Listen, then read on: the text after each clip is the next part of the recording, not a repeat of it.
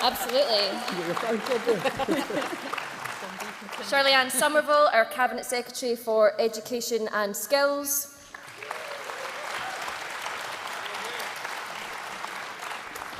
And Humza Yousaf, Cabinet Secretary for Health and Social Care.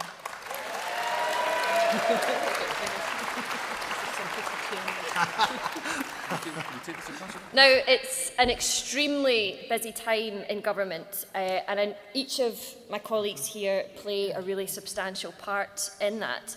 And we are going to move to some individual questions, but first of all, I'd just like to invite each of the Cab Secs to give us a bit of an overview, a short overview of what they're working on just now and what their priorities are in government just now. And to start us off on that one, I think I'll hand to my colleague Shona Robison to start us off. Thanks, Shona. Thanks, Mairi. Well, good morning, conference. It's good to see you all in person. Hope you've been having a good conference, not too many late nights, hopefully, but it's great to see you all in person. Conference, these are tough times, really tough times, particularly for those who perhaps were struggling before this cost of living crisis. This is really a cost of living emergency requiring an emergency response. And that's why, conference, last week we took emergency action with an emergency bill to freeze rents until at least the end of March and introduce a moratorium on evictions. And we did this to help tenants afford their rents and to ensure that they don't lose their homes over this winter. Real action, conference, from this SNP government, who are on the side of people who need our help in these tough times.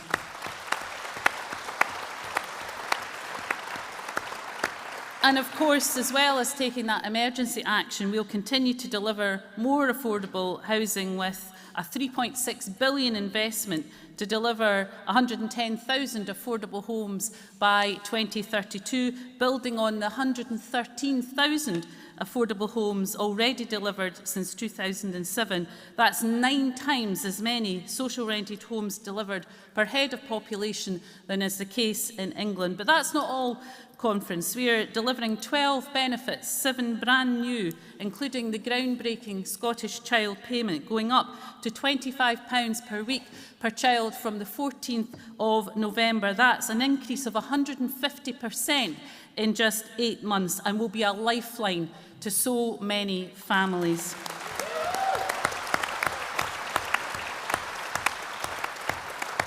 But that's not all, conference. We are investing up to £7.2 million this year to mitigate the Tory benefit cap, helping 13,000 children. We're introducing a new winter heating payment, which will be a reliable annual payment for 400,000 low-income households, backed by £20 million of investment every year. And that's in addition to our fuel insecurity fund, doubled to £20 million to help people with their fuel bills. Delegates, these are just some snippets that I'm sharing with you this morning of the £3 billion that we're investing this year to help low-income households, £1 billion of which is only available here in Scotland.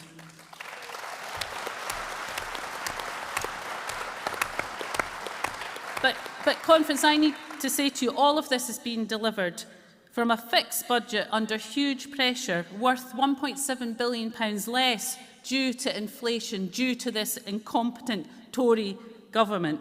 So, conference, I don't want to just mitigate Tory austerity and welfare cuts. I want to have the full powers of independence to be able to tackle child poverty, ensure that no one is left behind.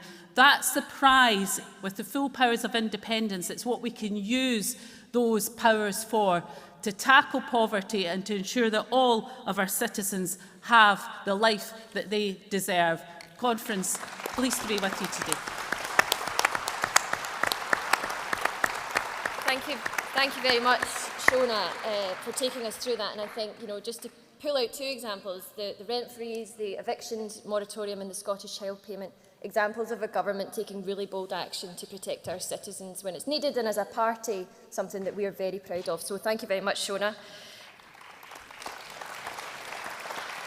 Of course, cost of living crisis is multifaceted and affects my other colleagues' portfolios as well, and I'll hand over to Humza Yousaf now to give us an overview of his priorities and what he's working on.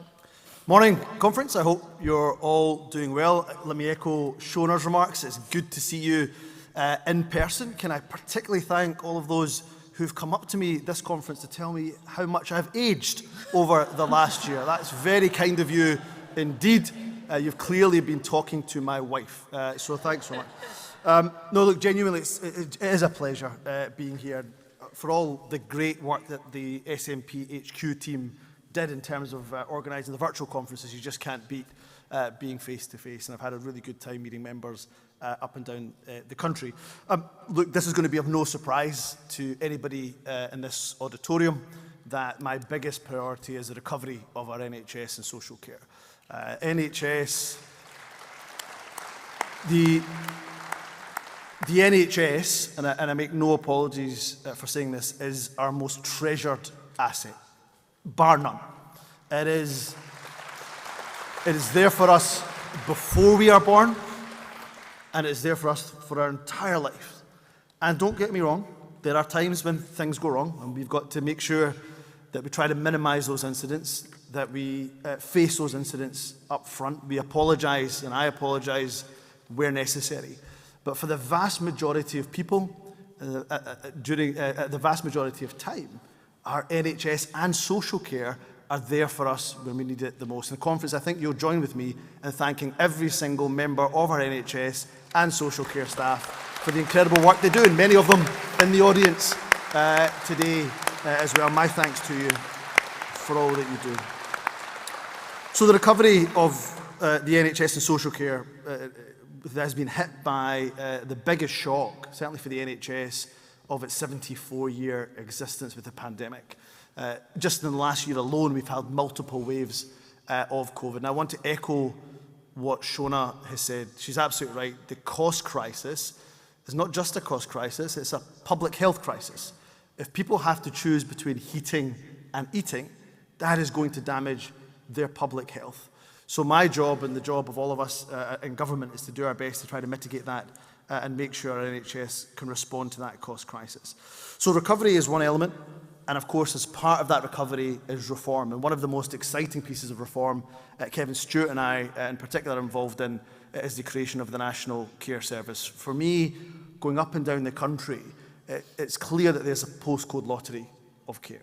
That when it comes to social care, there's not a consistent delivery, and we want that consistent delivery. Whether you're in Aberdeen or Aberfoyle, Glasgow, Galashiels, whether you're in Lerwick or whether you're in the Lothians, wherever you are up and down the country, it's important that we have consistency of care for people, because when it comes to the most vulnerable in our society, we have to make sure that they are prioritised for the years ahead. And what we'll do with the National Care Service is cement Anne's Law, so that when it comes to the rights of visitors to care homes, that even in the most difficult circumstances, their rights of visitation are absolutely protected. In the National Care Service, we'll make sure we put the workforce front and centre, that we value that workforce. I hear too often from those in social care that they don't have that career progression that others will have in the NHS. So we're going to protect that, and we're going to make sure that we value our workforce up and down the country. The very last thing we'll make sure we do is cement ethical commissioning within the National Care Service. I'm tired of having private companies who can end up having bank accounts in the Cayman Islands, making that profit and shipping it away into tax havens in other parts of the world. So while, of course, the independent sector, the private sector, the third sector, and importantly, local authorities will be part of the National Care Service, we'll do that within an ethical commissioning framework. So last thing I will say, conference, is my priorities, and I know this will be shared by all my ministerial colleagues in the Health and Social Care Department, is on the recovery and the reform of the NHS. And I'll finish where I started, is that there is no recovery without taking care of the well-being of our staff in health and social care, and they will be front and centre of everything I do in this portfolio and this job day in and day out.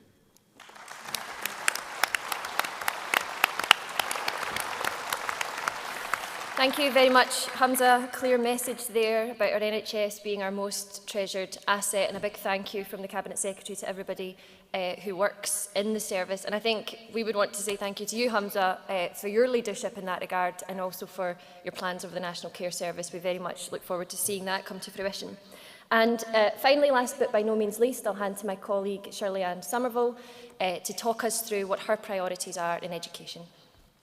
Thanks very much and good morning, Conference. And it really is such a pleasure to be back when we can all see each other face to face and meet each other in the corridors. And I have been particularly struck, as I was forewarned about this before Conference, just how many members we have who are teachers and just how many have taken the opportunity over the past couple of days to stop me as we're going around Conference to be able to share their views on education. That is so important to me as the Cabinet Secretary, that we have that discussions directly with frontline teachers and with party members. So it's been absolutely fantastic to be able to have that opportunity. And I'm sure many of the rest of you will be taking that chance up today if you're not back teaching, considering we're back on a Monday. But we have a lot to be proud of in education, and you might not really see that, funnily enough, when you listen to our political opponents or when you read a lot of the media. But I think it is very, very important that we remind ourselves that we do have a world-class education system here in Scotland. You look at what is told to us by the OECD, by the International Council of Education Advisors. They recognise the good work that happens day in, day out in Scottish education. The fact that we've got the highest proportion of adults in tertiary education anywhere in the EU, that we're actually scored 4th highest in the world by PISA on global competence, the 4th highest in the world. Now, you're not going to read that many times in our papers and hear that much in debate, but it's important we recognise that.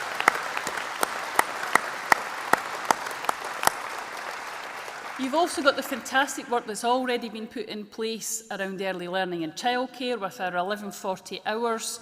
That is by far and above the most ambitious programme that we have in the UK. And of course, we're not stopping there, Conference, as you know.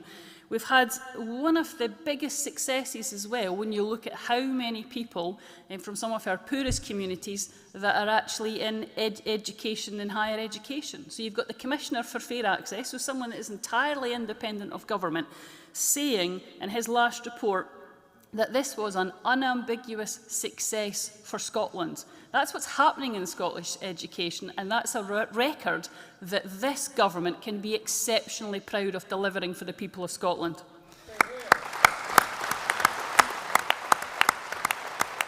But I think it is also, and I'll tie into what something that Humza said, which is so exceptionally important, is to recognise that, yes, we can put the policies in place at a national level, but the real recognition goes particularly to our teachers and the support staff, particularly over the past 2 years, who have delivered education in circumstances that none of us could have imagined a few years back, and they have supported our children and our young people through the toughest of times.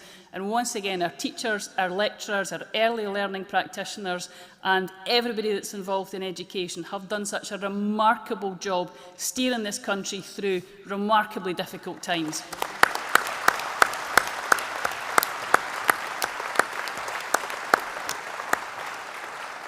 So, as I say, there's a lot to be proud of already in terms of our records in government, and so much more that we want to do.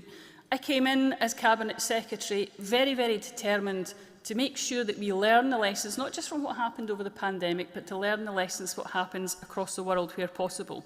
So when I have a national discussion on education, it's been 20 years since we had the last type of debate, this type of debate on Scottish education. And we're basically asking what we want education to look like in 10, 20 years' time. The key for this is that young people's right at the heart of this, that it's their views that are important. Now, of course, there's an important role for parents and carers and teachers and support staff as well. But tied in, obviously, to our work on the rights of the child and incorporation of UNCRC, We are determined to put young people right at the heart of this. Now, this has been called by one of our co-facilitators for this a bold and brave move. It's only been done by a couple of other countries right across the world that have taken the time to take a little bit of a step back and actually ensure that our education system remains first class. So now we're talking about what type of education system we want to see, yes, for the next couple of years, but also long after we now became independent. And what will that look like? What are the opportunities that we can take that we may have not had the opportunity to take before? And I'm also very keen to see about what we need to do to change exams and qualifications. Everybody in the hall have had own experiences of school and of exams, qualifications, but the past couple of years have shown we can do things differently. We can actually ensure that we are measuring what we value in Scottish education. And it's a challenge to ourselves to just make sure that we don't just recognise qualifications, traditional qualifications, but our apprenticeships. Everybody that actually succeeds in education should be recognised in that way. And there's a huge opportunity for us to recognise the success of our young people that might be a little bit different what it's been in the past. And that's a responsibility we need to be very, very conscious of. So there's some long-term reform work going on, of course. But in the meantime, some of the key priorities are, of course, tackling that poverty-related attainment gap.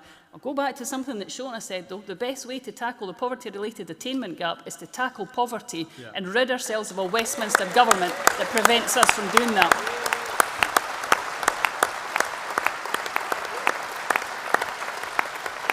But we are determined, absolutely still, to substantially eliminate the poverty-related attainment gap by 2026. That is absolutely my firm priority and my determination. So yes, there's a lot to do. It's been a fantastic opportunity to be the Cabinet Secretary for Education. We have some priorities to ensure that our children and young people, every single one of them, regardless of where they are in Scotland, receives the world-class education system that we all know that Scotland can and does produce. And I'm delighted to play a small part in that. Thank you.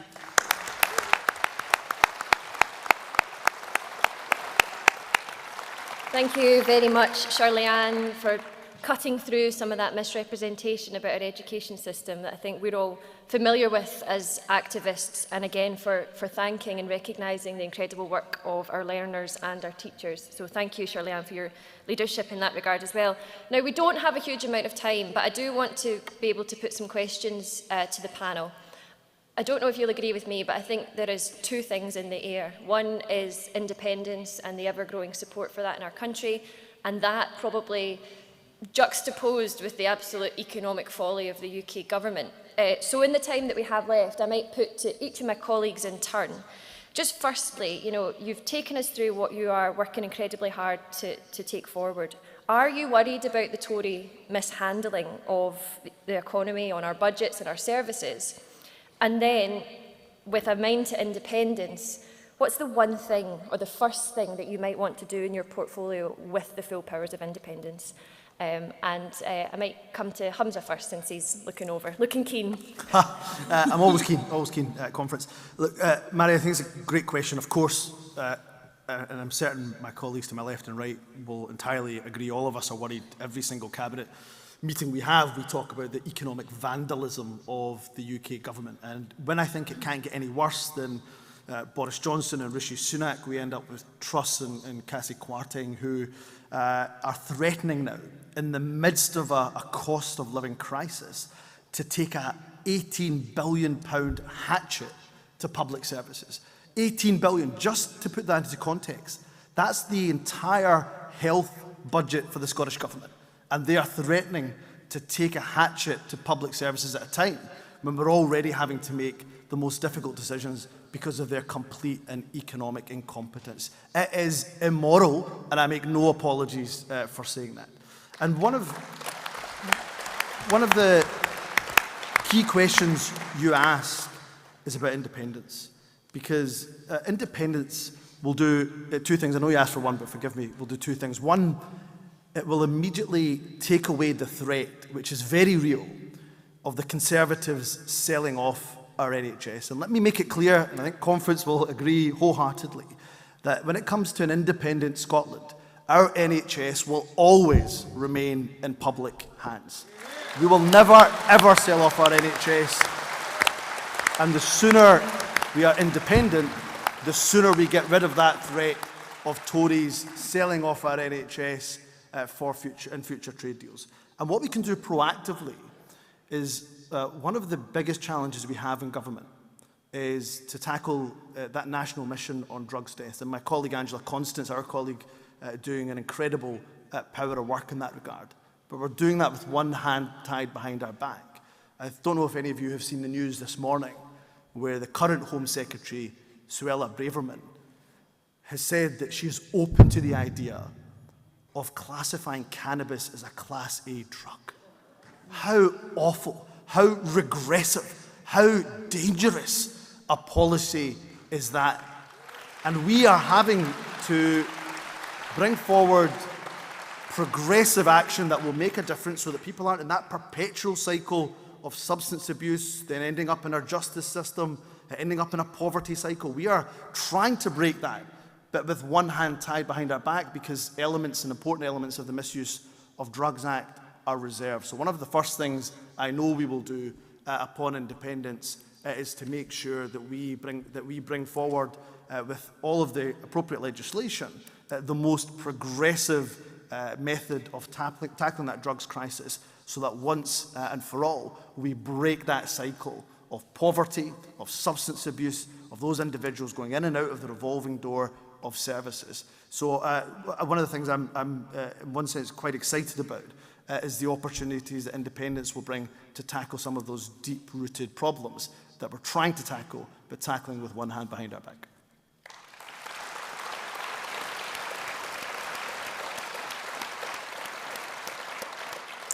Thanks, Humza. Can I pass over to Shona, please? Thank you.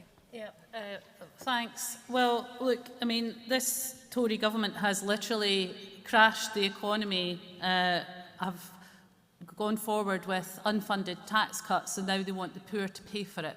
That is it in a nutshell. And on making the poor pay for it, one of the most hideous, insidious aspects is the idea that people who are on universal credit, who are working, will be required somehow to show evidence that they are either looking for more hours or looking for better paid work.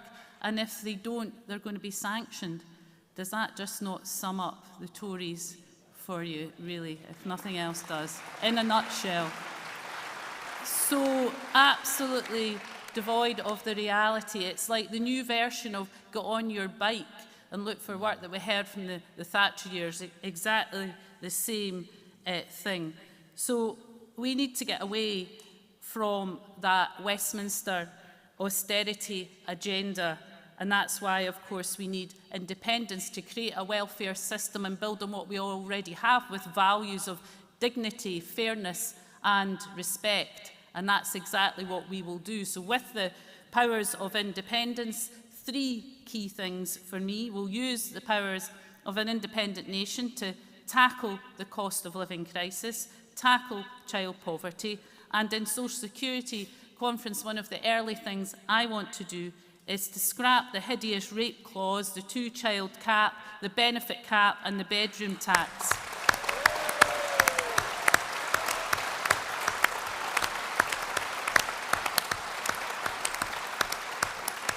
So at the moment we're mitigating the bedroom cap, the benefit cap and the bedroom tax to the tune of over £88 million. Let's scrap them. That's what we need to do. So those are the priorities, and that's what we'll get on and do in the early years of independence. Thank you, Shona. And I'll come to Shirley Ann. Thanks. So you might think, maybe firsthand, that there's not much that would be different in education under independence, because education, in essence, is fully devolved at the moment. But the points that my colleagues have been talking about public service and the cuts to public services is critical to this. Because when I look at the budget that I have within education, well, what does it cover? It covers teachers. It covers our support to students. It covers student numbers to ensure that education remains free and always will be under the SNP, so there will never be tuition fees in Scotland. covers aspects like free school meals. So those are where my budget is spent at the moment, and yet we have, as Humza says, this threat of an £18 billion cut coming from Westminster that will inevitably impact on Scottish budgets. So it actually is fundamental to the success of Scottish education that we become independent, because I am sick and tired as the Cabinet Secretary looking over my shoulder with my Cabinet colleagues to see how much money is going to be left after the Tories trash the economy and then try to somehow salvage that by ripping the heart out of public services in England and therefore making a real problem in Scotland as well. That just cannot be how we create policy and sustain our public services in Scotland. There's got to be a better way. Well, funnily enough, there is a better way, and it's called independence.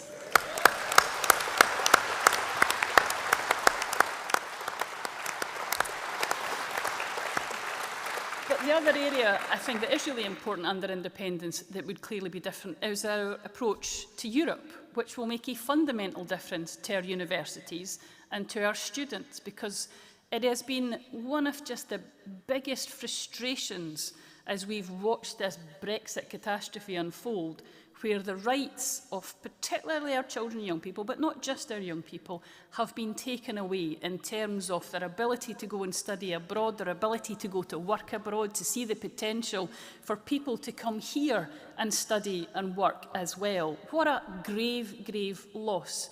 So there is a huge amount that we can do under independence that would be different, partly because we'll be able to fund our public services properly, but partly also because we'll be able to support our young people to go and have those opportunities that were taken away from them by a Tory government and will not be replaced by a Labour government either.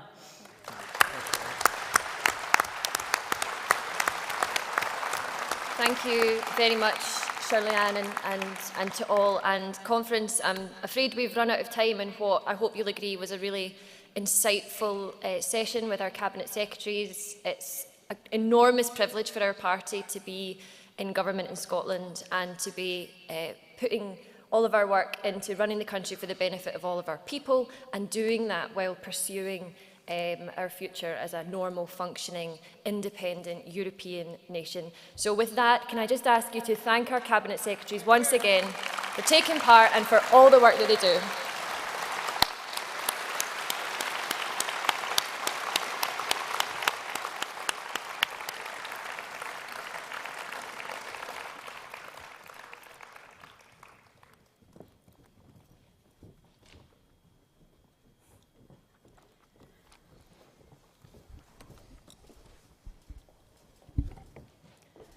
Well, that was a fantastic start to our final morning, delegates. We'll move now on to our first resolution for today. That is resolution number 24, which is entitled Raising the Formal School Start Age. And to move the resolution, I would call on Tony Giuliano, the Policy Development Convener, and Tony will be followed by Councillor Derek Gunn of Dunfermline Central Branch to second. Welcome, Tony. Thank you, Conference. It's brilliant to see you after 3 years back here in person. Scotland's children are the foundation on which our future is built. And yet the UK is one of the few countries in the world that sends 4- and 5-year-olds to formal education. In classrooms, sat behind desks and assessed. We've come to accept that as the norm. Conference, it is not the norm. It's a Westminster policy that dates back to the 1870s. Victorian politicians who chose an early school start so that children's mothers could provide cheap labour in factories. A policy that was never rooted in what's right for children, but on the narrow economic needs of the time. But delegates, so much has changed. We now live in a fast-paced digital age with all the pressures that come with it.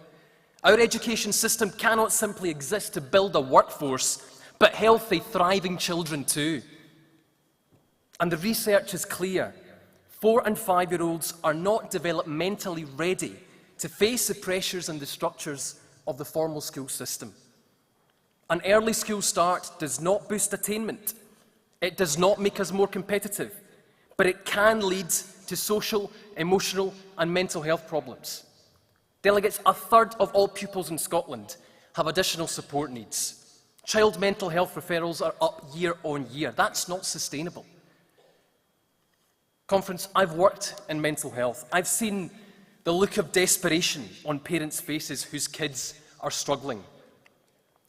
For children to grow up confident and resilient, they need an abundance of active social play in their early years. If you're a 4-year-old or 5-year-old in Finland or Denmark, countries that top the charts in education, you'll be in kindergarten. You won't be pushed to meet age-related benchmarks. Your local authority won't demand data from teachers on your academic progress. You'll be supported to learn based on your own stage of development. You'll be immersed in music, stories, art and songs. You'll spend a large part of your day outdoors, learning through play. Activities that are essential in developing language, self-regulation and interaction skills. While active creative play develops the problem-solving skills they need for maths and science. Delegates, if kindergarten stage is central in the best education systems in the world, then why not Scotland? Conference. As the Cabinet Secretary for Education has talked about already this morning, our SNP government has made huge strides in early years since 2007, particularly on the expansion of early childhoods to 1140 hours. I'm now asking you to complete the jigsaw, the missing puzzle piece that will make a huge difference to children and their families. I'm asking you today to bring Scotland in line with the rest of Europe and vote for the creation of a funded universal kindergarten stage for all 3 to 6-year-olds.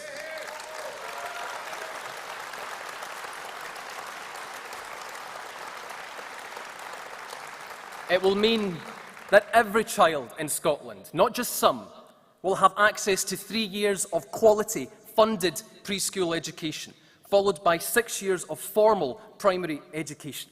Delegates, it won't be a silver bullet, but a national kindergarten stage will give children blighted by poverty and trauma a fighting chance, because make no mistake, it's the poorest kids who lose out the most right now. If we want to narrow the attainment gap, the answer doesn't lie in piling on academic pressure from day one. It lies in nurture, well-being and tackling inequalities head on.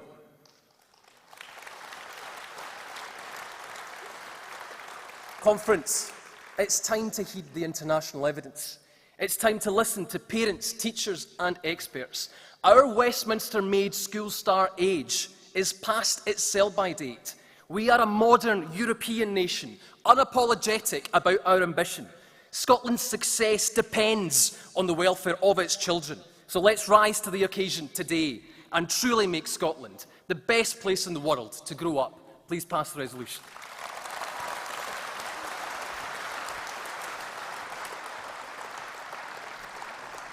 Thank you very much, Tony.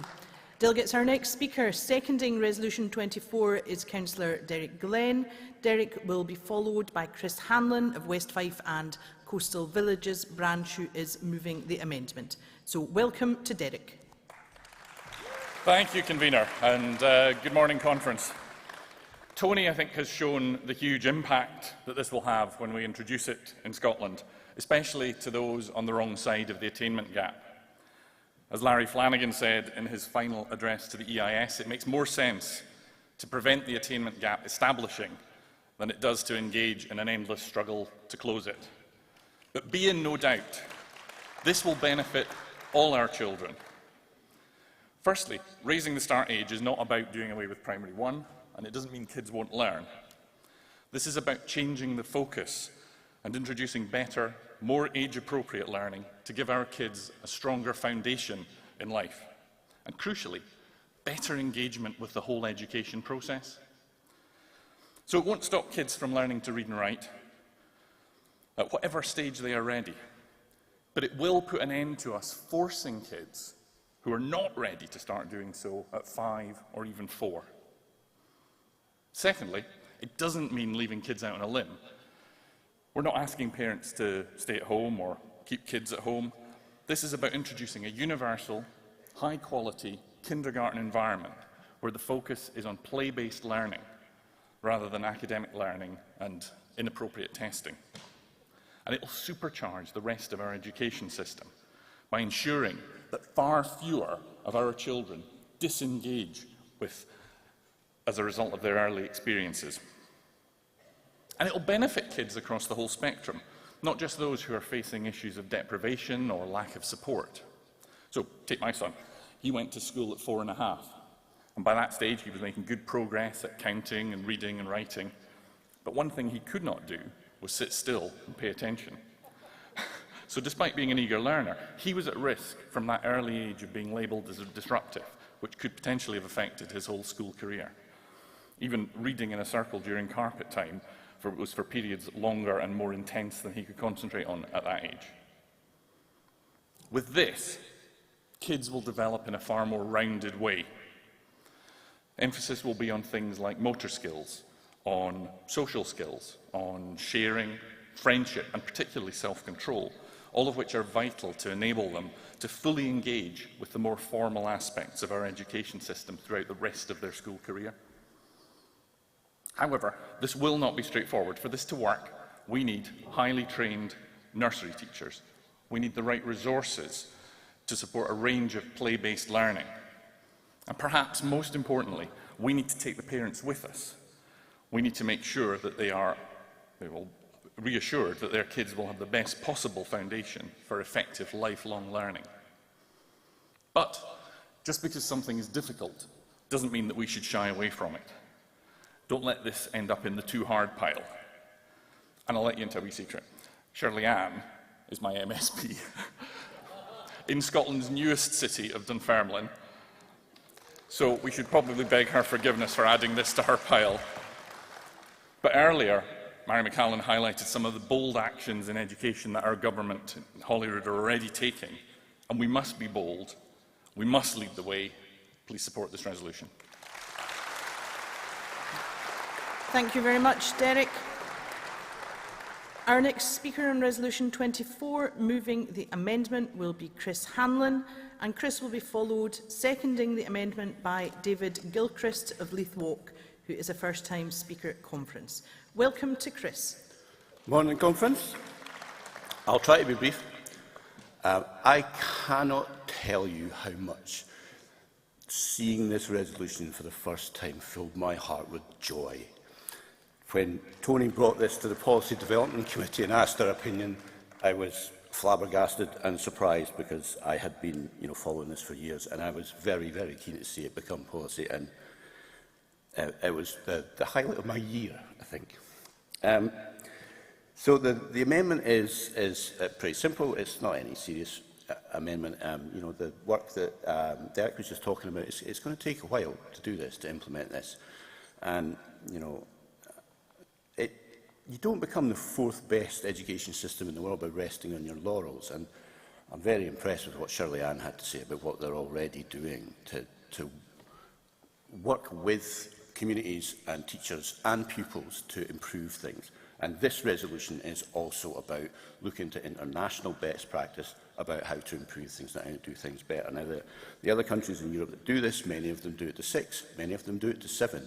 And do you know the ones that are performing the best? They do it to 7.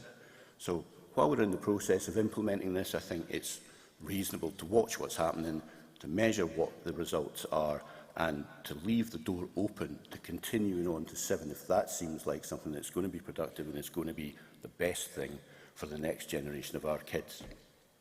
Thank you very much. Thank you very much, Chris.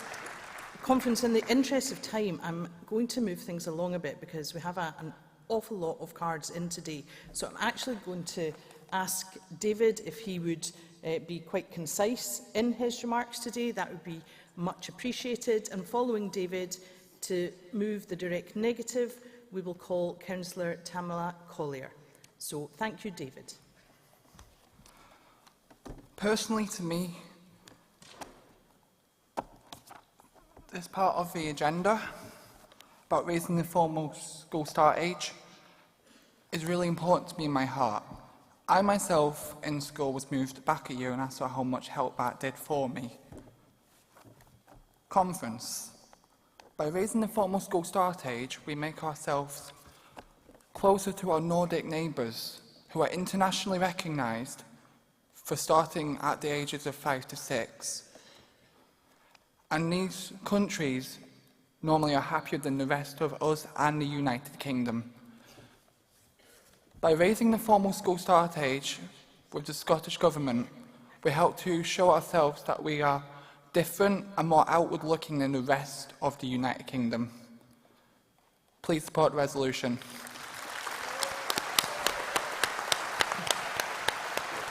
Thank you very much to David. An excellent and appropriately crisp first-time speech, so hats off to him for that too.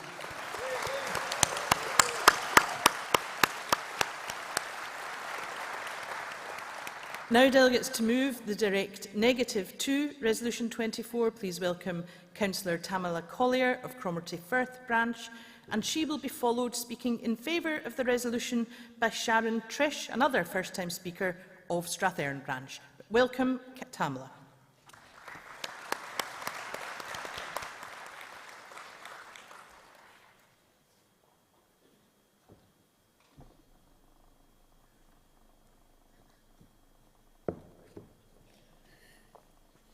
Good morning, conference.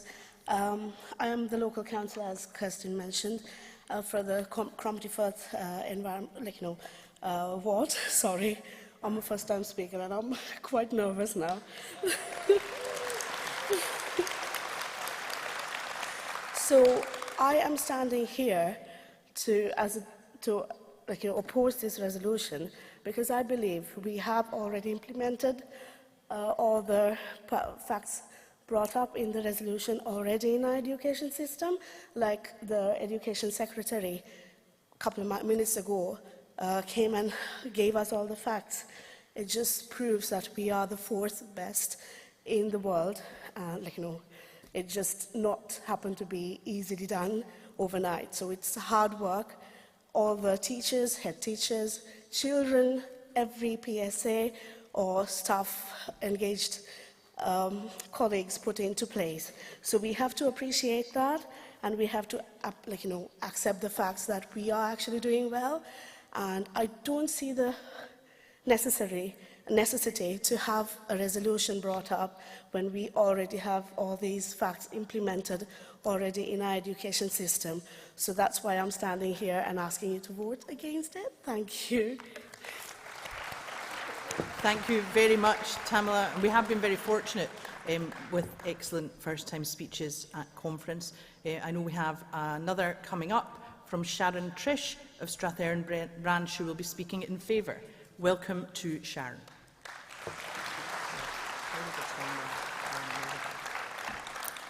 Good morning, and thank you so much for allowing me to speak in support of this excellent resolution.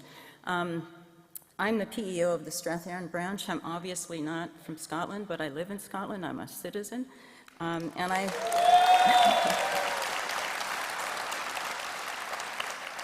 never spoken at conference before, and I've always been amazed how comfortable people are up here, and it's terrifying. So I encourage all of you to try it yourselves.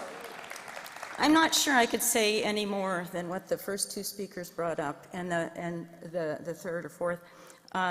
But I have experience, and I spent 30 years, or more than 30 years, in early care and education and working with families in Alaska.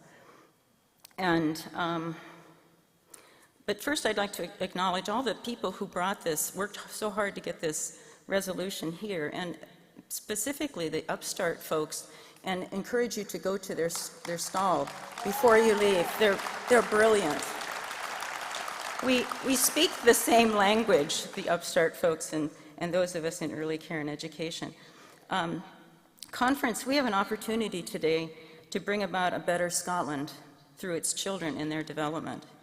Yesterday we heard from an expert in buildings and making them energy efficient, and we trusted his knowledge, and we passed a resolution because of it.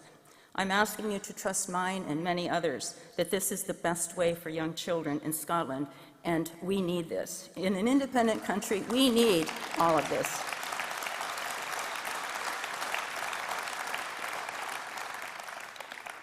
I'm a strong believer in observing children, that we learn what we need to know by observing children. We can get formal education, but if you miss that step and you don't recognize what's going on with children, and in children, behavior is their communication.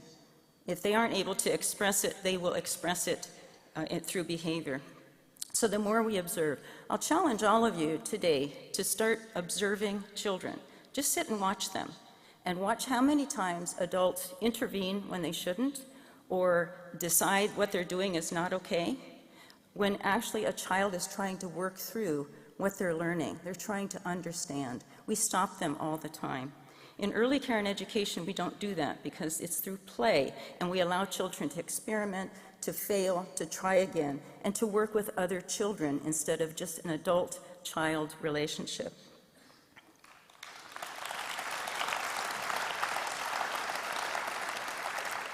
Conference, this isn't rocket science. We need to let children be children for as long as we can. Beginning formal education at age 6 or 7 is more appropriate than what we have now. Oop, there's, okay. It's amber. Okay, amber, yeah. Not red yet, okay. I will urge everybody to understand that we're going to have to convince many parents, many educators, probably policymakers, that this is the best way, because it's not what's going on right now. So, this will be transformative for the future of our independent country. Support this motion and give rise to a better nation, to a future of its people being more ready for a life that's ahead. Thank you very much.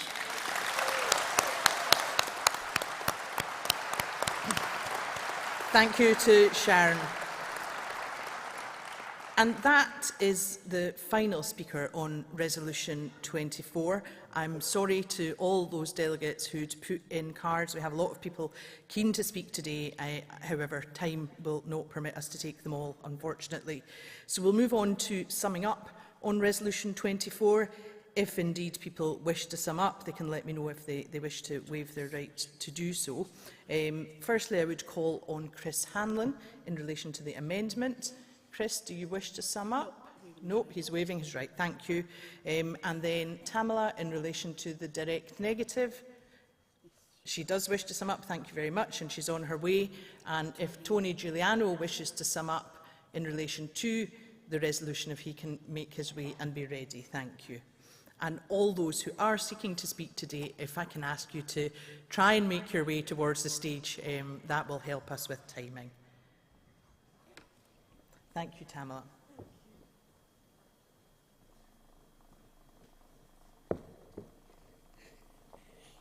A quick note again. I am a mum and I have 2 children. One is 11 and one's 4. And I see how they grow within this education system.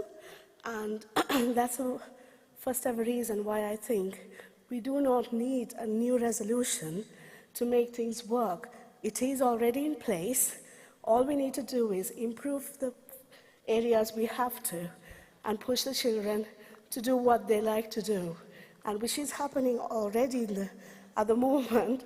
So I don't think we need a new resolution, and that's my summing up. Thank you. Thank you so much, Tamala. And to sum up for the resolution, Tony Giuliano.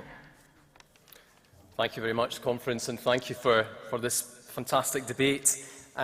Just a few quick words. I absolutely appreciate and have acknowledged in my speech earlier the progress that we have made as a government on free school meals, on the 11:40 hours, on more playing outdoors. There's absolutely progress that we have made in government. But let's be clear that what is being proposed here we're not doing already. We're clearly saying that we want a kindergarten stage for 3 to 6-year-olds that is universal and funded. That's not the same as what we're doing now. What we're doing now is we have kids at 4 and 5 who are having to be assessed, where local authorities are asking teachers for their progress reports. And essentially what that means is that teachers are forced to teach the 3 Rs, reading, writing and reckoning, which in turn puts pressure on children to make that progress in P1. So we can't be doing it already if we have these formalised assessments, which, by the way, is a policy that this conference has never supported before. So I'm really urging you to take the opportunity to the parents, the teachers and the children that are watching this debate unfold right now. What is the message from this conference hall that we want to send them? That we've got their back, or that we're sticking to a system that is no longer fit for purpose? That's the choice. I urge you to pass this motion and pass it well. Thank you, Tony. Delegates, with summing up concluded, we'll move on to voting on resolution number 24. We'll vote firstly on the amendment, then we will come to look at the direct negative and the resolution. So, firstly, on the amendment, if I can ask all those in favour, please raise your cards now. Thank you. Cards down. All those against, please raise your cards now. The amendment passes overwhelmingly. Thank you. We'll now move to voting on the direct negative. If all those in favour of the direct negative can raise your cards now, please. Thank you. Cards down. All those against the direct negative, please raise your cards. Thank you. Cards down. The direct negative falls overwhelmingly. So we'll now move to voting on the resolution as amended. All those in favour, please raise your cards now. Thank you. Cards down. All those against, please raise your cards now. The resolution as amended passes overwhelmingly. Thank you, delegates.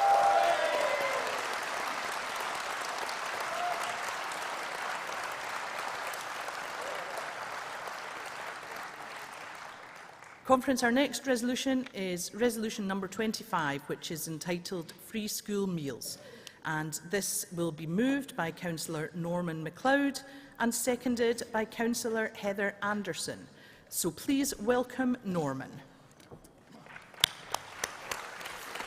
Good morning, everybody. Not a first-time speaker, somebody who's actually shy, but I try to hide it. It's a pleasure and a privilege. I've been involved in advocating universal provision of free school meals for at least 10 years, if not longer, and I'm delighted to see this resolution in front of us here today. It is in the nature of being a congratulatory, in other words, well done, an aspirational resolution.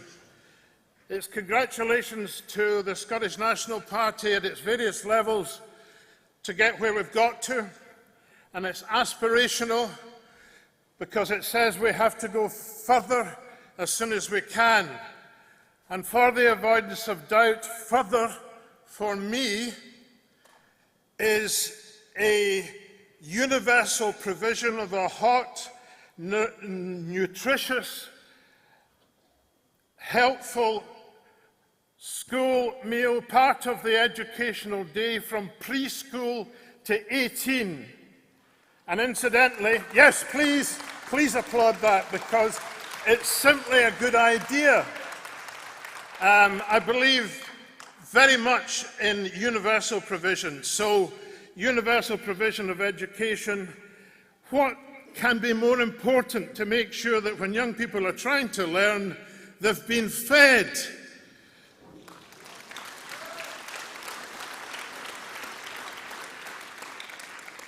Okay, we talked incidentally about PISA, and yeah, good, I'm glad we're fourth. First for a whole number of years is Finland. They provide a free hot meal from preschool to 18. That's not the only reason that Finland are top of the PISA tables, but I believe it's one of them. Okay, how have we got here? Very briefly, by the work of our Scottish Government and of councillors. Now, the last Labour administration in Glasgow and I hope that that proves to be the case,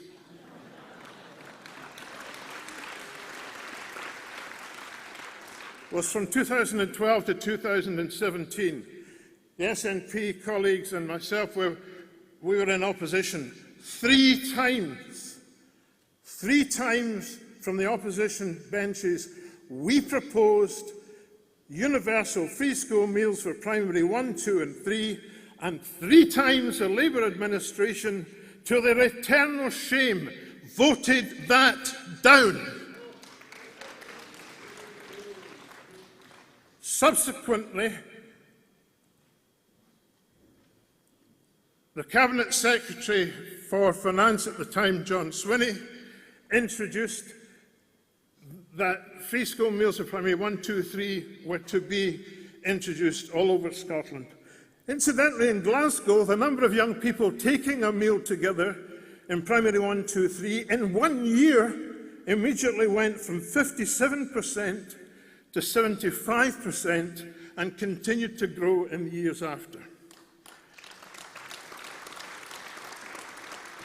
When the SNP became the administration in 2017, the first thing we did was to introduce or to expand into primary 4, which we were able to do because Angela Constance had promoted an adjustment to the Education Act, which formally said you could only do 1 to 3.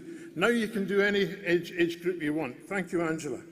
So yes, applause for Angela as well. Thank you. So we introduced that. The Scottish Government, may God bless their cotton socks, followed on. They have now financed not only 1, 2, 3, but 5 and 6.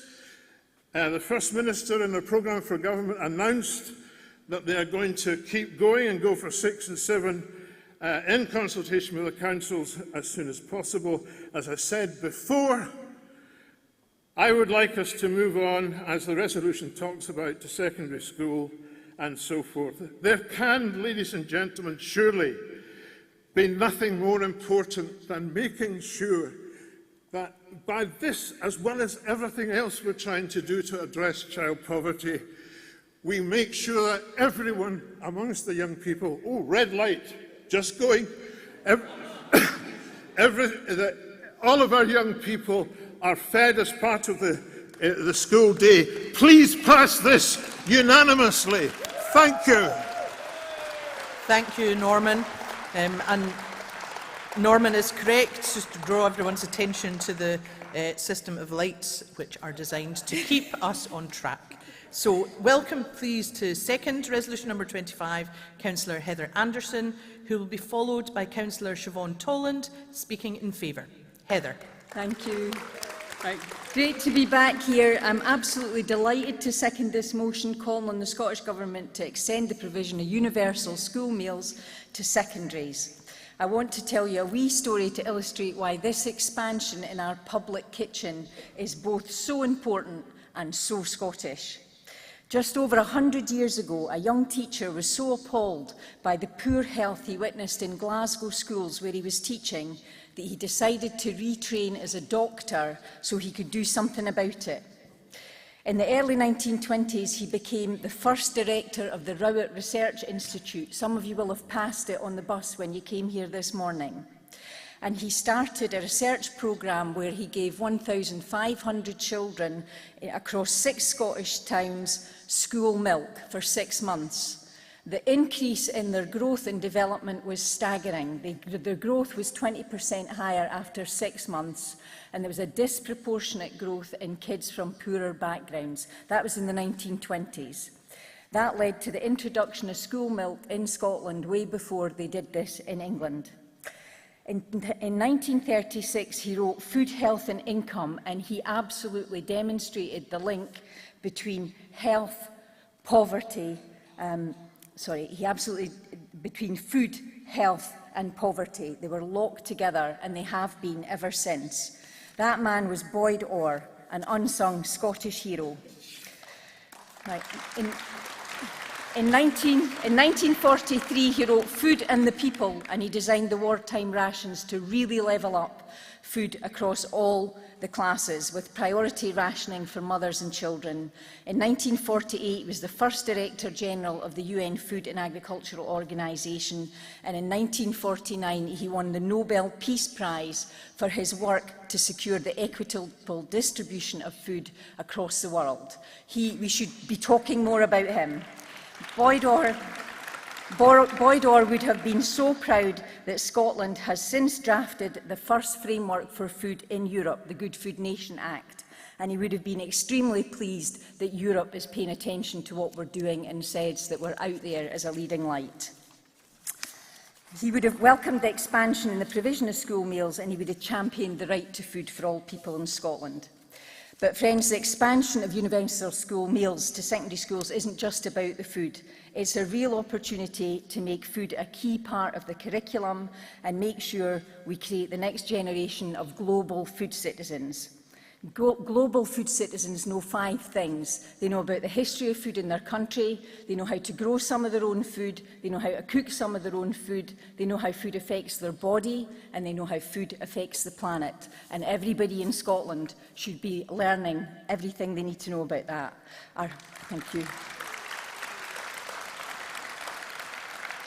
Our future doctors need to understand the contribution of food to health, and our future environmentalists need to understand the impact of food on our animals, our biology and our planet. In a new Scotland, we will have a health industry that cares about food and a food industry that cares about health. And what an opportunity to co-produce the menu with young people, with all the cultural diversity and inclusivity of a modern Scotland, right there in the school garden, in the school kitchen and on the school menu. And what an opportunity finally for councillors to use their collective buying power to genuinely shake up the food system. We don't need to take all of Shirley Ann's money. We give a lot of money to farmers. If you give a tiny bit of that money to schools and to councillors, we'll be able to reshape the local school supply chain and change how we do food in Scotland. Please support the motion. Thank you, Heather. Our next speaker, speaking in favour of Resolution 25, is Councillor Siobhan Tolland, and Siobhan will be followed by Dr Gavin Cobb of Nairnshire branch. Welcome, Siobhan. I've got a wee fan club, it seems. Listen, Hungry Bairns Canna Learn conference, and that is what it boils down to, I think. It's not just the terms of the health consequences of poverty and food, which does have a massive impact on physical health, as well as mental health, anxiety and depression. Lack of food has cognitive impact on kids. It impacts on their concentration and it impacts on their focus. And contrary to that, of course, school meals will improve focus and their concentration. So school meals and food is something absolutely essential that we need to do. Now, Shona was talking about the billion extra that the Scottish Government has given for health and well-being and protecting families against poverty. And that's absolutely brilliant. But where I think it should start also as well is thinking about food and thinking about the impact of food and how that kind of gives us it. We're in the middle of a public health emergency. It's a Westminster-induced public health emergency. We've not even moved into winter yet, and if you look at the Joseph Rowntree report, and I'm going to urge you please to read it, if you can't read it all, read they interviewed 4,000 people in Scotland and how they felt about the coming months and how they felt about the last few years of crisis. 1 in 4 families have already reduced food. 1 in 5 families have already reduced food and energy, and that's before the winter starts. We're actually in the middle of a massive health crisis at this moment in time that could potentially be bigger than COVID. As we move into that winter, then we really need to start thinking about how we think collectively in terms of protecting our children and protecting our families. And part of that has to be about providing nutritious, good food for our children. I'm going to say it again, hungry bairns do not learn. It is a struggle for them to learn when they're hungry. Their focus is impaired. Their absence rate is higher because of ill health. They do not learn. What we don't want is these few years of crisis, decades of crisis actually, is to raise another generation where kids bear the brunt, the educational, physical and mental brunt of the poverty that Westminster has introduced against us. I'm going to finish this now and just say that actually this is a slight, I'm being a little bit sneaky here, I'm going to do a slight segue. In the middle of this crisis, winter is going to be absolutely horrendous. Again, please read the Joseph Rowntree Foundation because it makes for horrific reading in terms of what we are to expect. Can I ask every single one of you please to go out and volunteer, do some work in the food bank, do some work in your communities. We are in the middle of a political struggle and that's important, but actually protecting our communities at this moment in time is equally important. Well-being of our society starts with good food, and that starts with feeding all kids. Thank you. Oh, Reg, Thank you very much, Siobhan. Our final speaker on resolution number 25, also speaking in favour of the resolution, is Dr Gavin Cobb of Nairnshire branch, and Gavin is another first-time speaker at conference. Welcome, Gavin. Thank you very much for inviting me to speak in support of this resolution. This is my first time speaking and my first time at conference, and I must say I think the atmosphere has been extremely positive and vibrant, and I am so pleased to see such a focus on issues of sustainability and social justice. This clearly sets us apart from other political parties and makes me very proud to be Scottish. So, I'm a paediatrician who has worked extensively with severely malnourished children in a variety of international settings and have seen the devastating impact that extreme malnutrition can have on children.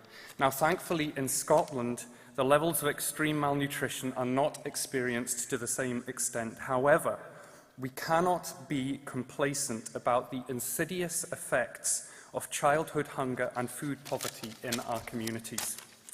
Food insecurity and hunger has been associated with physical and psychological effects in adolescence, which will be the focus group that I'm talking about now.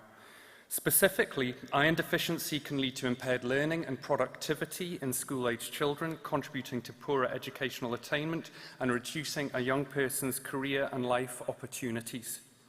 Wider nutritional deficiencies are associated with hyperactivity, inattention and impaired memory, with a reduction in these symptoms being demonstrated following the improved access to healthy and nutritious food.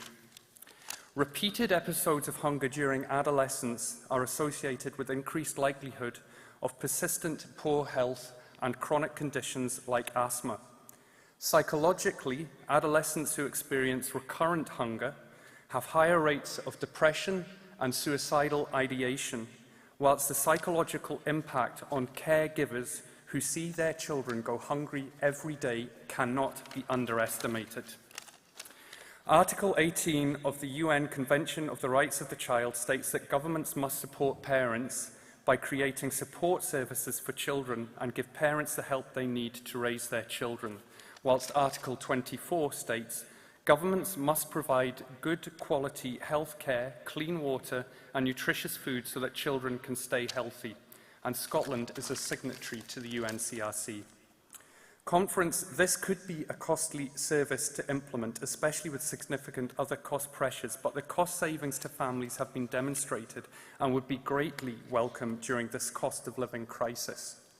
Moreover, it is well recognised that early intervention strategies to prevent ill health and promote well-being and attainment have better cost-effectiveness than later interventions. Ultimately, Conference, this is about doing what is right for our vulnerable young people, to show them that we, as a nation, care for them. We want them to be healthy, we want them to achieve and to thrive, and then that, unlike in other nations of the UK, they will not be left behind. Conference, I hope you will join me in supporting this resolution. Thank you.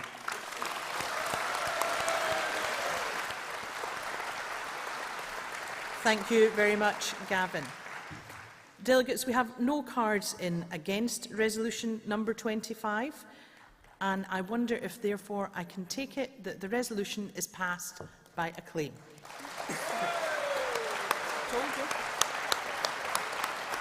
And Norman, I think, wants to sum up, but I think he's too late because we have already agreed with everything he said, and there was therefore no need for summing up. I respectfully suggest to you is one of our most important resolutions this 3 days. And just as our chair has suggested, in order that the good people of Scotland will hear the enthusiasm we have for this universal provision, let us indeed pass this by acclaim. Hip, hip! Hip, hip! Hip, hip! Thank you very much.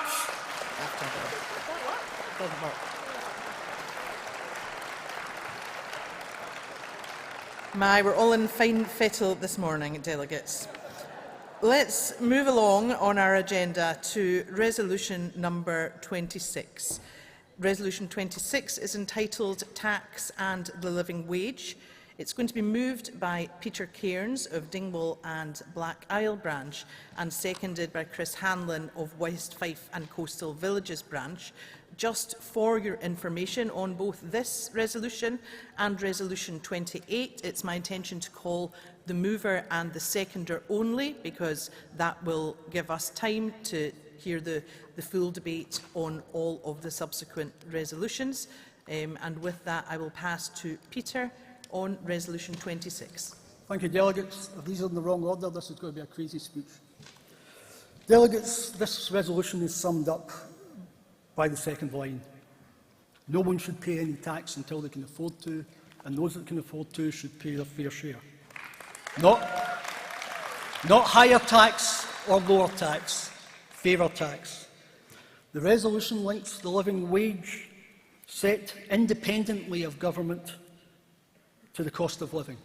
As the cost of living rises, so does the tax-free amount. Presently, tax thresholds are set by government without any regard to the cost of living. This changes that. Let our opponents explain why many struggling to make ends meet are still taxed. Why is it fair that so many with so little pay tax? More importantly, who dares to say that those who pay no tax don't make a contribution? Parents, carers, thousands of part-time workers, they make a huge contribution to our society. Look around this hall, look around this conference, the amount of people here who are helping, aiding and caring others. Who dare say they make no contribution just because they don't pay a lot of tax? The Tories, they say the cost of everything and the value of nothing. They worship wealth and they castigate the poor.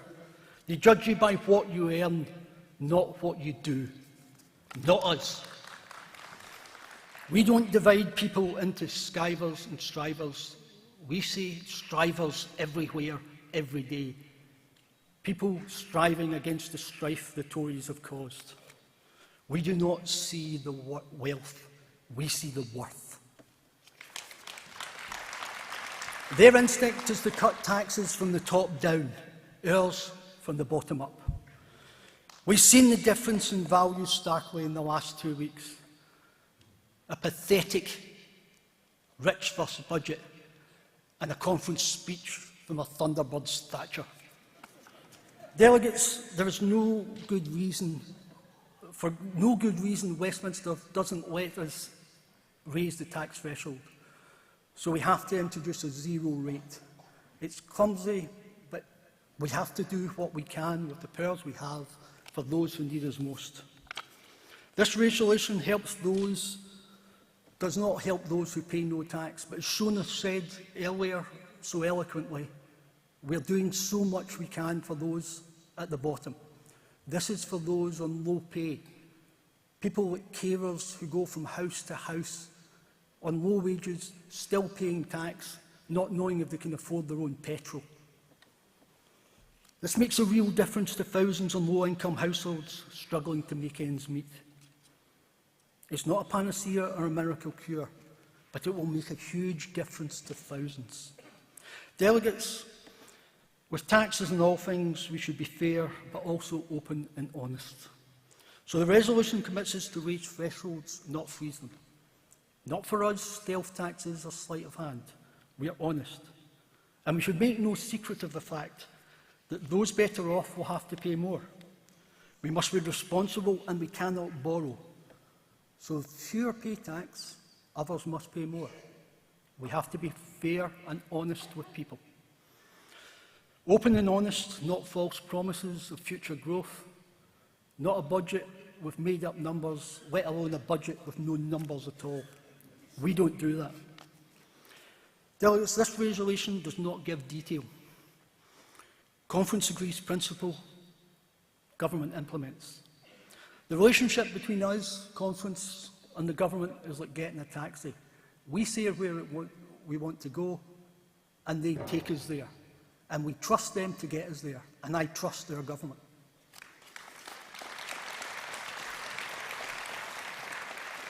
Daily we call for action on the cost of living, and this resolution is action. Can we refuse to act when we ourselves are calling for action? This isn't perfect, but it's deliverable and it's needed. At the last election, we made commitments on income tax. But like Brexit, the situation has changed out of all recognition. The crisis, or as Shona quite rightly said, emergency, has overtaken us. It's overwhelmed so many that we must act on their behalf. The problem, this proposal is fair and just, and it's needed. But more than that, with the blatant return of Thatcherism, we face we face a crisis. We face the return of an ideology that our nation rejected wholeheartedly 30 years ago. It's back, and we have to fight it, and this resolution does. Back the motion. Thank you, Peter. And to second Resolution 26 and our final speaker on this resolution, Tax and the Living Wage, please welcome Chris Hanlon. Morning, delegates. Last time I promise. At the outset, I want to say how grateful I am to Peter for proposing this resolution and being kind enough to ask me to second it. This is another one of those policy proposals that I can take no credit for whatsoever. When Peter first shared it with members of the Policy Development Committee, I remember glancing at it and wondering, what does this even mean? What is this all about? But when I read it properly, I distinctly remember thinking, oh God, I wish I'd thought of this. This solution is simple. Just hand money back to everyone that is struggling in this cost of living crisis.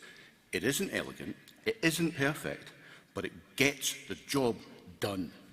For those of you, like me, that don't really understand the text of the resolution, the idea is really simple. You just take the entire tax burden and shift it up the income scale just a little, about £6,000 in the first instance, which compared to the £132,000 you would have to earn over that to be paying the top rate of tax, isn't really so much. It doesn't sound like much, but the impact is enormous. That would put an extra £20 a week into the pocket of someone working full-time in the real living wage, which would go a long way towards reducing their anxiety about how they will pay energy bills or their mortgage now this winter. I imagine £20 a week sounds like small change to someone earning 150 grand, but someone struggling, barely making ends meet, that might make all the difference. The recent kamikaze fiscal event relied on the claim that tax cuts generate growth, which sounds like rubbish, but it is true in a specific and limited way. However, after 40 years of Tories slashing taxes, there isn't any more room to cut taxes without damaging public services. So instead, this proposes to rebalance who the burden of taxation falls on in such a way as to place a reasonable extra burden on those that have the financial resilience to cope. Because that's not really money those people are spending anyway. They are investing it very often in stuff that is of no real economic benefit in Scotland. And that allows us to ease the tax burden on those that are struggling to heat their homes, those that will spend that money close to home in local shops and in their local community. Trips to the pictures, not trips to Tuscany. That extra money circulating in local communities may even increase tax revenues overall. The purpose of this resolution is to stick cash in the hands of workers that can barely make ends meet. This resolution and the events of the last fortnight highlight the difference in culture and attitude between Scotland and the Tory party. In Scotland, many would rather pay a little bit extra than watch those they care about go cold and hungry to pay for a financial crisis. Trussonomics hasn't just blown £65 billion with its voodoo economic illiteracy, it has driven home the massive cultural gulf that has opened up between us and Brexit Britain. I'm all right, Jack, versus there but for the grace of God. A different culture from a different politics that we want no part of. Delegates, let's put fair taxation into action. Please back this resolution. Thank you very much, Chris. Delegates, we had no cards in to speak against resolution number 26, tax and the living wage. So can I take it that this resolution is passed by acclaim?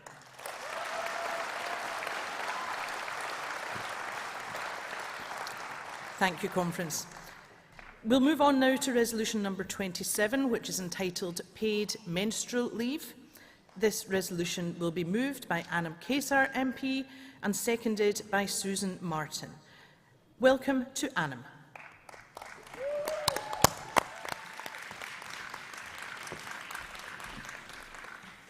I was going to say good morning, Conference, but I think I'm late by, 30 seconds. So good afternoon, Conference. So as Kirsten said in her introduction, I'm the Member of Parliament for Airdrie Shotts, and I am also the SNP MP who sits on the Women Inequalities Committee. I'm going to start by thanking the West Fife and Coastal Villages branch for their amendment, which I will be supporting. So if introduced, the policy we're proposing today goes far beyond simply providing sick leave for severe period symptoms. It encompasses an opportunity for Scotland to change the direction for women's rights in the workplace, placing their physical and mental health at the centre of this policy. Not only this, but the policy will also contribute to breaking the stigma surrounding periods both in the workplace and wider society. To be clear, this motion calls for menstrual leave provision in an independent Scotland. It's currently tied to sick leave as a reserved matter, and for transparency, I'm running a campaign calling on the UK Government to introduce this, and I'm delighted to say that I am indeed gaining cross-party support.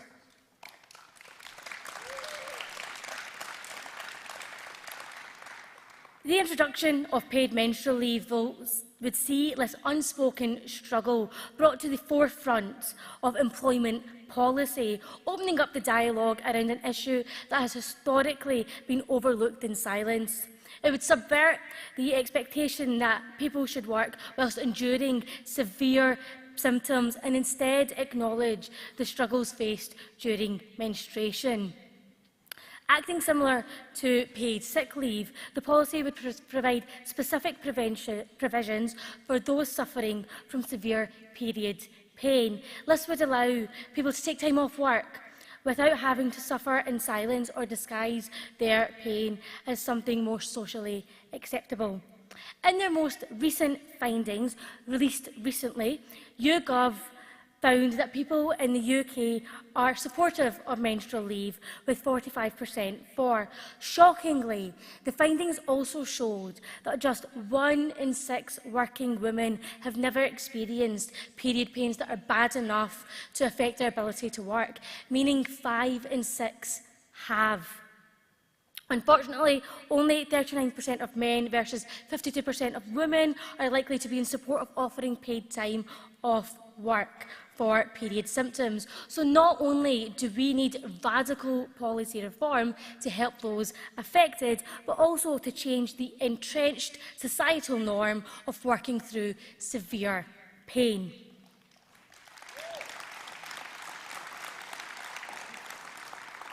Conference, having a period is more than simply bleeding once a month.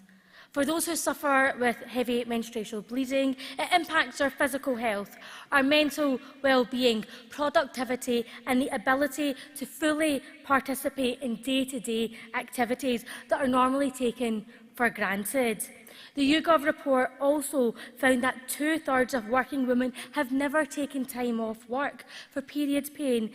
This includes 40% who regularly get bad period pain bad enough that it impacts their ability to work. Paid menstrual leave currently exists as a policy in many forms across the globe, in countries such as Zambia, Indonesia and Taiwan. Japan implemented this policy as early as 1947, allowing women to use leave if they experience physical distress from menstruation that makes it difficult to attend work. And more recently, we may have seen in the news, Spain is laying the foundations for menstrual leave policy that would allow 3 days of leave once a month, extending to 5 with a doctor's note. As well as being a world leader in progressive policies, such as free period products, we should see Scotland to be recognised as a nation where best workplace practice is championed and equality is placed at the heart of our employment policies. The proposed policy not only provides us with practical solution to the impact of painful periods at work, but also reaffirms Scotland as a leader in inclusive and progressive policy. I wasn't sure if you were clapping there or not. I won't be long, Convener. I am proud that our nation is leading the way in women's health in combating period poverty. It is my hope that this will be extended to cover the impact of menstruation in the workplace and beyond. A survey conducted by the Royal College of General Practitioners found... I'll finish off a sentence. Finish your sentence. A survey conducted by the Royal College of General Practitioners found that the 1,000 people surveyed that suffer with heavy menstrual bleeding, that 74% suffered anxiety or experienced anxiety, and 67% suffered with direction. Conference, Scotland has the opportunity to be the most inclusive place to work.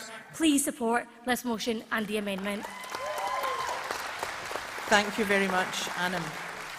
Delegates to second this resolution, please welcome Susan Martin from London Branch.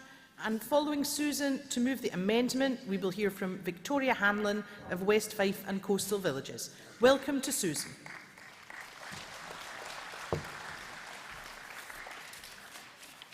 Thank you, Conference.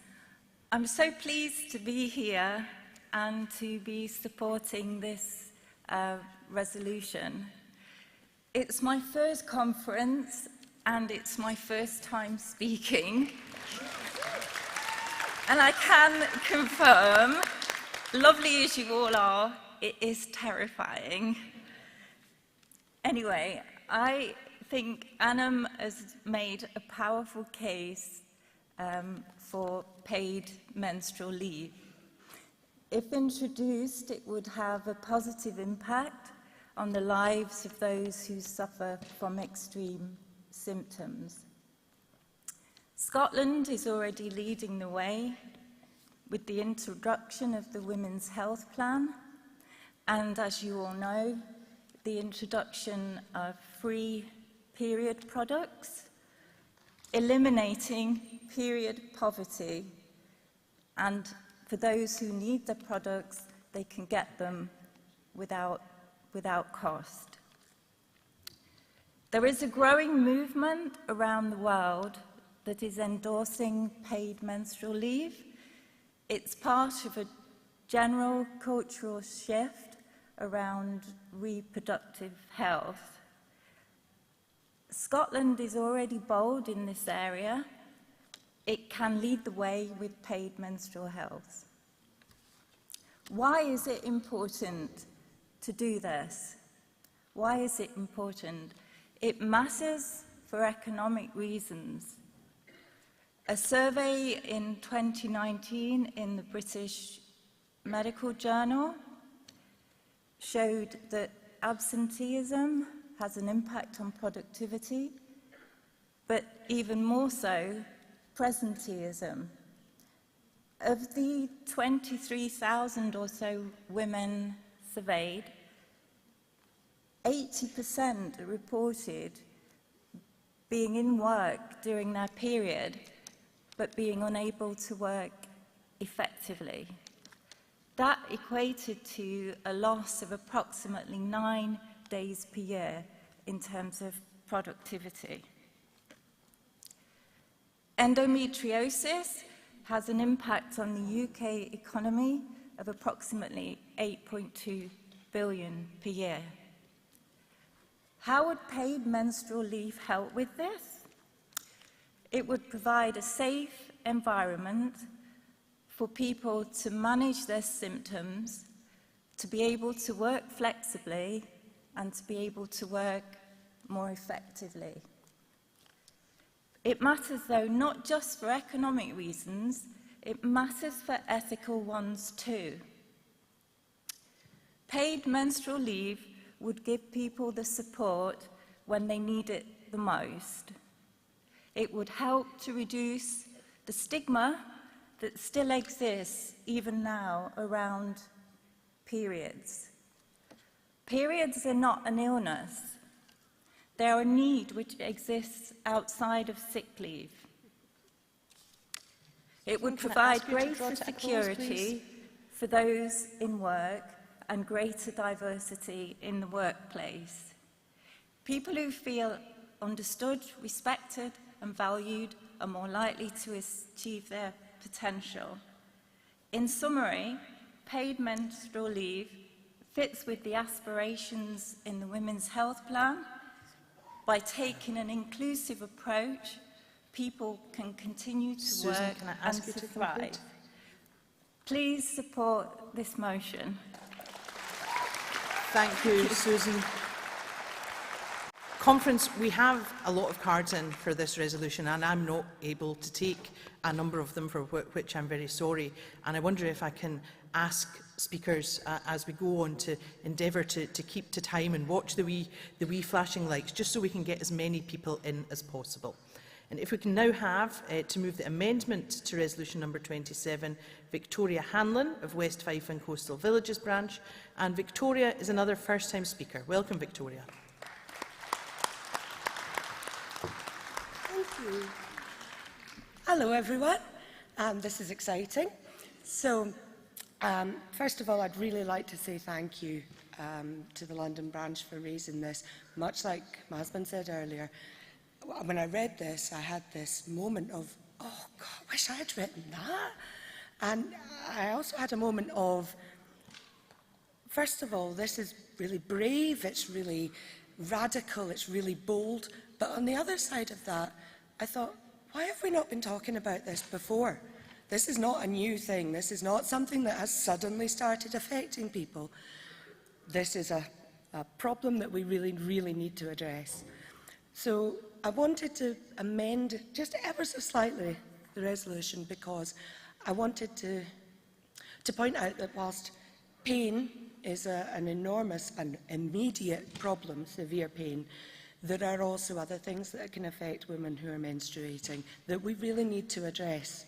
Symptoms such as headaches, nausea, vomiting, other digestive disasters, or fainting, anemia from heavy bleeding, and the mental health side of things as well, with extreme symptoms such as premenstrual psychosis or premenstrual dysmorphic, sorry, that's not the right word.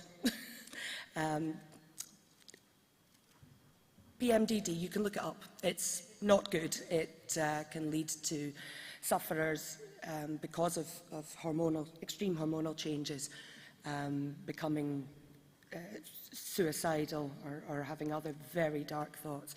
These things impact people.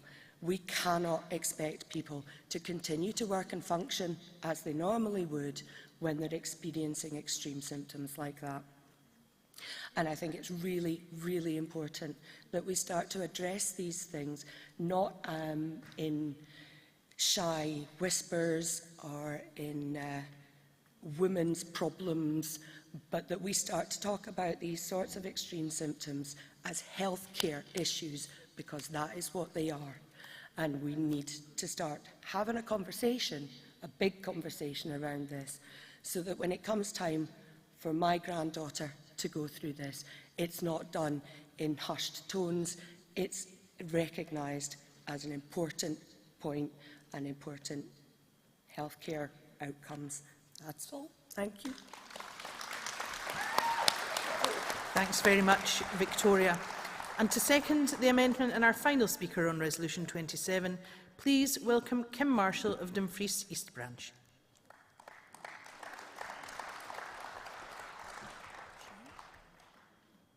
I don't see Kim. I don't know if she's on her way. Oh, she's approaching at high speed.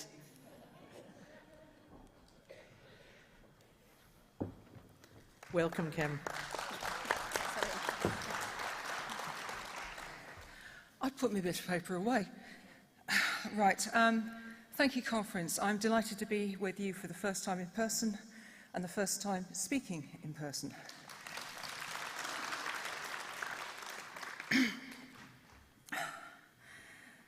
Shouldn't have run.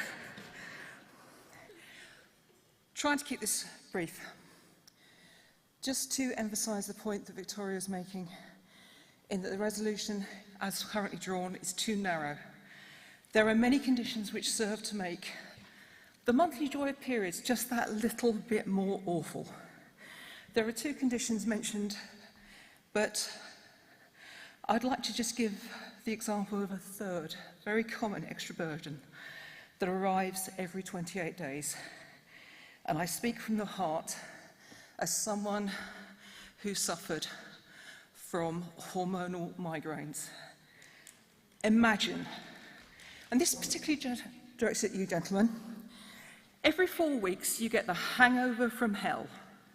You cannot eat, you cannot drink anything, not even water stays down. You just have to go and lie in a darkened room because the merest light is agony. No medication to be taken because medical science hadn't got that far.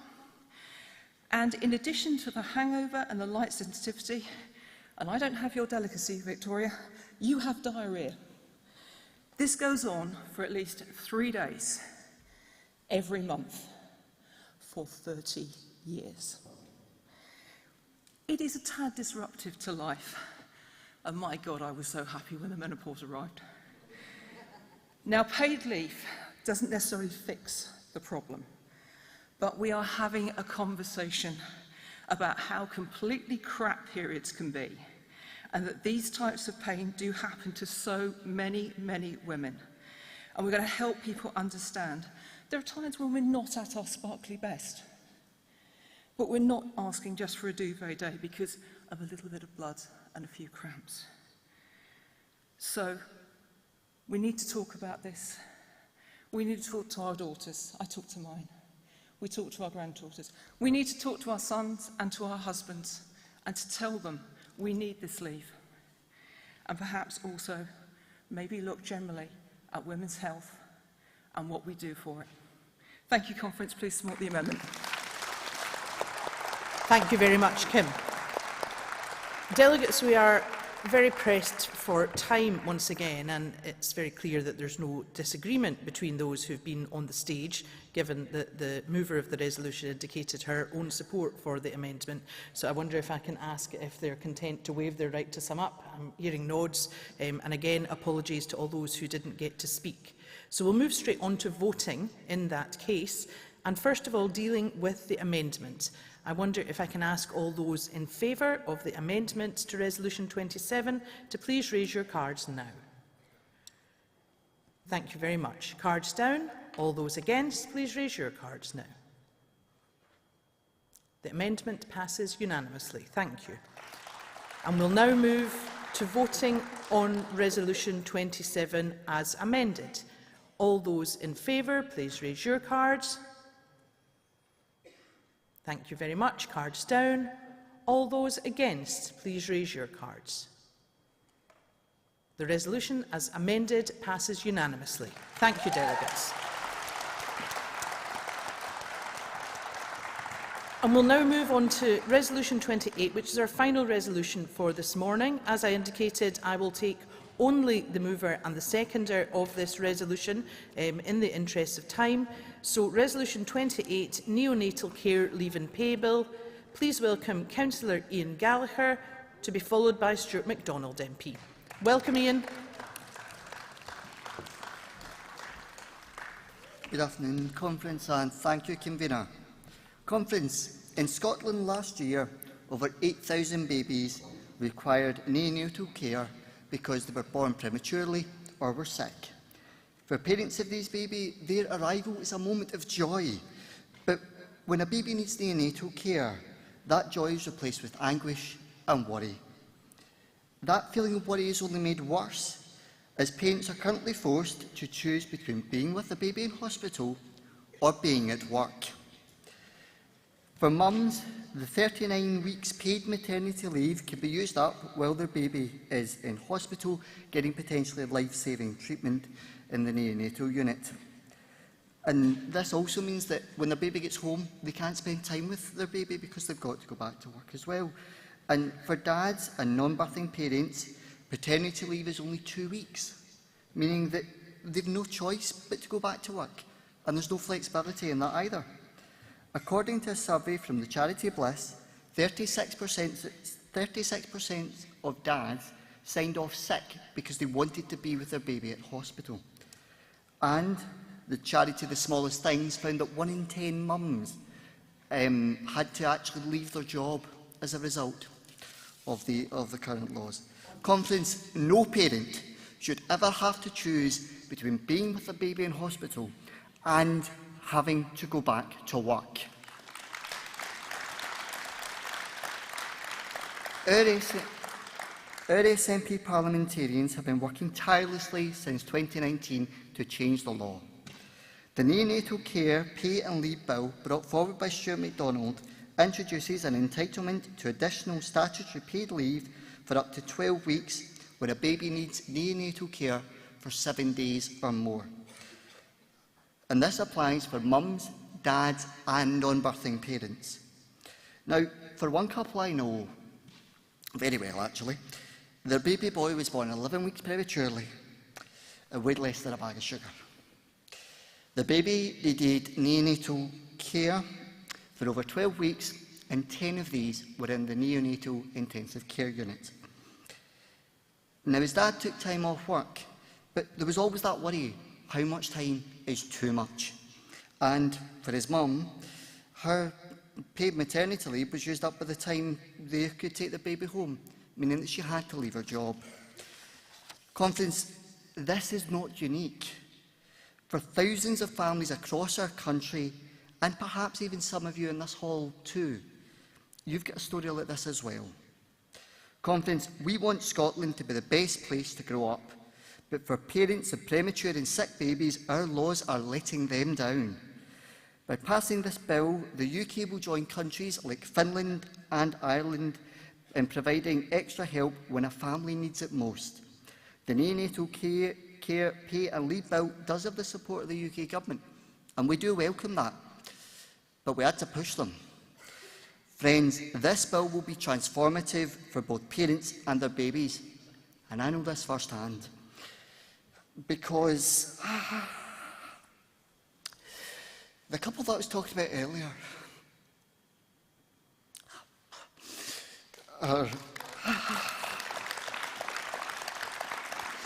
are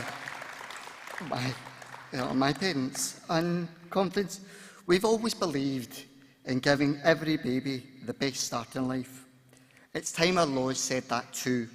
It's time for parents of neonates that they don't have to choose between being with the baby and working. It is time for paid statutory neonatal leave and pay so that it's a reality, delivering the best start for every baby, even if it is a little bit earlier than expected. Thank you very much.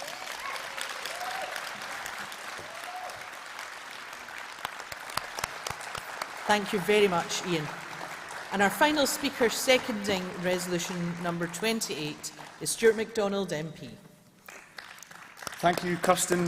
Thank you, delegates. And my thanks to Bearsden South and to Ian for allowing us to consider the Neonatal Care Leave and Pay Bill, which I was really honoured to introduce into the Westminster Parliament back in July, having come first in the draw for private members' bills. As Ian has set out, the arguments for additional neonatal leave and pay are overwhelming. Maternity and paternity leave almost assume that mum and dad return home on day one and can use that time to bond and adjust to a new life.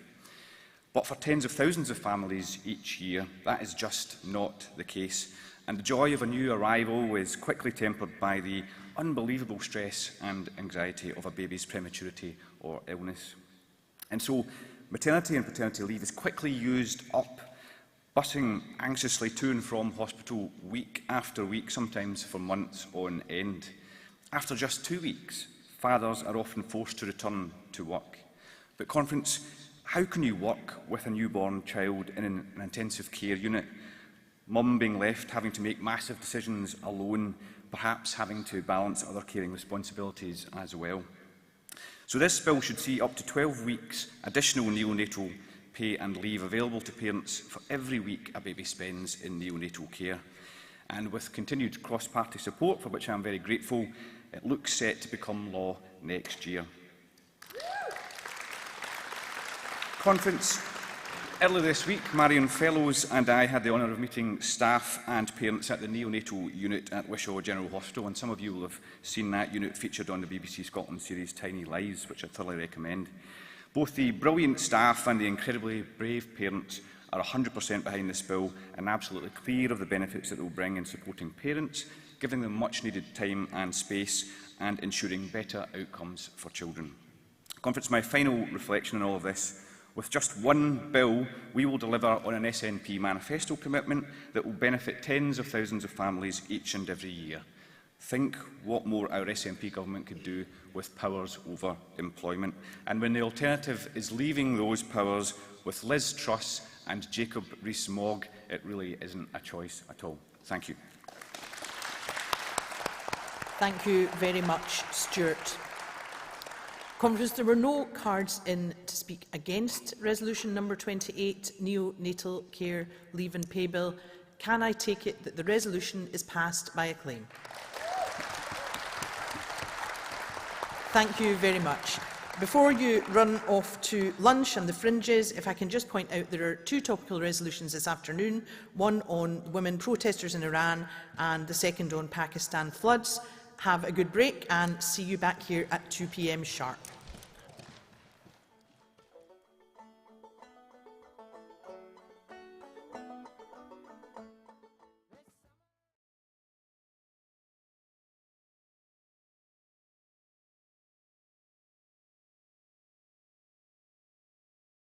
So far, they're 10 minutes late, and we hear there's two emergency resolutions this afternoon. So I don't know how likely it is to finish on time. What do you think?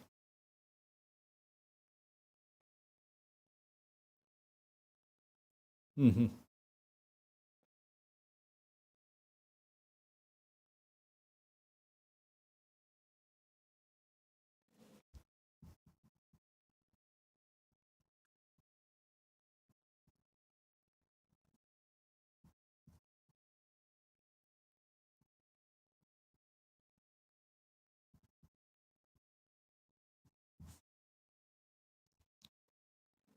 Right.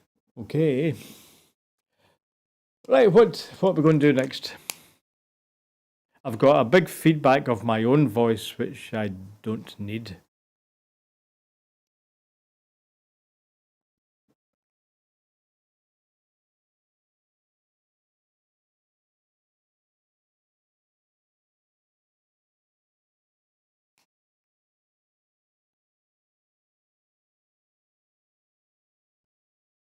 Okay, right, so that's the agenda, okay. Okay, they're putting those emergency resolutions at, oh yes,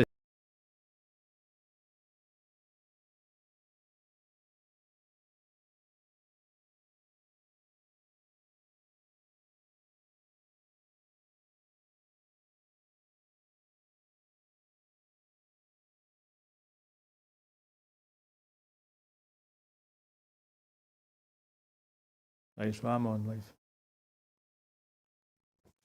Okay, good afternoon, and you're joining Broadcasting Scotland's coverage of the final day of the SNP Conference in Aberdeen. Delegates are off for lunch just now.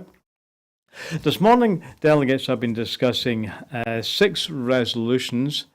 They've looked at raising the formal school leaving age. That's been agreed. Delegates were accepting evidence from other countries, particularly Finland, to say that we really start our primary school education far too early. Children are not really ready. Some are, but of course it varies such a lot. So some countries, in fact, don't start formal education until the age 7, but some sort of kindergarten and maybe a lot of outdoor play seems to be a much better way of getting young children ready. So that's been accepted. Next, conference went on to discuss extending free school meals. In fact, one mover said, why shouldn't it be from preschool right up to age 18? And back in that motion, Councillor Siobhan Tollins said that hungry bairns can't learn. So that was passed by acclaim, so nobody disagrees with that. So it's desirable for free school meals to be extended to everyone. Okay, quickly then, because we're going to go over to Anne in Aberdeen shortly. Conference also this morning passed a proposal on tax and living wage, which was really calling for a fair redistributive tax system in contrast to Liz Truss.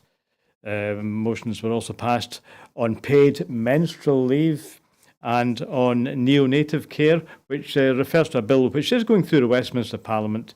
That's prompted by Stuart MacDonald MP. So that was this morning's session. Now, so I'm in the Glasgow studio just now, and our team, of course, is in Aberdeen, as they have been over the weekend. So we're shortly going to go to Anne Duncan, who was able to record an interview earlier today. She's been speaking to Ben McPherson, who's the MSP for Edinburgh North and Leith, and Ben is also the Social Security Minister. So our Anne Duncan managed to catch up with Ben McPherson earlier on today. Now, are we ready to go to that interview now? That's coming. That's coming shortly, right? So we've got that in the can, but it's got to come down the wires from Aberdeen. Okay, so delegates are at lunch just now. Some might be attending fringe meetings. Now, this afternoon, to conclude the conference, there will be 3 more resolutions which are on the agenda, and 2 emergency resolutions which have just been added on. So dealing with them, first of all, conference is going to discuss the Pakistan floods. Of course, it was just a few weeks ago, everyone was talking about the devastation with something like a third of that country underwater. And so since then, of course, the news cycle being what it is, other events have pushed that off the headlines. So conference is going to remind us that Pakistan is still facing a devastating situation, trying to rebuild. The other resolution that's going to be debated later on, briefly, is on the women protests in Iraq, which have, of course, been vociferous and determined ever since the murder in police custody of a young woman. And so that's going to be brought to delegates' attention again this afternoon. So those will be 2 emergency resolutions which will be discussed later on. In fact, those will be the last thing timetabled before we hear from Nicola Sturgeon, First Minister, again. Like, more about that in a couple of minutes. So the conference final session will begin after lunch with a resolution on ending pensioner poverty. That'll be Resolution 29. Resolution 30 is going to be on protecting energy users who have to use prepayment meters. These guys always find that they have to pay more than everybody else. And finally, the motion 31 is on local government reform. So it'll be interesting to hear what delegates are arguing on that. So then that moves to those 2 emergency resolutions I mentioned on the Pakistan floods damage and on the women protesting in Iran. So that moves us on to the final event of the day and of the whole SNP conference. And that's going to be on the First Minister's closing remarks. Now, she has timetabled 45 minutes. Now, we suspect it might run a bit late, but it's timetabled to start at 3:15, so it might be maybe a few minutes after that. The whole conference is expected to wind up at 4 o'clock, or we're predicting 10 minutes past 4. Right, so have we got, sorry, excuse me, let me go to the team in Aberdeen. Is the interview ready?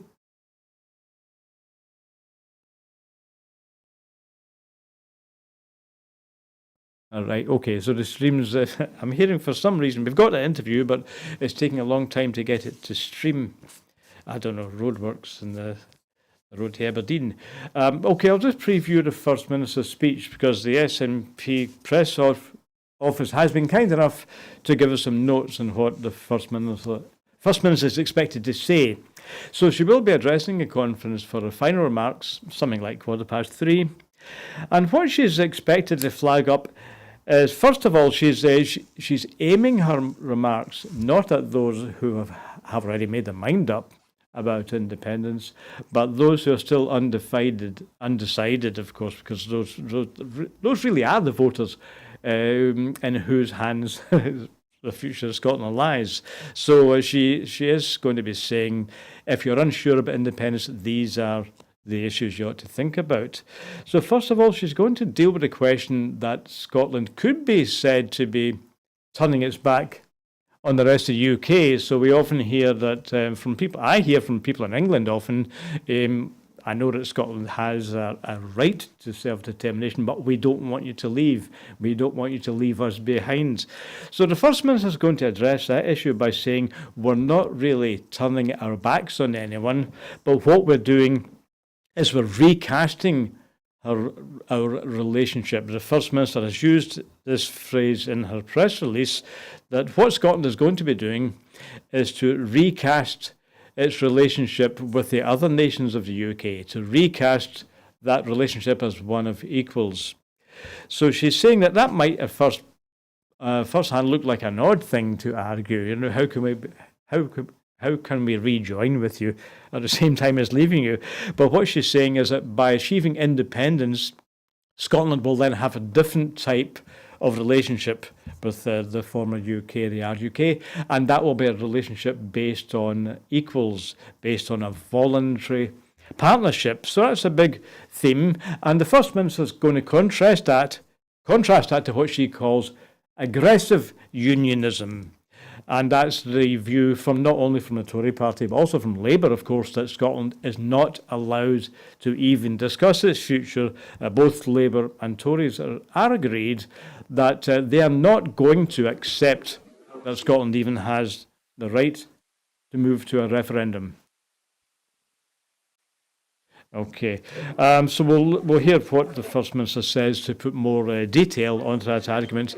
Okay, now here we're able to get the feed from Aberdeen, where the team's been all weekend. Now, Anne Duncan had a chance to interview Ben McPherson, the Social Security Minister, earlier on today. Is that ready now?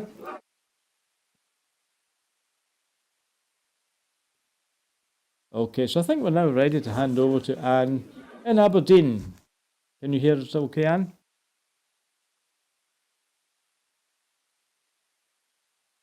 Right, I don't think... We can see Anne, but I don't think the sound is working just now. By the way, I've got loads of sound of my own voice in my left ear, so I could do without that. I've heard that plenty. I can't hear you. Here we are. I think Anne's with us now. I can't hear you. No, Anne's... We can hear you. You're good, Anne, but... Yes, I can hear Anne fine. I can hear me also. Now, okay, something obviously has to be faded up, it's faded down, so if we can find out what button that is, should be hearing from Anne shortly.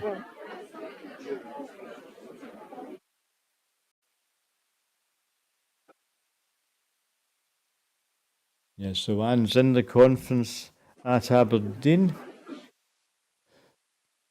So I'll ask Anne, once we can get the sound working both ways, what conversations she's had with delegates.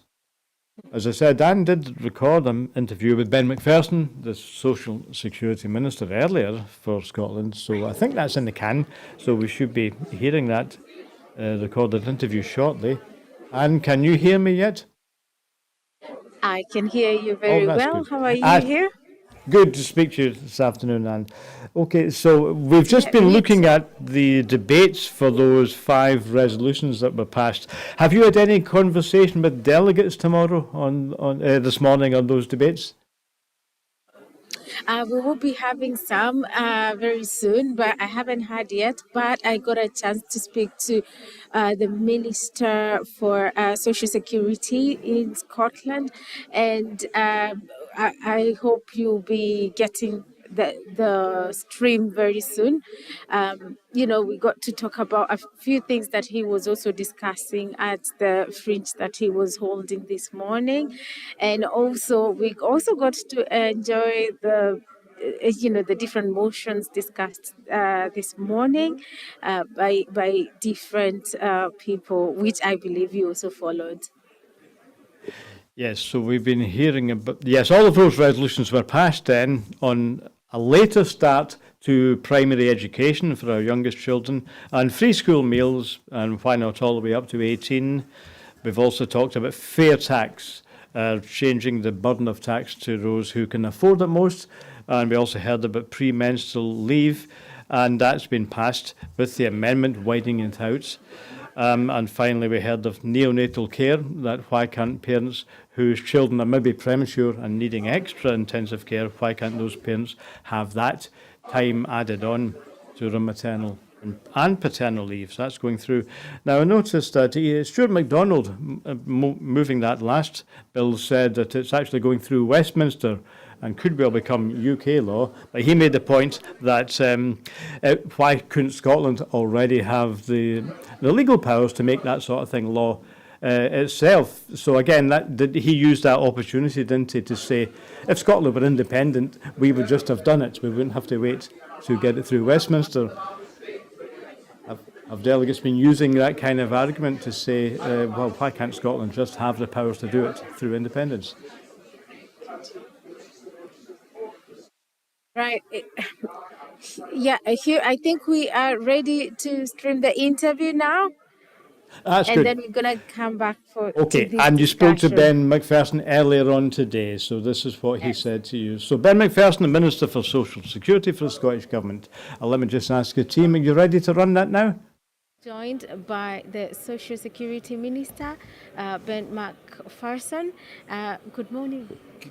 Hi there, it's good to be with you, and good to be here at SNP Conference in person again, this time in Aberdeen. And it's a really important time, obviously, with the cost of living pressures and the really bad decisions that the UK government are making and have made in recent months, on top of bad decisions before that by other Tory governments. And of course we're meeting here at a really important time where there's a lot to consider about the Constitution and about how we move forward as a country, but also in the immediate how we support people in this cost of living crisis, and how we make sure that people get the social security support that's available to them. Yeah, some of the things that have been discussed have been like the childcare support and and every other person facing the living cost of living crisis. We would love to hear from you directly on what your views are and where you feel you are at now. Well, the Scottish Government has responsibility under the devolution settlement for about 15% of the social security spend in Scotland. So 15% of the social security spend in our country is devolved to the Scottish Government. And since gaining the powers that we did in the Scotland Act 2016, which of course were won by independence supporters campaigning for independence in 2014, and by everyone who voted yes. Without that campaigning and those votes, we wouldn't have the powers that we do now. So that's an achievement and progress. And now in the Scottish Government, we're using those powers to make change and to help people, not just in this cost of living crisis, but more generally.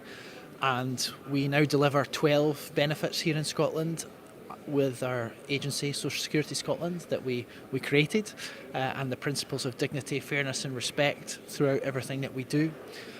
So there's 12 benefits, as I said. 7 of them are only available in Scotland.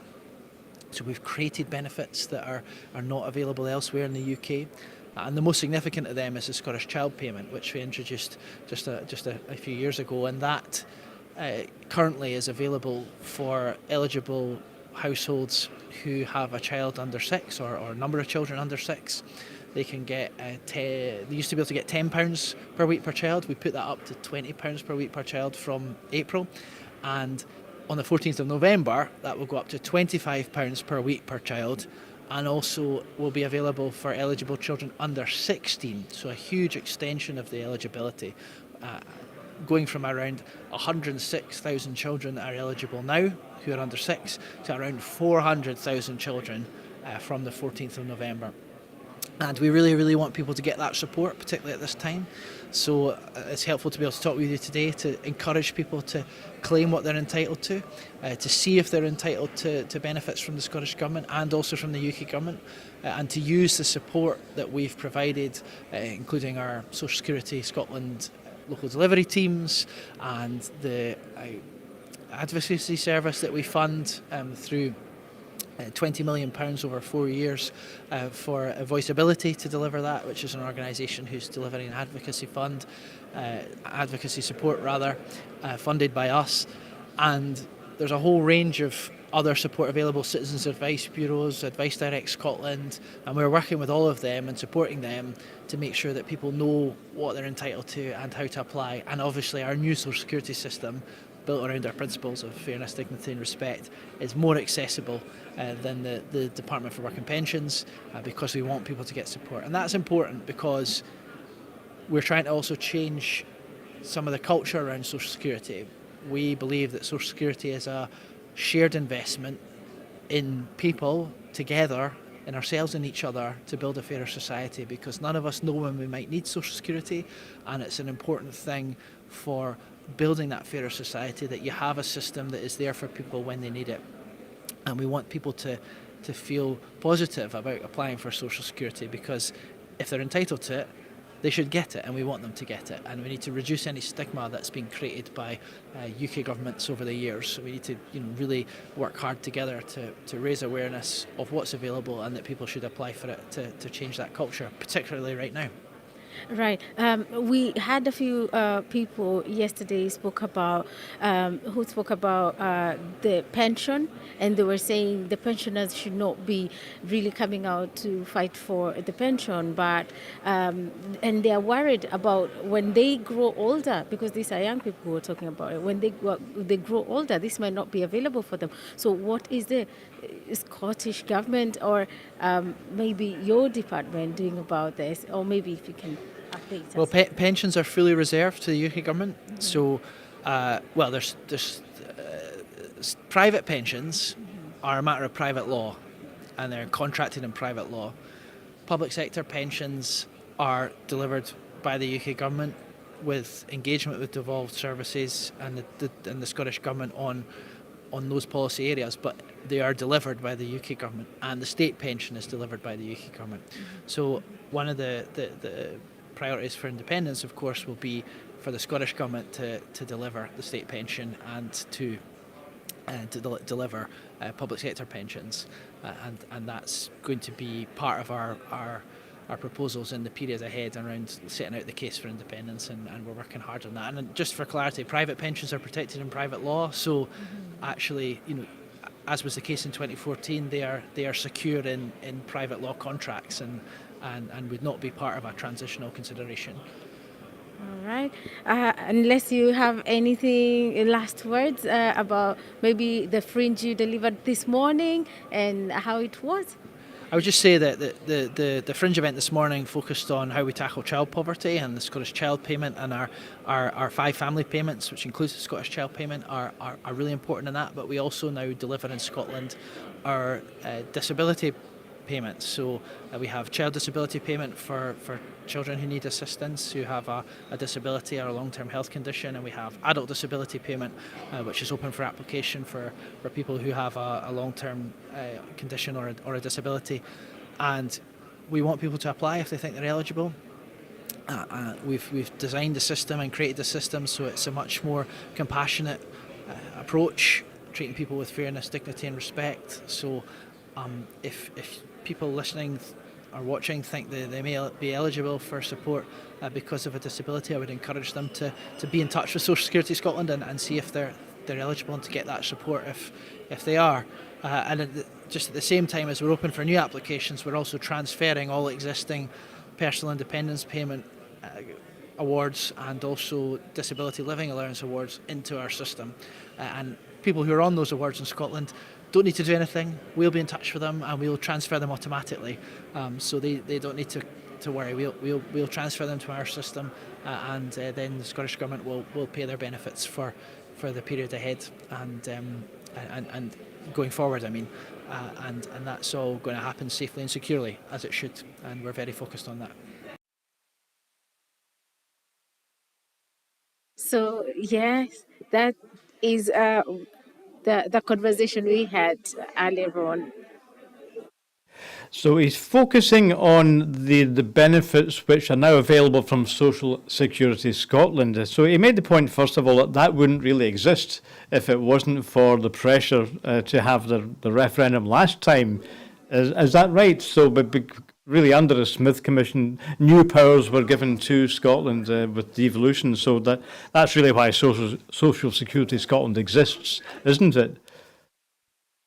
Yes, and also from having that conversation with the minister, it brought up a bit of frustrations that some of the SNPs here have been expressing, frustrations on areas that are not devolved. For example, you heard about the pension, they are limited to what they can do because that is entirely up to the UK government.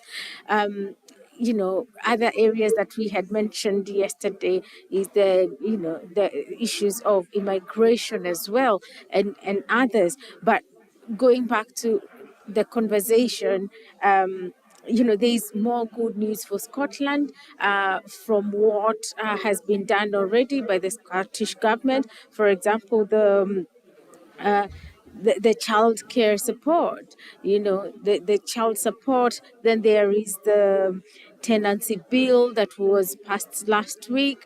As you've seen, they are very much interested in seeing more of women's rights. There is quite a lot of positive discussions that have been going on here. Yeah. Yes, so, and I think he was actually anxious to use the opportunity of talking to you today to remind people that you're entitled to the benefits that the Scottish Government and Social Security Scotland now offers. So he's reminding people with eligible children under 16, if you're entitled to get the child payment, you should apply for it. And he was also reminding us the child payment goes up to £25. That's from quite soon, isn't it? Either now or in a couple of weeks. So yes, he said that it was £10, which the Scottish Government raised to 20, and now it's going to be 25 in a couple of weeks. Yep, and again, Ben McPherson made the point, these are benefits which are only available in Scotland. I think he said 7 benefits are now available in Scotland, which people can't get in the rest of the UK. Is that right? Yes, only the UK has all different benefits, but there are 7 that are only available in Scotland. Yeah, so he was making a point, of course, that these only exist because of the pressure for independence, which produced the compromise, of course, of some extra powers to Holyrood. But, of course, he makes a point again frequently that Scotland would like to have further powers, in particular the powers of pensions. Now, let's look at pensions. That's been used as an argument against independence. Unionist campaigners have said, during the last referendum, I don't know if you were paying attention to that, and since that Scotland will not be able to guarantee pensions, but we have to depend on the broad shoulders of UK states. I'm not sure, I don't know if you know more about it than I do. And has the UK government made it clear yet that they're going to increase pensions along with inflation? I'm not really sure. if pensions are secure? We haven't received anything yet, but we are still trying to get more people lined up, especially on that specific question, so that we can know where we stand. And also to just mention something we discussed yesterday, there are things that a few people have said. There is something that the Scottish Government can start doing on these areas that are not devolved yet. And again, we are still trying to reach out to different people here to see if there's anybody who can shed any light, especially on that area. Yeah, that's obviously going to be one of the key debates when the referendum actually comes about. But let me just underline, if I got him right, Ben McPherson did say that under independence, the Scottish Government would take charge of state benefits. Those would be transferred from the UK to Scottish Government's responsibilities. So there's no doubt about that. Under independence, pensioners in Scotland will receive a Scottish pension. So he made that point quite clear, didn't he? Yeah.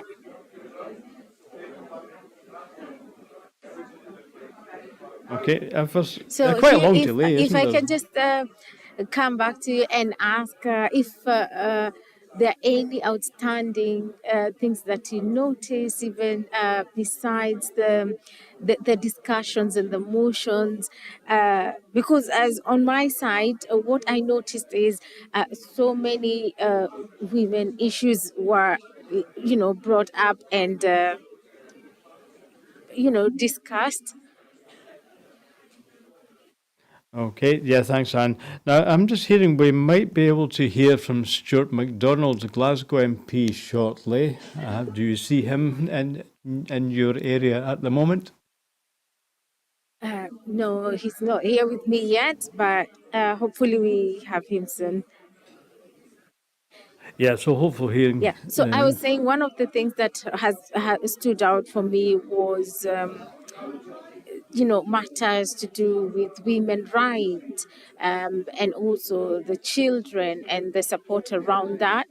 But yes, not ignoring everything that has been said and everything that has been brought up front on the cost of living, but the support towards the women and the children, it has been quite significant. Mm-hmm. Okay, so let me just hear if we know where Stuart MacDonald is and how soon that interview is likely. Do we know?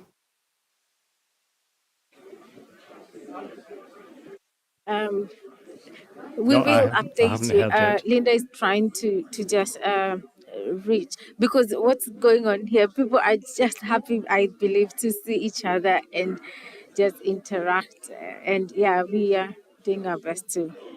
Yep, so there's a optimistic mood. But on that point, let me ask you, Yeah. what's your feeling that delegates think about tomorrow's court case? Because, of course, it's tomorrow, and or it might have started today, actually, that the Supreme Court in London is hearing the submissions from the Scottish Government that we have the right to hold our own independence debate. So the top judges have Yes, to decide on that's a that. question I'm happy to put across to different guests. So I am now joined by Member of Parliament, Stuart Horsey. How are you today? I'm all right, actually. Everything's going well. Good conference. Yeah, I'm good. So today is the last day of the conference. Yeah. How has it been overall for you? Well, I think it's been extremely good. The quality of the debate has been high. Some of the matters we've been discussing, homelessness, pensions, they moved to a just transition in the northeast of Scotland. Some of that stuff is really, really important. And I think the whole conference has gone very well. So is there any specific agenda that has been very, very important to you, in the course of the 2.5 days so far? Well, if you look around the main conference and the fringe, there have been many, many meetings about the environment and everything associated with that. And I think it's important that, there's a lot of things happening in the world, but the focus on the environment and how we move forward to decarbonise remains kind of front and centre of much of the thinking. I think that's really important.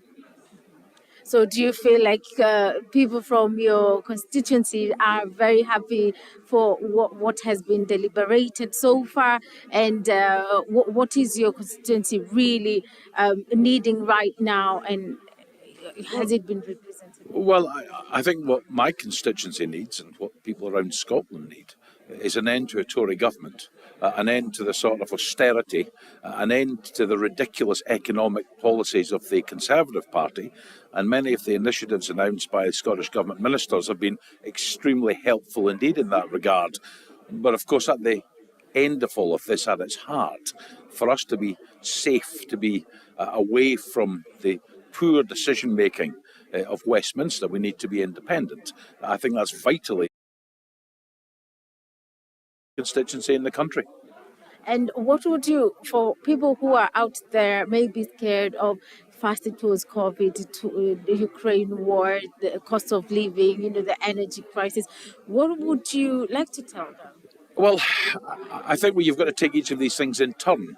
So in terms of the cost of living crisis, there's a great deal which can be done, and there's a great deal which the Scottish Government is doing. I think that's really important. In terms of the war in Ukraine, clearly that will end when Russia ends its aggression and leaves Ukraine. In the meanwhile, we need to be as supportive as possible of the Ukrainian people and their defence against that invasion. So each of those issues you mentioned, there are solutions to all of them. You can't wrap them up. And some of these solutions are big, difficult things to do. But we just need to start, have a plan, and see it through to the end. So, and those being very, major issues that are affecting everybody around the globe. And now, what if someone is worried, maybe independence could be on top of it, and they're not sure what really it means to the people of Scotland and to Scotland. What clarification would you like? Well, it's interesting because if there are people who are yet to be convinced, most of them have very sensible questions. Will my pension be safe? The answer is yes, it will. What currency will we use? Well, we'll move very quickly to establish our own currency. All of the questions which are legitimate have answers, and it's the job of me and indeed every single member of the SNP, every single independence campaigner, to answer those questions clearly and calmly, not to be tired by them even if you're asked 100 times.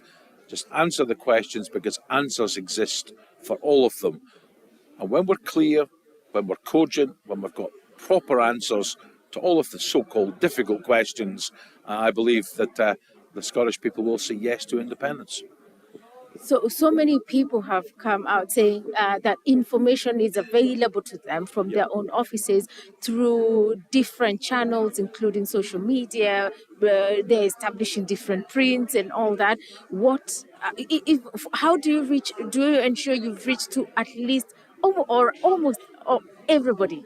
Well, you see the way that the independence campaign operates. Your material will go through every door. There'll be street stalls in town centres and on street corners. Social media is huge for the independence movement. Thousands and thousands and thousands of people posting really good content all the time. I think the answer was in your question. We have to use every channel available to us, and I believe we do. All right. Thank you so much for joining us today. Yes, and enjoy the rest of your conference. I will indeed. Yes. Are you looking forward to anything specific today? No, I'm winding down. I just want to hear Nicola's speech. I think everyone will be buoyed by that, and then we'll get on with the campaign. All right. Thank you so much. Yeah. Thank you so much. That is MP Stewart. Okay. Yeah, that was good. I didn't know he was coming. So that was Stuart Hosey, Member of Parliament for Dundee. So he's looking forward, of course, as we are, to hear the First Minister's closing remarks. I was just asking you earlier on about the mood. Looking forward to that Supreme Court discussion. The Supreme Court, of course, is hearing submissions on whether the Scottish Government has the legal right to hold a referendum. Now, what do delegates think? Do people believe that those arguments will win, or do people generally think that we can't expect the Supreme Court in London to rule in Scotland's favour? What's the general attitude? The general attitude is everybody here says that it is self-explanatory, as you've heard from MP Hoxie. Everybody is in so much belief that this is so clear that it is going to be in the favour of Scotland. Well, we'll see what I suppose it depends whether the judges look at the letter of the law, which is really the Scotland Act from 1997, I think. Probably doesn't give those powers. But on the other hand, somebody was saying in the radio this morning, democracy is one of the things that the justices ought to consider. If they're looking at the UK Constitution, then one judge made the point today that democracy is part of the Constitution. So I wonder if they'll consider that argument. You can't deny the fact that the SNP keeps winning.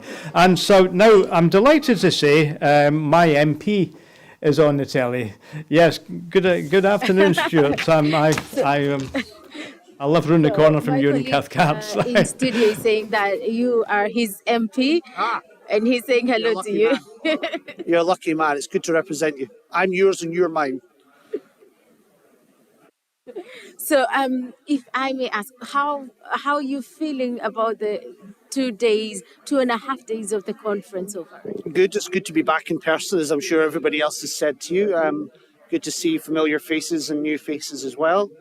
I think members, activists are up for the challenge ahead of securing independence. So there's a good buzz. It's good to be back. Right. I will start with Ukraine. And, this morning we woke up to the, sad news. I don't know what you have to say about any of that. Well, it's just what we're seeing is in Kyiv, in Zaporizhia, in Lviv, even in Western Ukraine, is what we've been seeing for months now. And it's to strike right at the heart of the capital city in a residential area where there's a university, a children's play park. It's just the most barbaric, detestable actions of a thug. And I think what it underlines for us here at this conference and more broadly is why we need to continue to support Ukraine. They are under a vicious campaign of terror from Russia, and we have a duty to support them. I know the part of Kyiv that was hit well. I have friends who stay in that part of the city. Thankfully, they're okay. But I fear that more strikes like this are probably likely in future. And what kind of support, do you feel that Ukraine needs right now when Russia doesn't seem to really care, with such a gesture like this morning? Well, the three main streams of support are political support, economic support, and military support. Military support being the most important at the minute. And I think what's really needed is the Ramstein format, where countries come together and agree the supply of armaments and weaponry to Ukraine. What's clear is that format needs to deliver a credible and robust air defence system for Ukraine. I think I'm right in saying over 70 missiles were launched into Ukraine today. About 40 of those the current air defence system managed to shoot down. But that's a lot that are still getting through. So we need to allow and arm Ukraine to allow it in order to defend itself as much as it needs to. So we've done a lot on that, but we've got more to do. And then there's economic support. They are running a budget deficit of about $5 billion every single month. We need to keep giving them the economic support, not just to support their own citizens, but in the long term ensure that we're doing everything we can to help Ukraine rebuild. Because when Ukraine wins the war, and it will, and peace is restored, there's going to be a huge job to rebuild the infrastructure of that country. Right, coming back to the cost of living and also, economics, as you mentioned, and what has stood out for you in this conference towards the cost of living? Well, it's on everyone's minds, especially as we are now into the autumn and winter phase. I think we're in for a hard and cold winter, and the cost of living is the #1 issue around people's kitchen tables. I've got constituents, much like every other MP and MSP, who will struggle financially this winter. And what I'm really encouraged by is the determination of the Scottish Government to do everything it can. And I'm encouraged by the determination of our own party members to make sure that the Scottish Government does everything it can. But as a Member of Parliament at Westminster, we have a team at Westminster who will be providing a robust opposition to the Government's, how would you describe it? Economic vandalism is what we're seeing from the Government. What we need to be doing is harnessing as much of the state as possible in support of people. The First Minister has said people will undoubtedly die as a result of this cost of living crisis. We need to do everything we possibly can to prevent that from happening. But I think it's the #1 issue on members' minds over this weekend. So thank you so much for joining us. Yeah. And I hope you're looking forward to the last bit of the conference. Yep, looking forward to it, and already looking forward to the next conference as well. But thanks for having me. All right. Okay. Thank you so much. Thank you. All right. All done. Yes. Hugh, coming back to you, you can already feel the energy. You can feel.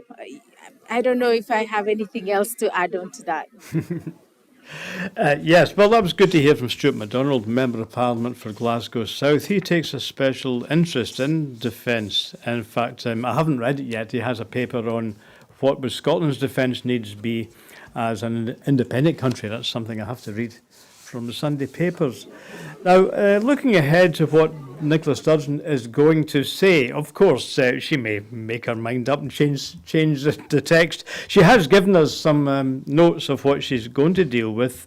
Now, what do you think of the argument that she's saying that, in a kind of a way, we're not really leaving Britain? If Scotland votes for independence, we'll then have a different type of partnership. Does that sound like a persuasive argument? She's aiming that at people who are unsure. Yes, that is quite interesting because I think it's a good reply to a challenge she's getting from people. First was Brexit, and now Scotland wants to independence, and she's saying, you know what, we're possibly gonna have a better relationship when we step aside and we relate. It won't be any loss, but it will be building better relations, and that was quite an answer that someone like me wouldn't have seen coming. So that's well, here the First Minister puts more detail on that general idea that independence will actually mean a new family of nations, a resetting of the policy resetting of the relationship between Britain and its neighbours. Now, Stuart Hosey, speaking to you a few minutes ago, also said that one of the things that struck him in going around the fringe meetings is the big emphasis delegates have been putting on sustainability, on using Scotland's vast potential for renewables. I believe the First Minister is also going to talk about that again. Have you been to any fringe meetings yourself or talked to delegates about Scotland's renewable capacity? No, I have just been able to listen to the conference, but I wish we had more time here because the setup has taken so much time to be able to go and sit in one. But unfortunately, I haven't. But I have gone around, like yesterday when the First Minister was going around through the exhibition, and we came across so many people, and hopefully we'll be able to share some of what we experienced and some of the footage. There's so many companies who've come out to say Scotland is ready to go green. Scotland has already started. It's a journey that it has already started, and they're confident they can make it. I expect the First Minister will be making a contrast on energy with Prime Minister Liz Truss, who last week accused the SNP and the Scottish Government of not allowing Scotland to use nuclear, apart from the fact that you can't actually build a new nuclear plant within 10 or 20 years, so it's not exactly an immediate solution.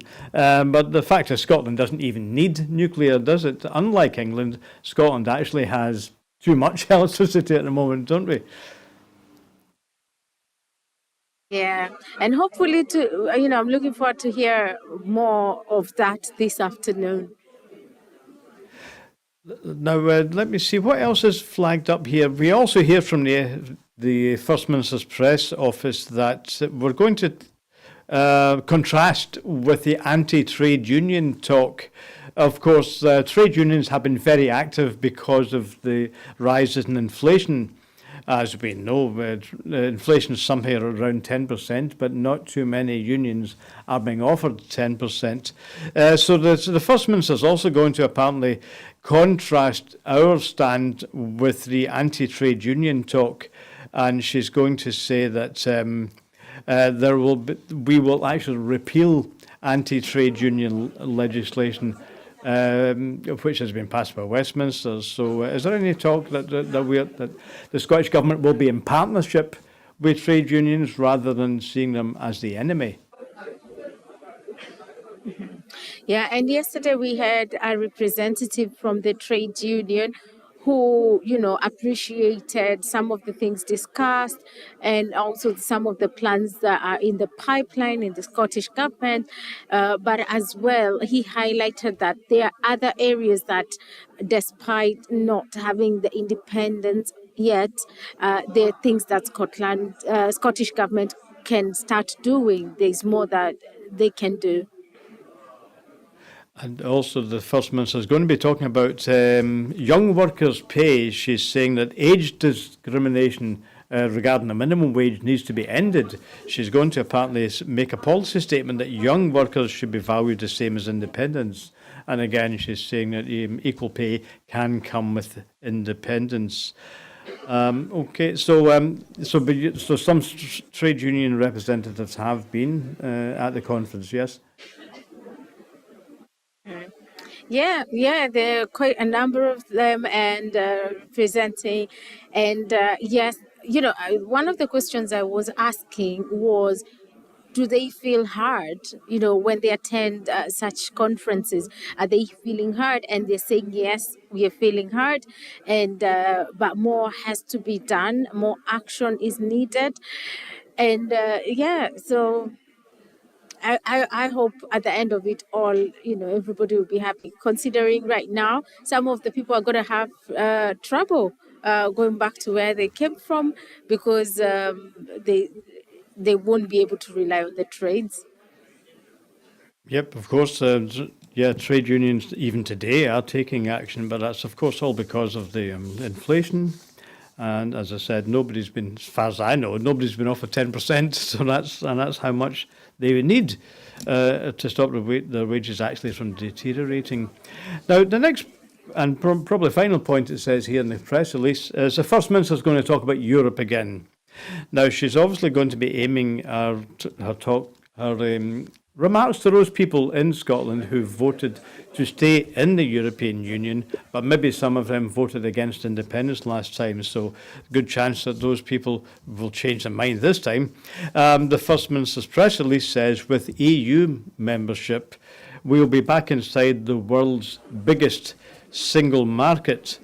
Has Europe been a theme of any of your discussions over the weekend? Sorry? Have you been talking to delegates about Europe? The First Minister is going to make the point that Scotland will have the opportunity to apply to rejoin the European Union. Is that a topic that people have been discussing? Not so much into details because most people have been talking about Scotland and different people living in Scotland, the cost of living and all that. And the only person I spoke to that was talking about Europe was looking at it in, as you said, a big market, and a big partnership. So apart from that, maybe that is something else we can engage them on this afternoon. Okay, yeah, no, it doesn't come up in the debates this afternoon, but that's certainly one of the points we believe the First Minister is going to make in her speech, which will be something like 3:15 later on. Now, let's look at your interview with Ben McPherson again. You just spoke to Ben McPherson, who's the Scottish Social Security Minister. Now, he was saying that pensions, again, is going... That's an issue that's going to be completely taken over by the Scottish Government. So there was a lot of mischief made by unionist campaigners last referendum, suggesting that pensions were unsafe. So is that a clear statement? Ben McPherson said that under independence, the Scottish Government will completely be in charge of pensions. So there's no argument about that. Is that quite clear in your ideas? Yes, that's what he said. He said at the moment, you know, everything is done by the UK, but as soon as there is independence, now Scotland will have control. And as you've just heard from your MP, then he said, these are some of the questions that are not clear yet to people, but they have answers. So it's just a matter of just asking those questions. It was about pension and the current, having an independent currency. And I'm also looking forward to speaking to a few other people on the same to know, how is it gonna pan out? What is the process? How long is it gonna take? And because people are worried. Yesterday we had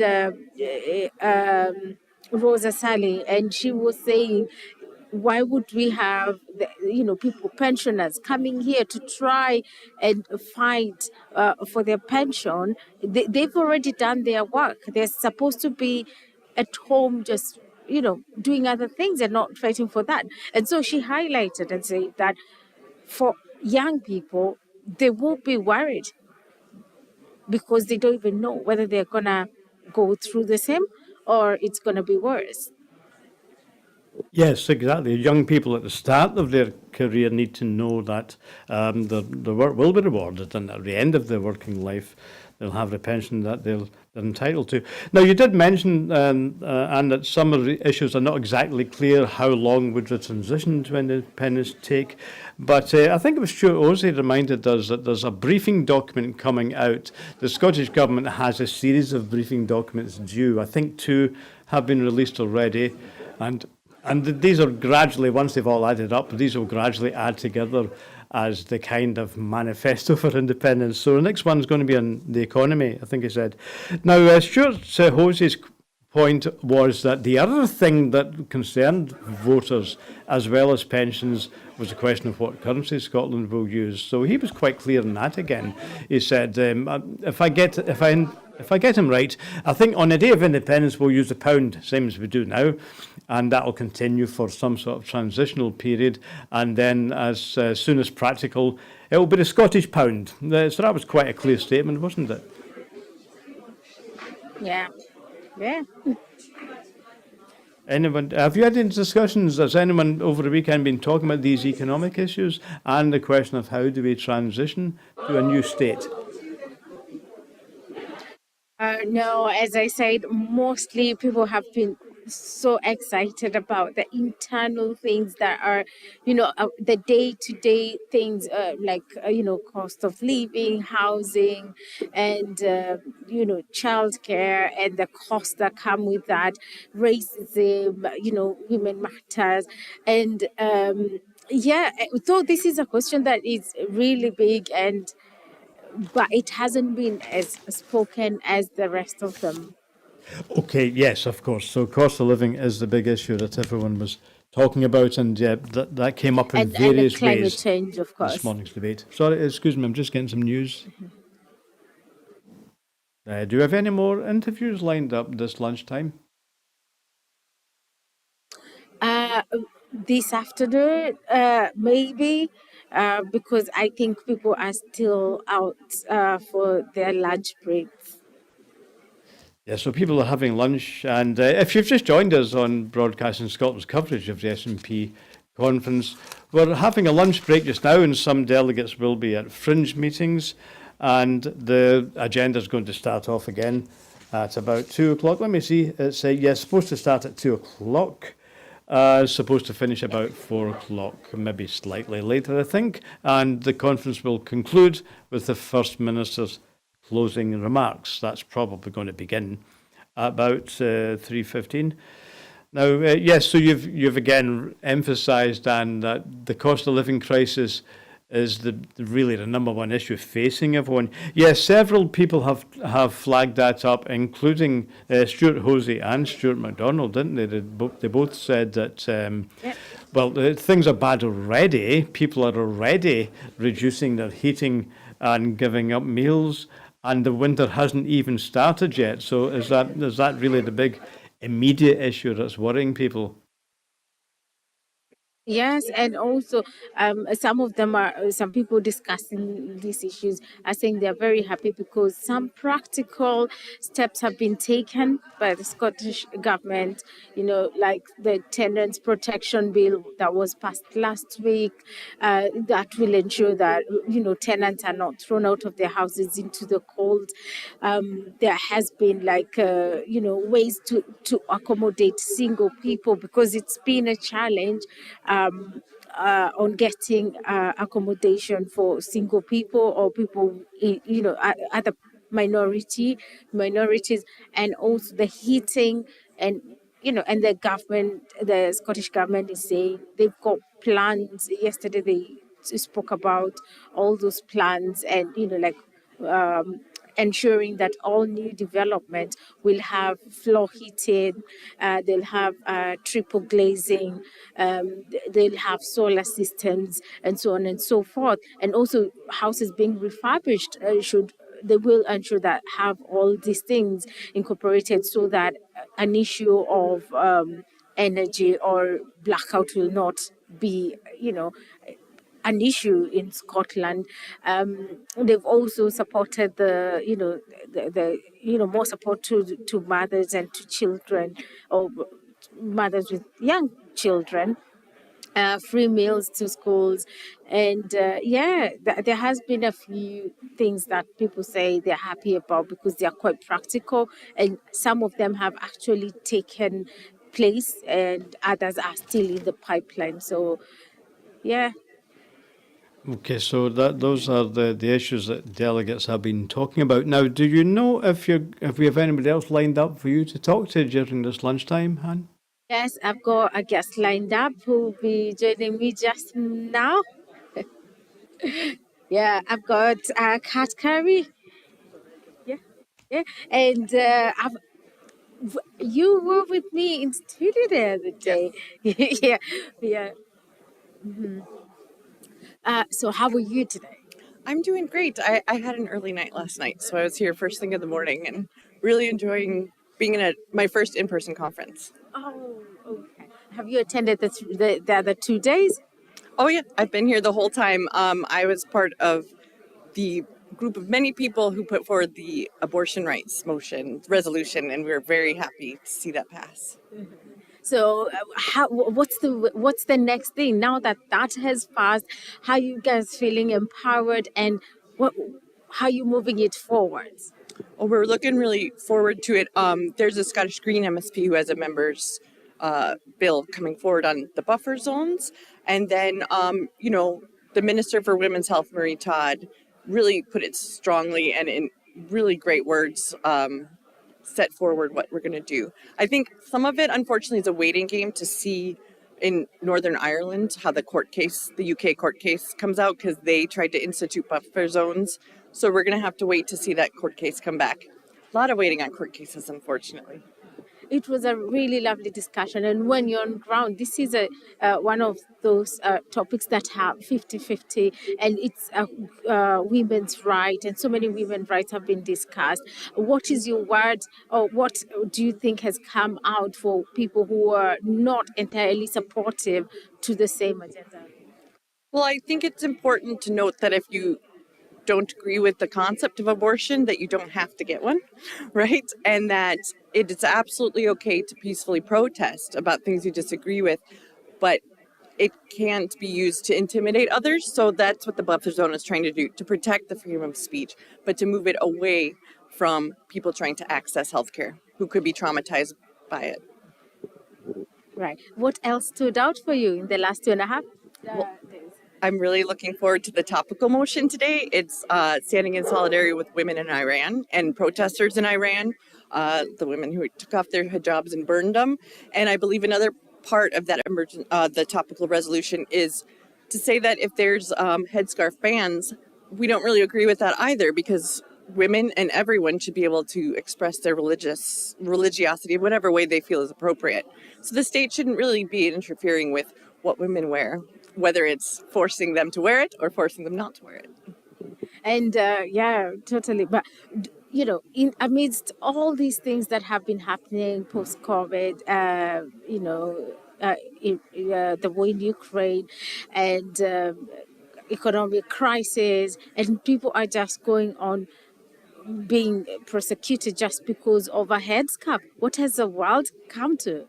I mean, I don't think that's anything new. So it kind of gives me hope that we're paying attention to it, because it's so important that Scotland's an incredibly white country. You know, a lot of the people here aren't people of color. So it's really important that as a party of government, and just, you know, it's very important to me personally to recognize what's going on in the world that isn't about white people, I suppose, because racial justice is just as important as, you know, feminism, like, you know, gender justice or any other kind of equalities. So it's really, really interesting to see the women of Iran rise up the way they have. I'm cheering them on. So have you attended any fringe, and which ones? And I have to say the Scotch whiskey fringe was my favorite so far. It was really great, and not only because Angus Robertson is in my own branch of the SNP, but it was a great time. It was great. So, you know, some people have come here and said of the amazing things they've learned from, you know, the fringes. The exhibitions has so many different people. What is the highlight for you? I think the highlight really has just been the ability to meet people in real life. I mean, there's so many people that I feel like I know already, whether it's been being in meetings, like sometimes one-on-one meetings at great length via Zoom, or, you know, virtually. It's been really great to actually sit down and have lunch, or, you know, have a coffee with somebody that I've only worked with professionally over the internet, like yourself. Yeah. So, today is the end of the conference. What do you want to go away with? And what are you very excited that is new that you didn't come with, but you're going to go with? I've been continuously, not only this conference, but in the past year since I've been in the SNP, there's always been some concerns over whether we really are progressive. And at each conference, at each selection, at each election, it helps affirm to me that Scotland is a progressive nation that cares about equalities, justice, peace. I would really like to hear, you know, I've been trying to think of what is the First Minister going to say today, because, you know, she'll come up with something amazing. And I really hope that our party at some point, whether it's in her speech or in the future, really stands up with trade unions and for workers' rights as people strike all over the country and all over the world from the cost of living crisis. In a few days, is it tomorrow or the day after, there will be the court ruling? What is your view on that? It begins tomorrow, and I didn't grow up here, so I'm very hesitant to make predictions of what the Supreme Court will do here. But of course, I'm very much looking forward to a ruling that's saying we do have the competencies. I hope that they have that. You know, Northern Ireland has the competency to call for, you know, a unification referendum. So I'm really hoping that's there. But I'm also on a Westminster campaign committee in the Edinburgh area, on Edinburgh East Westminster campaign committee. I can tell you we are really getting ready in case it does go to the general election. We are ready to fight tooth and nail, you know, to gain all the votes that we can. That is really great, and it's really great to see you in person, to meet you, and to have this interview together. It's great. Yeah, nice to see you. So yeah, that is Kat. If you remember, a few weeks ago, we had her on our discussion panel. Really nice to see her. Yes, a lot of delegates must be delighted to actually meet face to face, because, in fact, several people on the platform did say so. It's great to actually be here and not just talking to you on Zoom. Is it a real political debate? Is this a sort of place where people look at difficult problems and have the conversations and try to move towards solutions? Yeah. Have you? I think you're busy, So aren't we're you? nearly back to the conference this afternoon, and I'm very curious to see and to ask people what they feel at the end and what they're gonna go away with. Excuse me. Now, do you happen to know if you've got any other interviewees lined up in Aberdeen this afternoon? No, I don't think we'll have until after the conference. Okay, and so that will maybe go out on the programme later on. Let me just say to people who are watching, if you've just joined us, this is the conclusion this afternoon to Broadcasting Scotland's coverage of the SNP Conference. So the final session will be starting in just under half an hour. There will be 3 resolutions to debate and also a couple of emergency resolutions. Kat Carey mentioned there the women protesters in Iran. And based on the huge outrage from that, I used the phrase murder. A young woman was in fact murdered by the police, wasn't she, a couple of weeks ago in Iran? So Kat's view on that is that the state should take no opinion. Should women wear religious clothing, or should be refrain from that? So her view was, it's not the business of the state. It's up to women to make that choice, isn't it? Yeah. Yeah, Stuart, just before I answer that, I have another, interview. I've got the lovely Serena Cody. She spoke on Saturday. I did. Yeah, yeah, closer. Yeah, what was your feeling when you were up there trying to present the motion or support it? Yeah, I find it's really important to me as a new Scot myself, who's obviously moved to Scotland and was originally from England, to really champion the internationalist progressive approach that the SNP has, because you see the Tory government in London just dismantling that kind of concept with some really nasty regressive policies like the hostile environment policy. So I feel like I'm well placed to comment on that, and I was really wanting to champion the most welcoming approach to everyone in the international community that I know the SNP fully supports. So what are other areas that really stood out during the conference? Yeah, I think we've got so much potential here. I've just literally come out of a fringe meeting about offshore wind. And so that's a really key area for me because I'm also the environment spokesperson for Angus Council Administration. And so energy and renewable energy and green energy is something that's a huge issue at this conference, because I think increasingly people in Scotland are beginning to realise that we have so much potential in that area, and just if we had full control to be able to harness that and use it to the benefit of the people of Scotland, that would be a huge thing. So that was one of the things that was really front and centre for me this conference.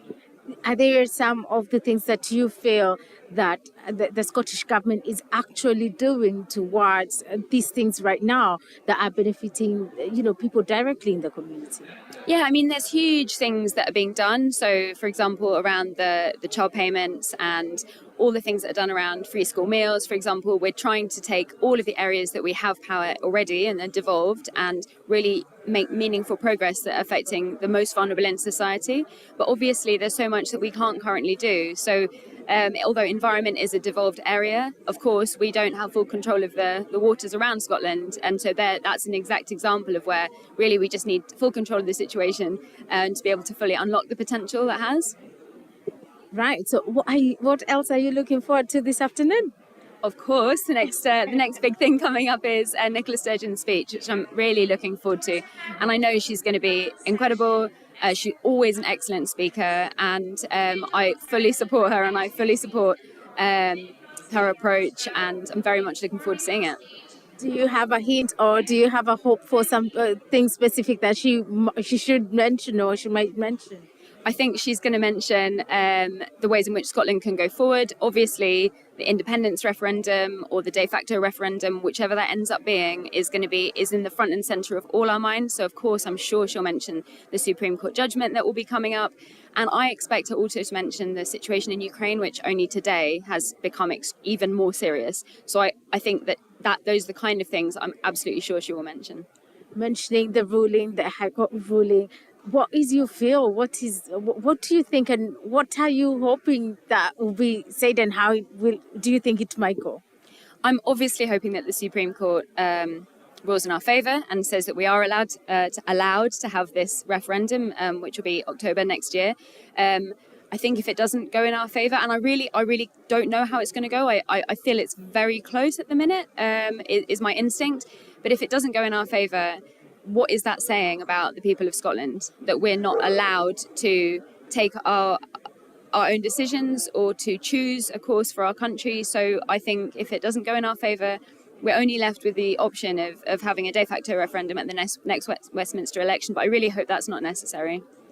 Yesterday, I spoke to one of our guests, and they said they couldn't believe that Scotland was given a choice to independence a couple of years ago, and they just been it.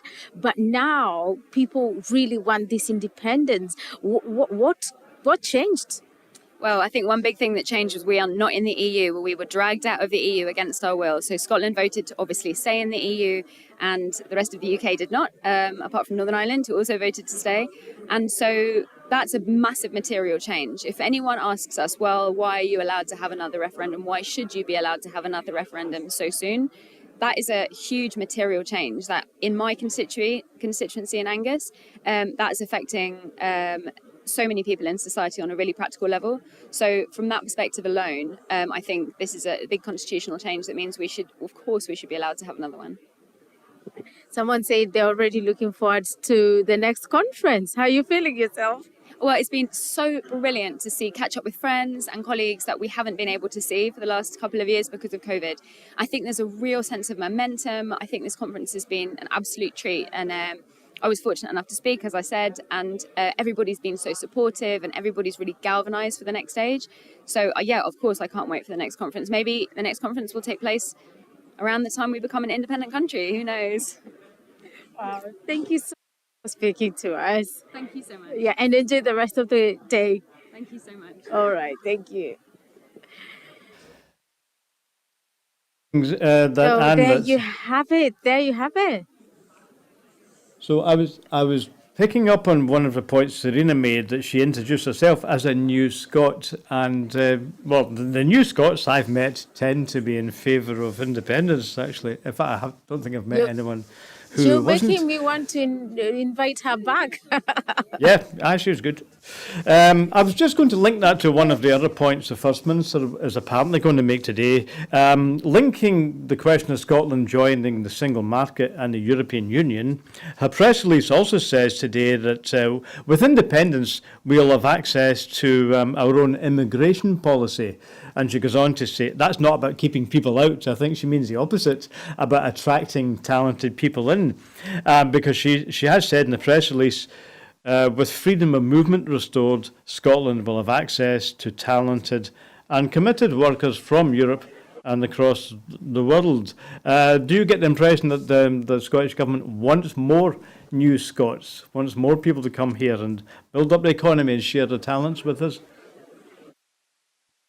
Yes, again, that's a question I really have, because Scotland has become very, very welcoming, and so many people coming to Scotland are saying are feeling welcome, but there are still so many restrictions, and the Scottish Government is saying, well, it's not up to them. So I'm really, really looking forward to hear what they've got to say, especially when they get, Scotland gets independent. What the real plans are, and what, the way forward, because they say, and what it means to have more new Scots in Scotland. Yeah, the reason this rang a bell in my mind is because a couple of weeks ago on Broadcasting Scotland, I was talking to Roger Mullen, who's with the Bottom Line Group, making economic assessments And they're asking the question of what more could Scotland do if it wasn't subject to Westminster control. One of the points that they made is that countries which grow, looking at actual countries who have expanded, one of the crucial things is having an open immigration policy, because the countries who have expanded have always done that by taking in talent from around the world. Obviously, if you can increase your talent pool, that's actually good.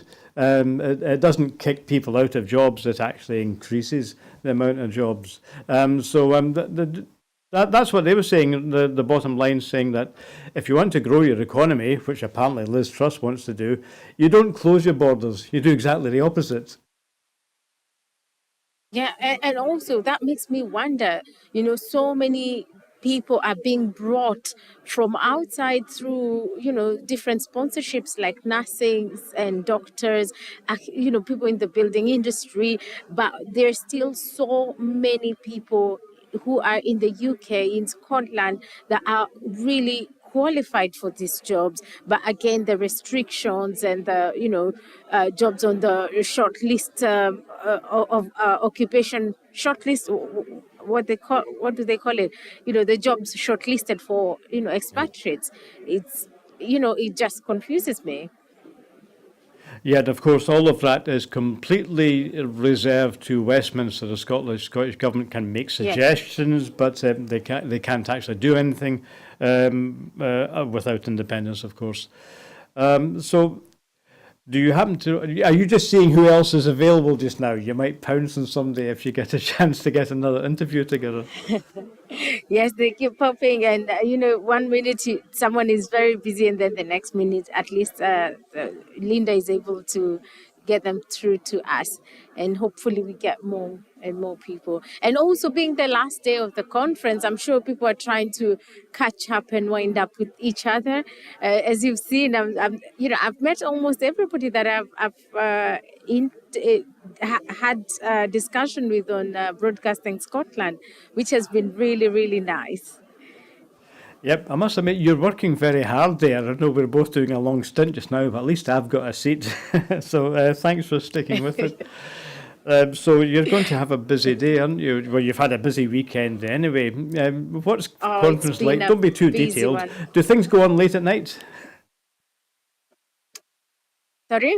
Do things go on late at night? I mean, things like I'm thinking about discussion groups, fringe meetings, and there's a wee groups of people meeting here and there, sharing ideas. Does it go on dead late? Yesterday there was, and mostly the media reception, which was really, really lovely, and we got to meet people from different media companies, and also all the members or delegates who've been attending.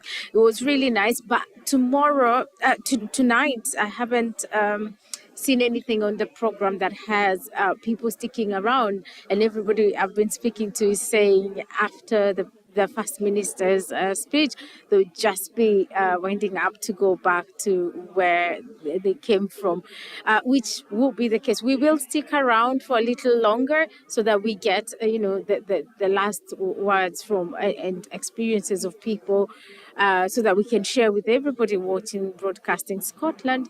And then we will also be heading back to Glasgow. Back to the road, eh? And so I was going to ask you on the question of media anyway, is there a lot of interest around the world? Have you come across any media from Europe or further afield? Mostly it's just freelancers and the mainstream media around the UK. Okay, so there's not really a lot of European interest in it at the moment. Hang on, I'm just hearing something else. Anything else coming in now? Mm-hmm. Okay, I just pass that on again. I'll shut up for a minute. Right, sorry, I'm trying to... sorry, I'm just talking to the control room. Okay. Right, so we're just waiting for the afternoon session to begin. Three main debates already on the agenda, which is on ending pensioner poverty, on protecting energy users with prepayment meters, and then thirdly on local government reform. And there's also going to be after that those two emergency resolutions on defending the processing women in Iran, and also looking at the update on the Pakistan floods devastation from the awful floods of a few weeks ago. So those are going to be debated this afternoon. And then finally, the First Minister is going to conclude the conference roughly from 3:15 to about 4 o'clock or so. Might run a wee bit late, I think, looking at this morning's evidence. And okay, so what are you looking forward to, Anne, in those debates, those discussions that the conference is going to have this afternoon?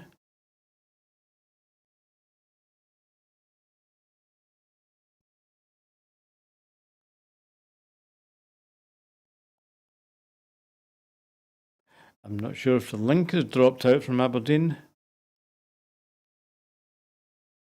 Okay. Sometimes our signal goes down. I don't know what the reason is for that, but usually it comes back again. So we'll just see if we can rejoin Nan. So if you've just been, if you just switched on, this is Broadcasting Scotland's government coverage of the SNP conference. This is the final day, of course. So this morning, delegates have been discussing issues of raising the formal school leaving age. So the SNP members, at least, are fully committed to the idea of going for more of a Scandinavian system where young children go to some sort of kindergarten activity-based activities and don't really start formal education till something like the age of 7. That does seem to work better in the Scandinavian countries. We also heard from delegates talking about free school meals, how that really needs to be extended to all age groups. You can't learn if you're starving. We also looked at tax and the living wage, which is really a call for fair progressive taxation, and that is obviously in sharp contrast to what the Conservatives in London are arguing for. Right, I think we're rejoining Anne in a minute in Aberdeen. So there are two issues discussed this morning. One on paid menstrual leave for women having periods, which could mean really being ineffectively not able to work properly for something like 3 days every month for some women. So that needs to be recognised. And also there was a bill this morning which is actually supported by Westminster Stuart MacDonald, the other Stuart MacDonald MP, but is actually piloting that through Westminster. So the idea that people whose babies need extra care, perhaps babies who are premature, that any time you have to visit in the hospital has to come off your maternity and paternity leave. So you might have none of that left by the time it's time to take the baby home. So those were discussed this morning. Yeah, Anne, have you got any debates you're looking forward to this afternoon? We're going to do pension poverty, prepayment, electricity, gas meters, and local government reform. Yes, I think you can already guess one of the ones that I'm looking forward to, which is number 29 and pensioner poverty. I'm really, really keen to follow up on that and the steps that, they will put forward. The discussion that will be discussed. I'm very keen on that. Yes, we'll look at that because I don't know what's in the bill. Of course, pensioners either get pensions from the UK state or from private pensions, as I think Ben McPherson said earlier on. There's a particular issue, of course, in Britain affecting women. Many women workers of the retiring generation, I hope not of the generation that's in the workforce now, but a lot of people in the retiring generation, women, were told not to bother with national insurance contributions, and so they have a very low pension. So up to now, that's been discriminatory. Again, I hope that's not the case. I hope young women joining the workforce now are going to get the full pension entitlements. Yeah, and the conference says here that they believe that all older people are entitled to dignity in later life, and also, the conference is also calling for an independent Scotland to have a welfare system which ensures all older people have an adequate basic income by right, which does not require them to make complex and confusing additional claims, which I think this is an issue that is, big in so many countries as well. So I'm very keen to see, and to listen to the discussion this afternoon. Yeah, of course, and I'm sure delegates will be emphasising again that the UK government was supposed to be the safe pair of hands to look after pensions. And the phrase triple lock was used, of course, by the previous government and, in fact, the old Labour government, which basically said that pensions will be defended, they will rise with inflation. And the Truss government has not definitely said for certain that they're sticking to the triple lock. So pensioners at the moment who live in the UK state pension don't have any certainty. So I expect pensioners are going to, I expect the people talking today in that resolution are going to say, under Scotland, this is what you'll have, this is what we are guaranteeing. Do you think they'll be saying, under Liz Truss, we don't really know what you're guaranteed? Hi there. So I will be having someone else joining us in just a minute. Please introduce them to us and the viewers. Yeah, to interview, and right before we get back, it's really nice to have more people to be able to speak to different people. Oh, it's fascinating hearing different views and hearing what people are getting from the conference. You don't know who you're speaking to yet. You just meet them in a couple of minutes. Yeah. Right, so we'll get one more interview in. Yeah. Sorry. Before that, can I just? I'll just step out for a minute, and I'll be back with you. Okay, so we'll have a quick interview. I don't know who Anne's got lined up, but we've got somebody else who's going to join us in front of the camera quite soon. That'll be a quick interview because at 2 o'clock, Kirsten Oswald will be reopening the final session, in fact, of the SNP Conference. As we just said, if you've joined us now, when the conference resumes in a few minutes, they're going to be, first of all, debating the resolution to end pensioner poverty. That'll be number 20. Resolution number 30 is to protect end users on prepayment meters for gas and electricity. And the final resolution is going to be on local government reform, number 31. That'll be interesting to see what's being proposed there. We heard earlier on there will be 2 emergency resolutions inserted just towards the end. On support for Pakistan, still trying to recover from the devastation of those floods of a few weeks ago. And secondly, the conference will debate the protests and no doubt express the support for those women in Iran following the murder in custody of a young woman a couple of weeks ago. So those are the resolutions which are going to be debated. Conference should be starting in a few minutes if they're on time. So I know up in Aberdeen, our team was hoping to get another interview in before the conference starts. So if that happens quick, we'll do it live. Are you ready now, Anne? Yes. I'm ready. I am here with Jane, the former Scottish Health Minister. Yes, hello. Hello, nice to see you. Nice to see you.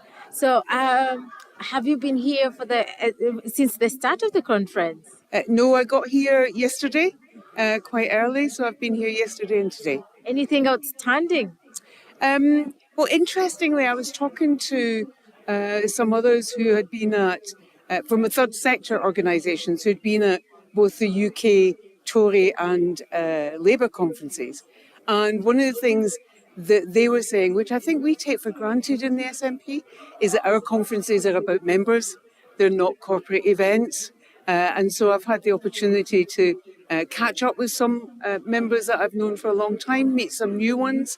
And I'm just struck by people's enthusiasm to begin campaigning for independence, but also to begin promoting just how much an SNP government has done and is doing for Scotland.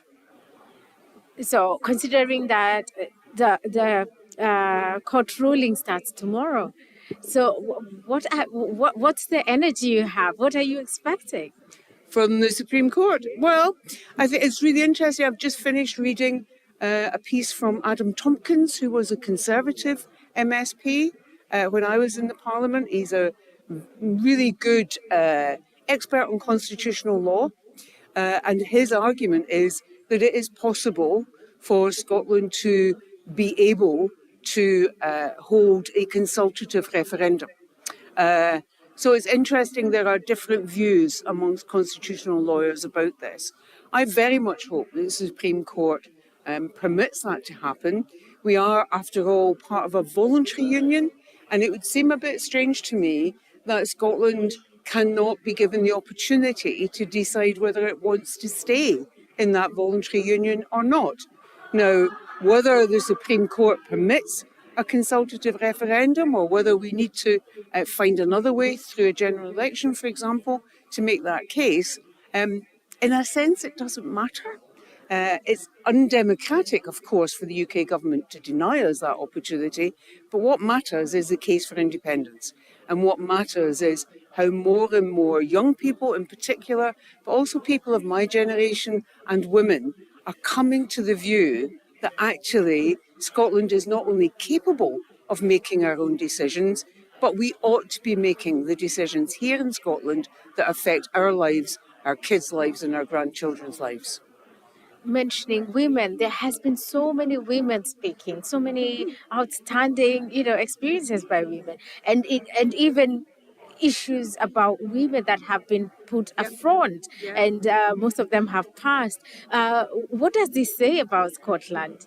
I think it says good things about Scotland. I'll tell you something else. It says I've noticed a number of those women got involved in politics, often through the Women for Independence organisation, which I helped to set up around the last referendum. And it is an absolute delight now to see those women who are now elected councillors, who are now speaking in debates, who are involved in other organisations, who've got the confidence to have their voices heard. And that really matters. We're over 50% of the population. Of course our voices should be heard. There's still too much misogyny in our society and too much toxicity against women who speak out.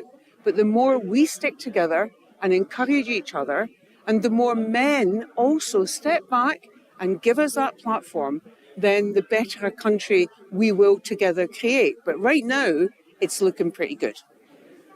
So anything specific you're looking forward to this afternoon? Well, I'm looking forward to hearing our First Minister speak.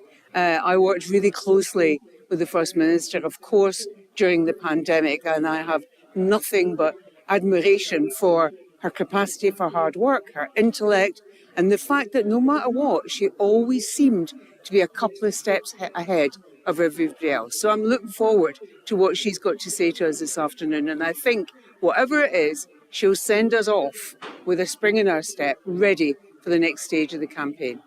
Thank you so much. Thank you so much for speaking to us. So here, back to you in studio, so that you can take us to the conference. Okay, yeah, thanks, Anne. That was great that you got hold of Jean Freeman just at the end there. So the conference should be resuming again shortly. So as soon as I hear that Kirsten Oswald is taken to the podium, we'll go back to the conference discussions. Timetable to begin in a few seconds. And if they're exactly on time, should finish about 4 o'clock. The final event will be the closing speech from the First Minister that everyone's looking forward to. Let's see, are we ready to go back to the conference yet? Right, okay. Back to the conference. Final session. See you later. State pension. The UK government states that pension credit is designed to help with the cost of living. Even before the current cost crisis, which we've heard so much about at this conference. During the cost of living crisis, it is simply scandalous that the UK government are doing nothing to encourage its uptake. Conference, as the resolution states, new figures released by the UK government show that at least 120,000 older people in Scotland who were entitled to receive pension credit didn't claim it in the financial year 2019 to 2020. During the 10 years of detestable Tory-imposed austerity, we need to be supporting our older people, not... A can even repeat that, detestable Tory-imposed policy.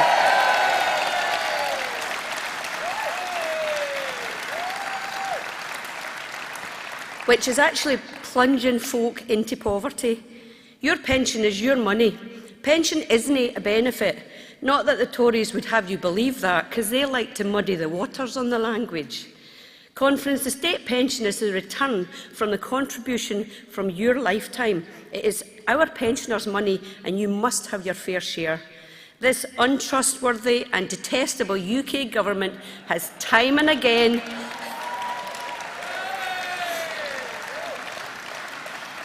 They have time and again cheated Scottish pensioners out of money that is rightfully theirs. The UK Government are solely responsible for a litany of state pension failures. These failures have plunged thousands of pensioners into poverty. They have created unfairness among recipients of the state pension and have created a pension system for some women which is determined not by what you pay, but by the year that you were born. As this has inspired the WASPI movement, I want to pay homage and thank all WASPI campaigners.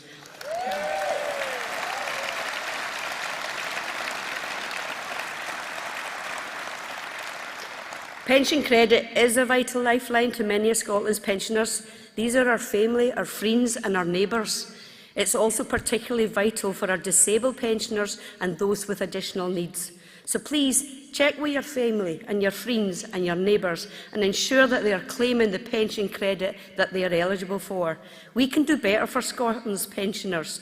The OECD has calculated that upon retiring, the average British worker will receive a state pension and related benefits worth 29% of what they had previously been earning. This is the lowest rate for any OECD country. The OECD report highlights the high levels of poverty of older people in the UK. Over 18.5% have income levels below the poverty line, most of whom are women. In an independent Scotland, we would have the ability to give pensioners a fair deal with dignity and respect at its heart and a state pension in line with the OECD average. We must level the playing field for Scottish pensioners, end pensioner poverty, end Westminster's cruel policies and deliver real and meaningful change to value our pensioners and their place in society. Conference, I said this yesterday, Westminster is holding Scotland back. It's holding Scotland back from fair policies designed to help the people of Scotland, including our pensioners. Independence is essential to ensure we have a fair state pension system like the rest of Europe. Please support this resolution. Thank you. Thank you very much, Emma. And now to second resolution number 29, Conference. Please welcome Anne McLaughlin MP. And Anne will be followed by Ben McPherson MSP speaking in favour of the resolution. Welcome, Anne. Phew. Glad to hear that.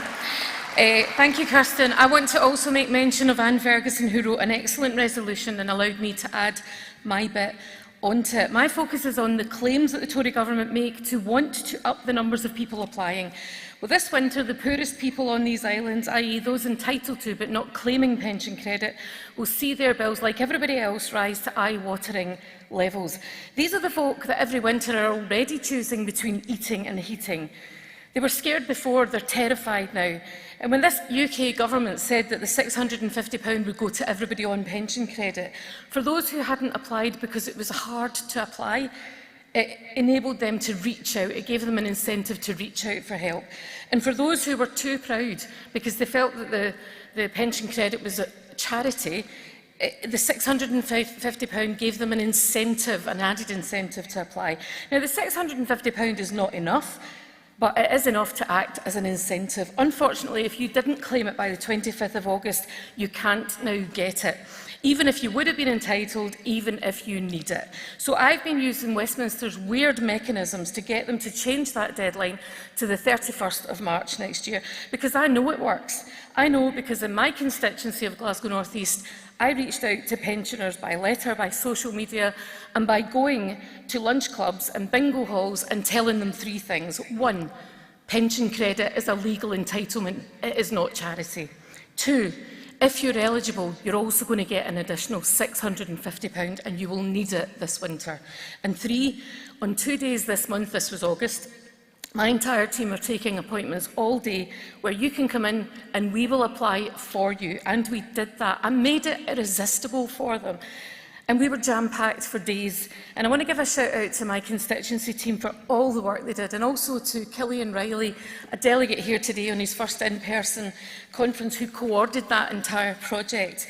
Because of him and my team, lots of people in Glasgow North East are now getting what they were previously entitled to but weren't receiving, plus they're getting the £650. And conference, something else happened. And I hope our branches can help get the word out about this. The Tory government said no, of course they did. But now they're saying that anyone who applies before the 24th of December will get half the amount, so £324. I'll be doing many more of those days of action. Take note, Killian, to get that for people. But I'll continue to fight down there for an extension of that deadline to the 31st of March and for the full amount. Conference, it's more tinkering and it's more fighting around just for the basics. Roll on that independence referendum when pensioners will no longer have to scrabble about for crumbs. The pensioners of these islands deserve better. With independence, we can get the pensioners of Scotland the better that they deserve.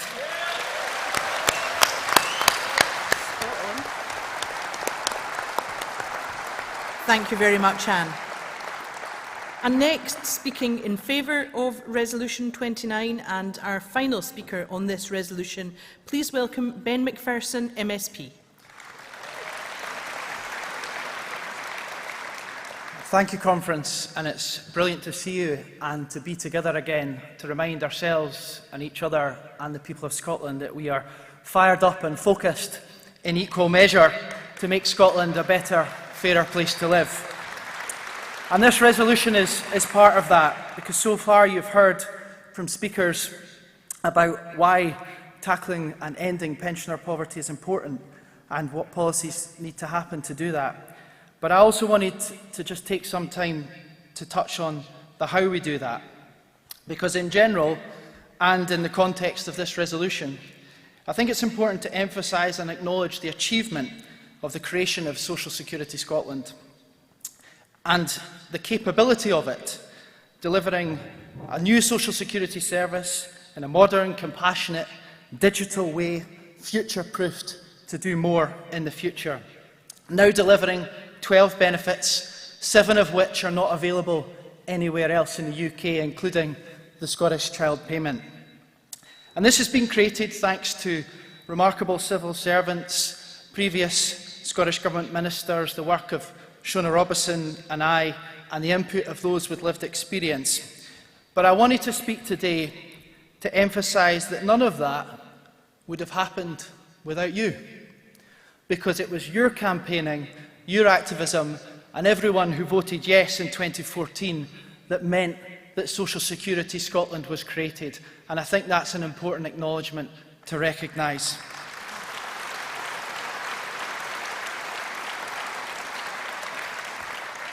And it's providing extra support for people, and that's of course particularly important at this challenging time. So today I'm asking you to vote for this resolution because of one of the things that it emphasises, which is so important, which is encouraging take-up and reducing stigma. And if we can all go from this conference today within all of our social circles and networks and emphasise that we want people to take up their social security entitlement and to raise awareness of what is there.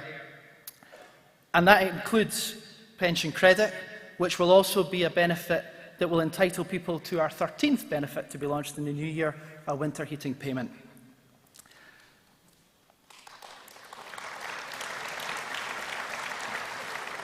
Conference, we are change makers and change seekers, and while we appreciate that delivery takes some time, rightly and responsibly, through Social Security Scotland we have demonstrated what we can do differently and better when we have the ability to do so. And when it comes to state pensions, in a self-determined, independent Scotland, we will be able to make the changes, and through the infrastructure that we've already built and continue to develop and build confidence in, we will have the capability to do even more. So think what we've achieved since 2014 and let's be confident and determined to deliver more for our pensioners and everyone in Scotland. Thank you. Thank you very much, Ben. Conference, we have no cards in seeking to speak against Resolution 29, and I wonder, therefore, if delegates are content that this is agreed by acclaim.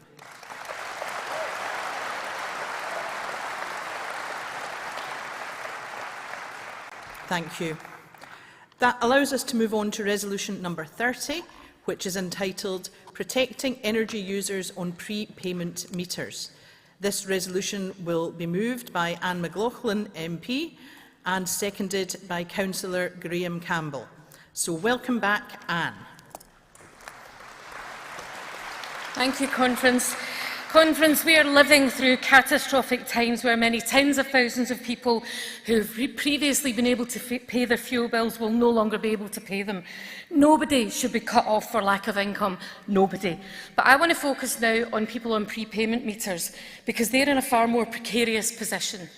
If I, as a well-paid MP, stop paying my bills just for the sake of it, I can be disconnected, yes, of course I can, but it takes forever. The fuel suppliers have to go through a number of hoops. They have to work with me and they have to give me the opportunity to pay it back gradually. Not so if you're on a prepayment meter. You get £10 of emergency credit, and if you go one single penny over that £10, you're automatically disconnected. They call it self-disconnection. Now remember, most people on prepayment meters are on them because they're struggling financially in the first place. Everyone on a prepayment meter already pays more per unit of fuel, and everybody is already paying more in standing charges if they're on a prepayment meter. So why on earth do I have greater rights and longer to pay my cheaper bills before being cut off than someone on a prepayment meter? It's a cruel policy, and I know that you will join with me, SNP Conference, in collectively saying that we despise this Tory policy.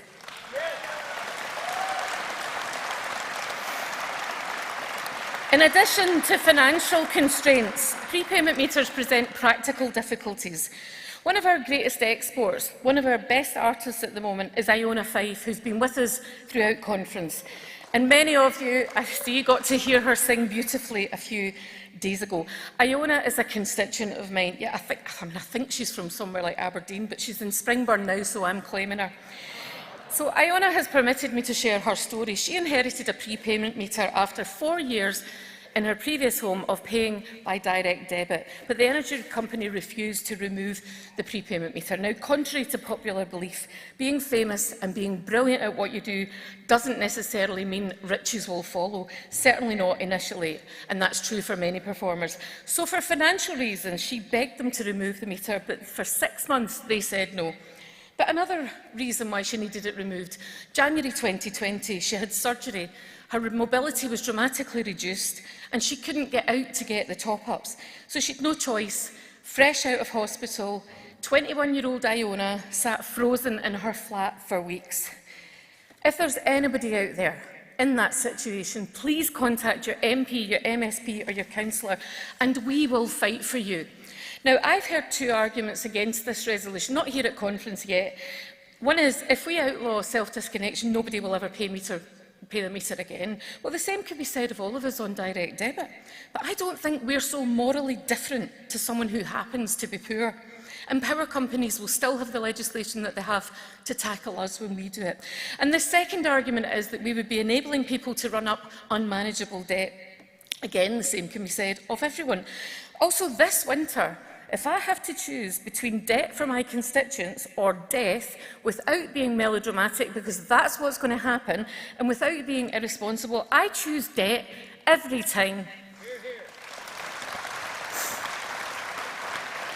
Last week, the Simon community in Glasgow told me about homeless people they are working with who've been newly rehoused, who are walking the streets this winter to heat up.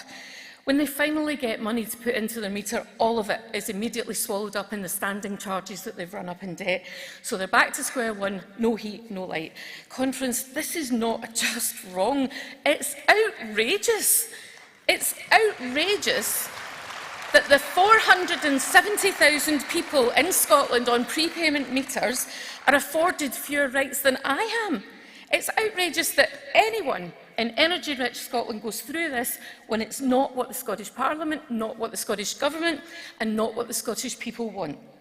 We have no say in this. We just have to suck it up.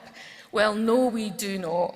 Conference, I am fighting this, and I hope the branches will get involved in the campaign, and I'm trying to get it into legislation in Westminster, and I dare those Tories to refuse it. I just dare them. But daring them, challenging them, pressuring them, all for us to get tiny concessions, albeit concessions that make a huge difference to people's lives. But doing all that for tiny concessions, what a waste of energy. And the sooner that energy goes into making the radical changes needed to change this country, changes that can only happen with independence, the better. Support the resolution, get involved in the campaign, and let's get ourselves free of all of this. Thank you, Anne. And to second Resolution 30, please welcome Councillor Graham Campbell, who will be followed, speaking in favour of the resolution, by Eleanor Whittam, MSP. Welcome, Graham. Thank you, Convener, and thank you, Conference. And I could really save time and have a really short speech and ask Conference to do what they just did before, which is to listen to Anne McLaughlin, MP, and do what she says. I generally find that's a good maxim in life. But seriously, not only do this is one of the many reasons I've suffered from energy providers with a meter that I can't feed, which has a debt from the previous tenant. I still have that meter 10 years after the previous tenant left a massive debt, and that energy company still doesn't want to recognise that I'm the different person who doesn't owe that debt. I can afford to pay my electric bill. I'm lucky that way. But one of the reasons we have such profiteering, nakedly anti-working class energy providers is because it's in private hands. Our party policy is to have a public energy company. And we shouldn't have to wait for independence to come before we do that and make it possible for that to be brought into public hands. But let me not be remiss and say that this is such an important resolution, as all of the cost of living resolutions are, because it shows you that we in the SNP are on the side of working people. We're there when they're fighting against poverty, against injustice, against inequality, because we recognise that the fundamental basis of a decent society is where you don't have to choose between heating and eating. And I'll say one last thing about our dear friends down south. Kwasi Kwarteng. Now, I saw his performance at the time when he was on University Challenge. Apparently he's a very affable dinner guest too. And it's not that I detest or despise him personally. I detest and despise what the Tories stand for.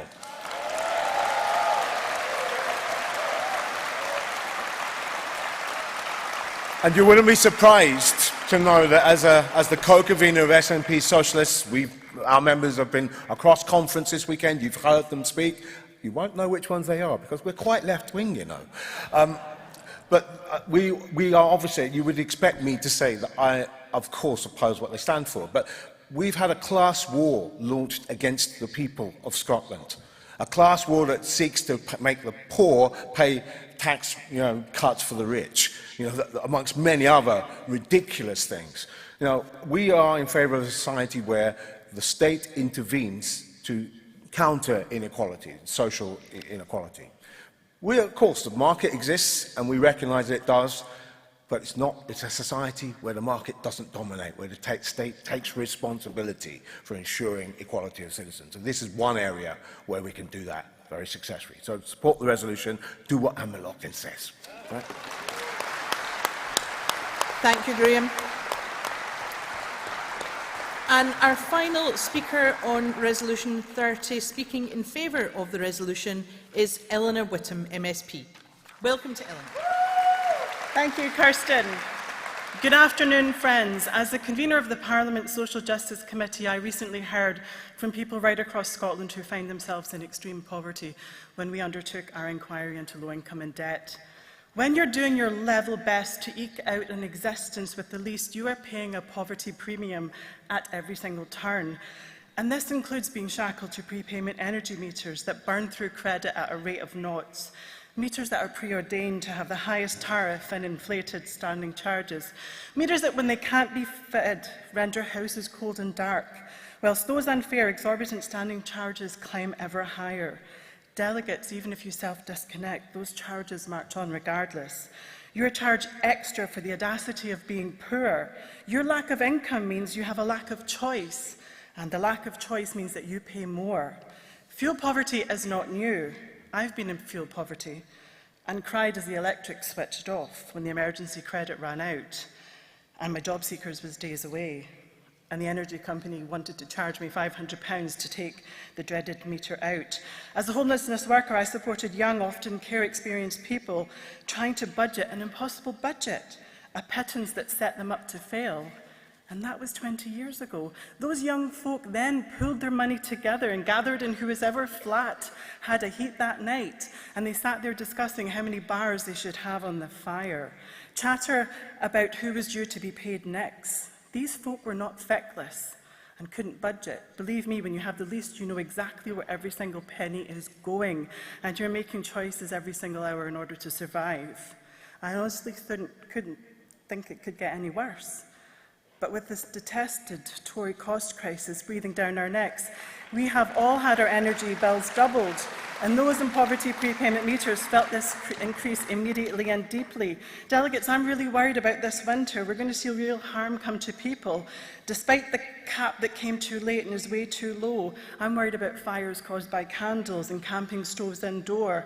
My local authority recently told me that they are coming across disconnected and bypassed meters at an alarming rate, one meter actively sparking onto bedding that was underneath. You don't make those decisions, Conference, unless you are facing destitution. No one puts themselves in danger like that. And our Scottish Government is doing all it can to help those in low income. We've heard from Ben McPherson previously about our new payments that are coming up for the winter heating allowance. We are an energy-rich country and an independent Scotland making decisions based on well-being and not profits should see fuel poverty eradicated. We have the energy, but we need the power. Until that time, Conference, I urge you to support the resolution and put an end to price gouging for those who can afford it the least.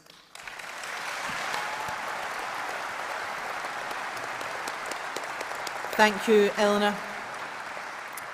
Delegates, I have no cards in from anyone seeking to speak against Resolution 30. Can I therefore take it that you agree this resolution by acclaim?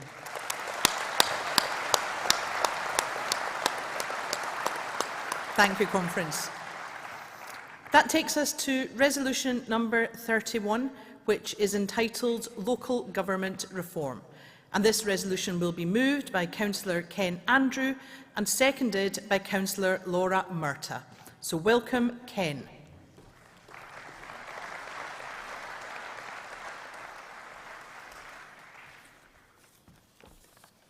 Who knew local government reform was so popular? Thank goodness. Good afternoon, Conference. I'm pleased to be able to move this motion on behalf of the Glasgow, Kelvin and Bearsden North branches on local government reform. As the motion acknowledges, we've just had the most successful election results in our history, returning 453 councillors, an increase of 22 on the 2017 result. However, yeah, it's not bad. However, that success has been patchy, and we've lost control of some local authorities, almost exclusively due to the alacrity that Labour and Tory politicians jump into bed together. Apparently, we are their enemy number one. Not child poverty, not low wages, not freezing homes, as we've been hearing about, not homelessness, not the desperation of the addict, not falling living standards, not the climate emergency. No, we're Labour and the Tories' biggest problem. Annoying Labour and Tories. Well, we're getting that right. and in spades. We now get name-checked in both Labour and Tory leaders' keynote conference speeches. However, what's missing from these vacuous speeches is a vision for Scotland, and any mention of our undoubted challenges is sadly missing. Conference, it's simply not good enough. We have a solution. As I've acknowledged, the performance was patchy, and in some regards it may be that we cannot apply a one-size-fits-all to the council elections. Councils are about the delivery of local services, and what works for Glasgow will not work in Dumfries and Galloway. What works in Shetland is quite different to the challenges for local services in Dundee. What is clear is that local services are of enormous importance to our constituents. Are our streets clean? Is planning appropriately managed? Are our schools delivering for our children? Are social work services protecting the most vulnerable? Are we supporting the elderly to stay in their own homes? The breadth and depth of local service delivery is genuinely astonishing, as I'm sure my new council colleagues are discovering as they find their feet. Local government is hugely important, and successful government forms the building blocks of successful local communities and is one of the drivers of opinion when it comes to support for independence. This motion is asking for the structures that support local government to be under constant review, and I would add that our central office function should be more alive to the importance of local campaigns. Unsolicited election material was not helpful, given the very local campaigns we needed to run to get success. We're also asking for the status of councillors to be raised to that of our parliamentary colleagues. I don't underestimate the difficulty of changing mindsets when memes around councillors and councils and local services are so readily shared. All our elected representatives, all the party members, all our staff need to be aware of the importance in maintaining support and push back when councillors are being unfairly traduced. Trust me, being a councillor is a tough gig. Most of us wouldn't have it any other way, but a little recognition would not go amiss. Local democracy, thank you. Local democracy, decentralisation of powers and funding are, to my mind, inextricably linked, and we need to look at how funding for local authorities can be improved, not just in its quantum, but in its transparency for constituents. The financial settlement for 2023 will almost certainly be the toughest that any local authority will have faced in a generation, and some very tough decisions will have to be taken. And we need all our members to understand this and stand foursquare behind our councillors in support of some of the very difficult options we will have to take.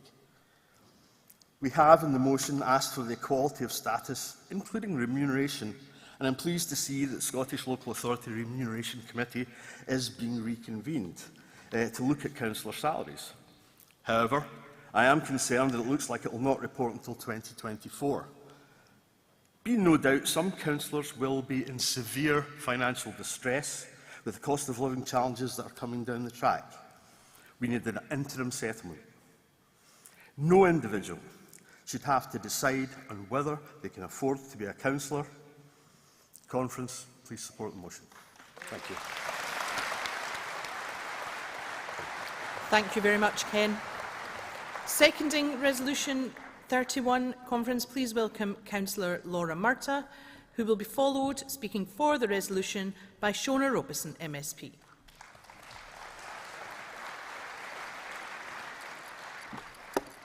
Thanks, Kirsten, and I'm really glad to hear Shona's going to be following it, and I think that that's a measure about how much our government are supporting local councillors, and the message that we need to be unified in going forward, both as all levels of government and that parity of esteem.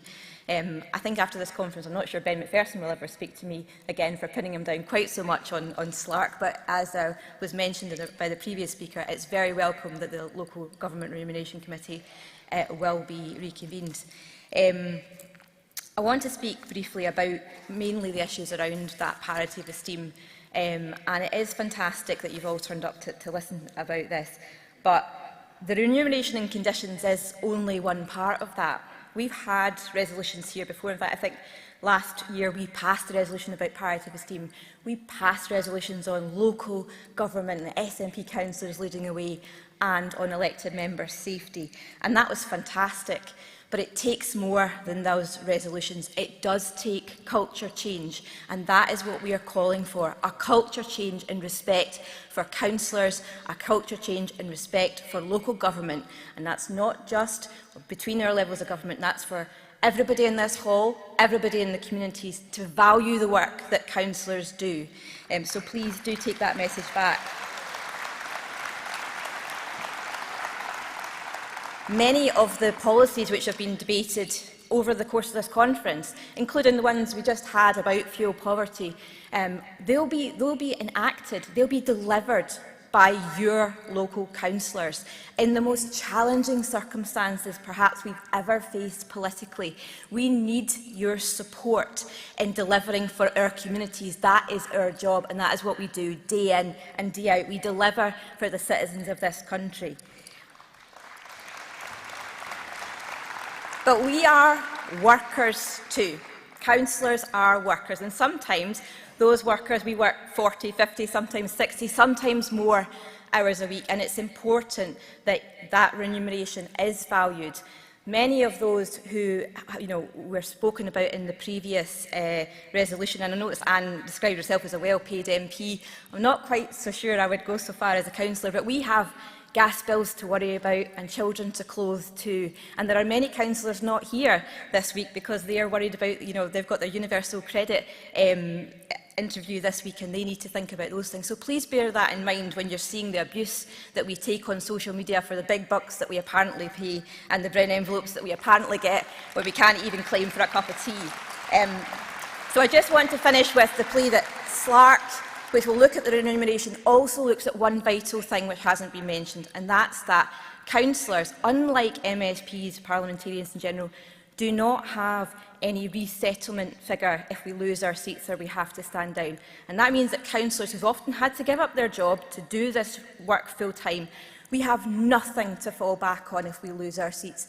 And we are left in a situation where it's very difficult to get another job, absolutely with no support. And SLARC must look at that. We must give that proper palliative esteem. So please, thanks to Conference for supporting the resolution, and please go back and value the work that your councillors do. Thank you.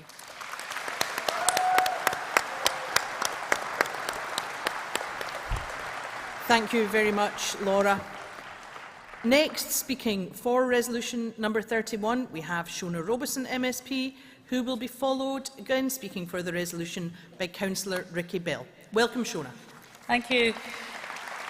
Conference, I'm delighted as Scotland's Cabinet Secretary for Local Government to speak on this resolution, and I don't think we should ever tire of celebrating our greatest ever result in a local election this May. And I want to pay tribute to each and every one of our fantastic SNP councillors elected, because they work hard day in, day out in our communities.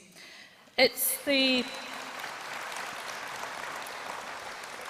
election in May is the 11th election victory in a row for the SNP. The SNP won the most seats, made the most gains, and emerged as the largest party in 21 out of 32 councils, including a remarkable majority in my home, yes, city of Dundee.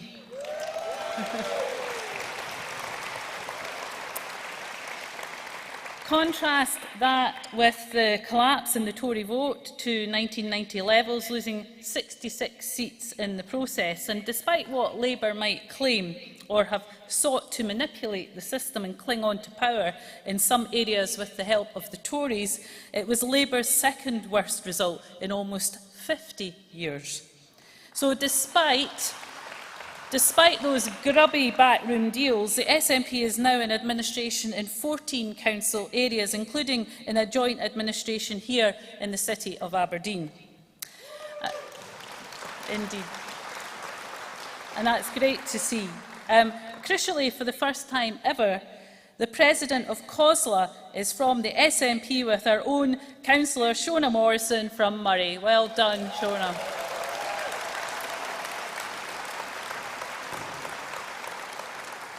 It's also great to have another Shona in the meetings when we're meeting with COSLA.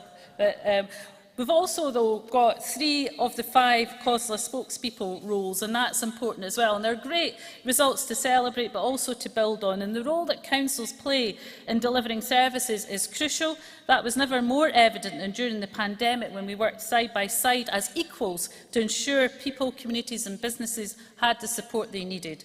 Conference, we are grateful for all that was done by councillors and council employees in the last 2 years to support people with the greatest need throughout those most challenging of times. Now, today's resolution calls for reform, and in supporting that call, I want to reassure you that the Scottish Government is already embarking on change in partnership with local authorities and COSLA. We absolutely support the need to strengthen local democracy. It was, after all, the SNP that ensured 16 and 17-year-olds and everyone who is legally resident in Scotland can vote in local elections. But we also need to ensure that councillors are representative of those who elect them. And we are leading the way. We have more women council leaders than any other party, and that means more women leading the decision-making and implementation of these complex organisations that have such influence on people's daily lives. So in finishing conference, we need to make sure that councillors are remunerated properly, and we're working on that. And of course, we are taking forward a new deal with local government, with local government's agreement, to make sure that we achieve better outcomes for people, especially on addressing poverty, inequality and supporting the economy. And of course, all of that is work that we'll take forward jointly with local government. We need to get away, of course, from the Westminster austerity, which will impact on the Scottish Government and local government budgets. The way to do that, Conference, as we all know, is with independence. Thank you.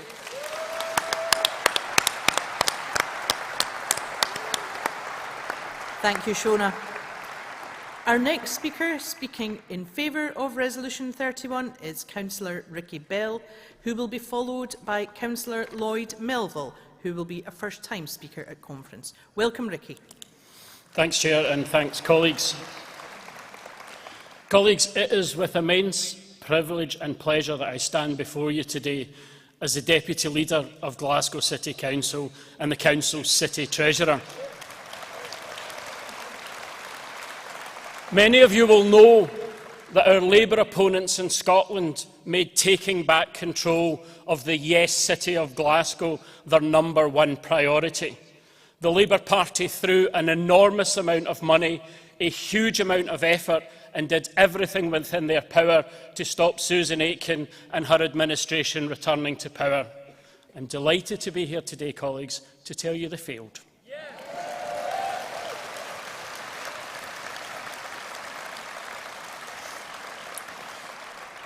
Colleagues, other colleagues here today have touched on some of the parts of this resolution that are hugely important around the esteem and parity of local councillors and around the remuneration. So I won't repeat that.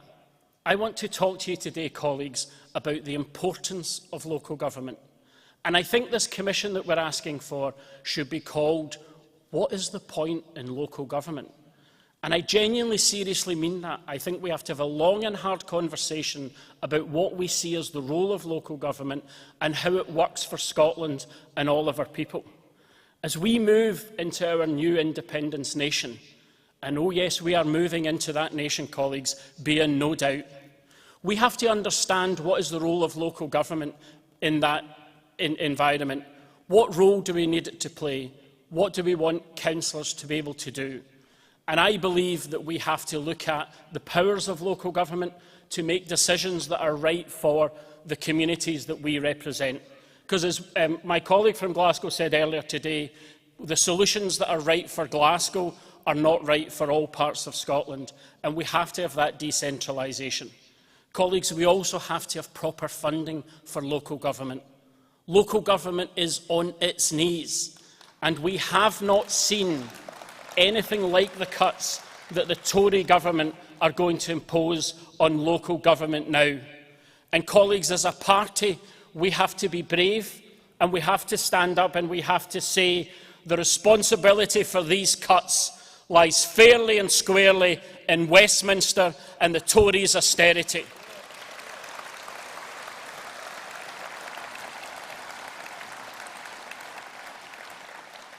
I, like many of you colleagues, are probably slightly bemused by the media speculation about the comments that our First Minister made yesterday about despising Tory policies.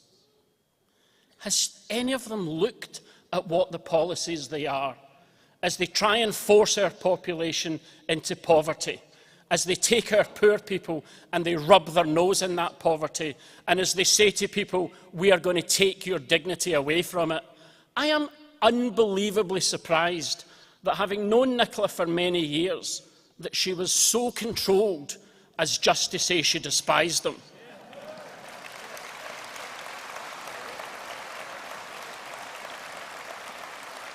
Colleagues, my red light is on, so I have to go. I would just say this: let us make local government the true powerhouse of Scotland that it needs to be. Support the resolution and support the SNP in everything we're trying to do. Thank you, colleagues.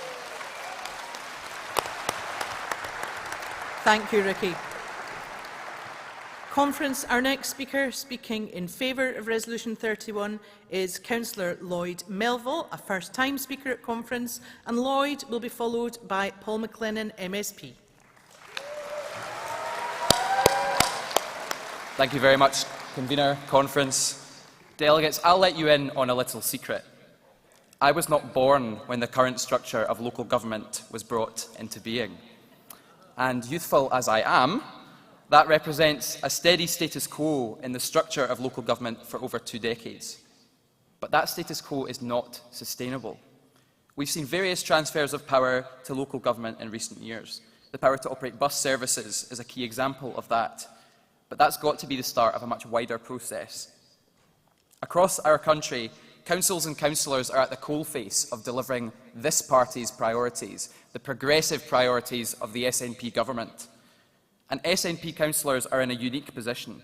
Not only do we deliver for our communities, but through good, stable, effective governance, we can bring them with us on the journey to independence.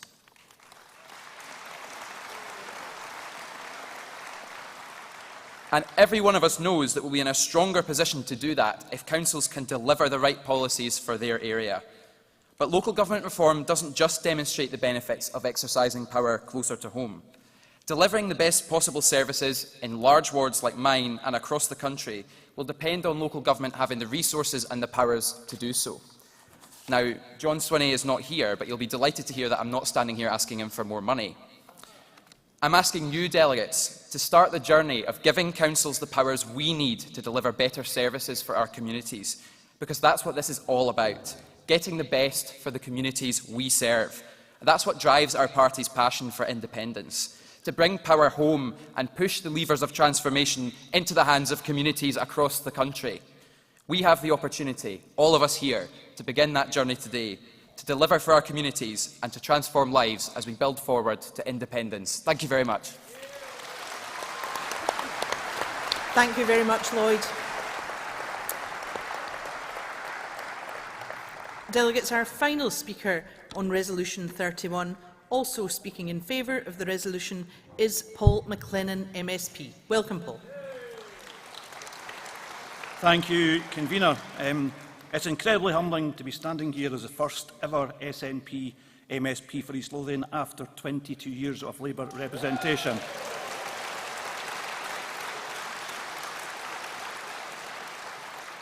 It's an incredible honour to represent the constituency I grew up in. Conference, I stand here supporting this resolution.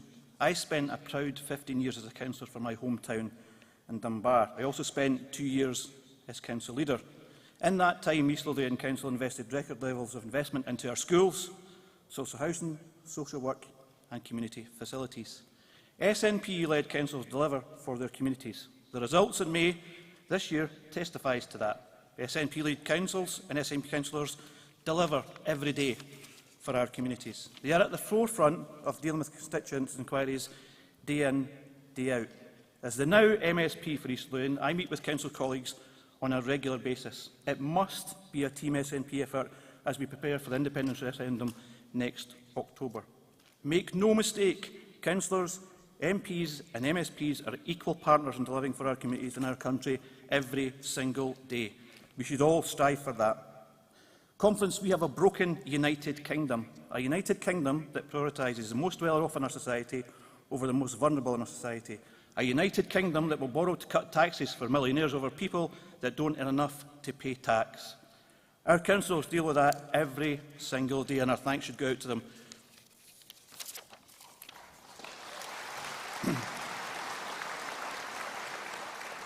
The Local Government Committee at the Parliament, of which I'm a member as well, commissioned a paper looking at other powers that other local authorities have in other countries. Other countries in Europe raise more of their funds through local fundraising, land taxes, sales taxes, local income taxes, amongst other powers. The workplace parking levy and the transient visitor levy tax is a start and is in a suite of measures that local authorities can use at this stage.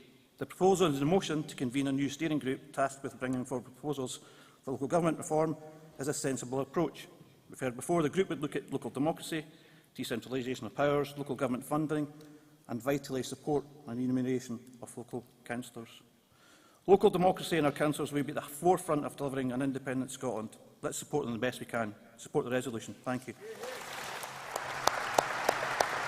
Thank you, Paul. Conference, we have received no cards in from anyone seeking to speak against Resolution 31. Can I therefore take it that you pass the resolution by acclaim?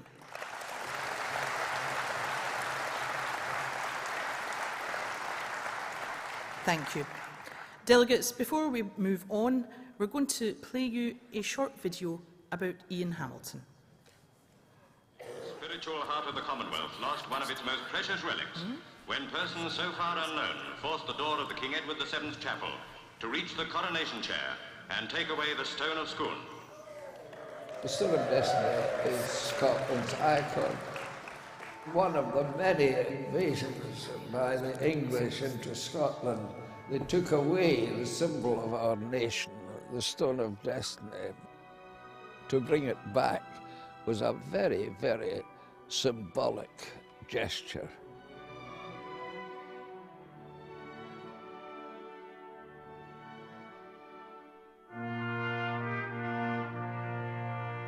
It was the Christmas vacation for the university, so we set off for London on the 23rd of December. I got 3 people came at us, and Alan Stewart and Gavin Vernon. It's a long way to London in the depths of winter, when there were no snowplows on the road, no gritting on the road.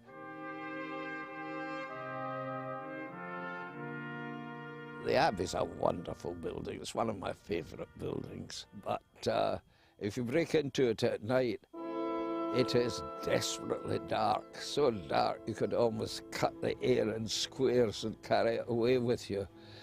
We had a small torch with us.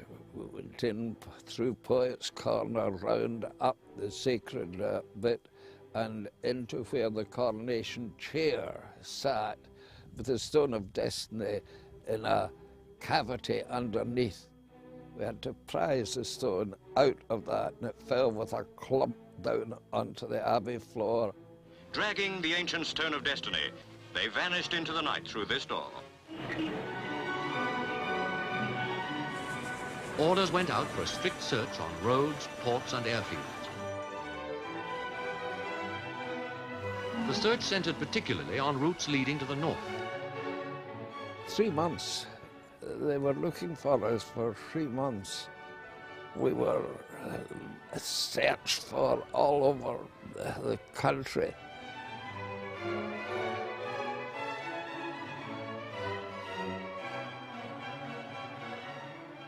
The story was beginning to go sour because all this time the stone had remained hidden, and the Scottish people were beginning to say, well, where is it? Is it gone forever? So we decided that it was time to bring the stone back. In Arbroath Abbey, the stone was deposited by 3 men who remain unknown. Here, 631 years ago, the Declaration of Scottish Independence was signed. I was never arrested. I was taken in for questioning. The Home Secretary made a statement to the House of Commons. It was known who had done it. It would not be in the public interest to prosecute the vulgar vandals. That's been a phrase that I've always enjoyed all my life.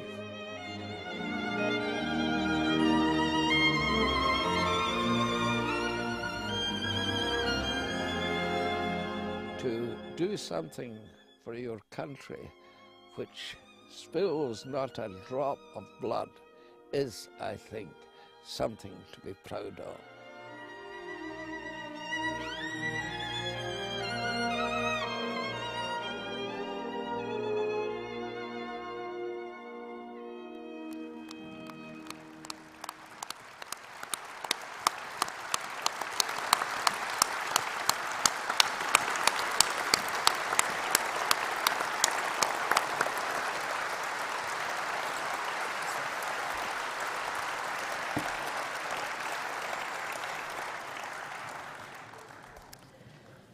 Conference, before we move on to our topical resolutions, a couple of items of business for you.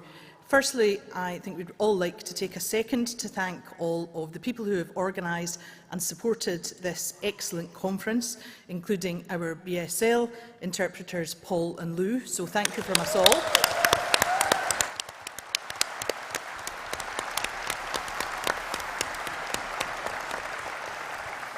And secondly, I have the results of the office bearer elections for those posts which were contested. I'm very grateful to everyone who put themselves forward for election. We're very lucky to have so many enthusiastic and able members. The results for positions other than national office bearers will be put on the website later on today, as well as the detail of the results.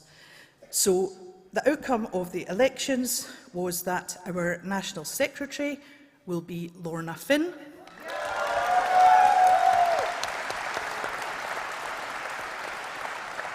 Our organisation convener will be Jen Layden.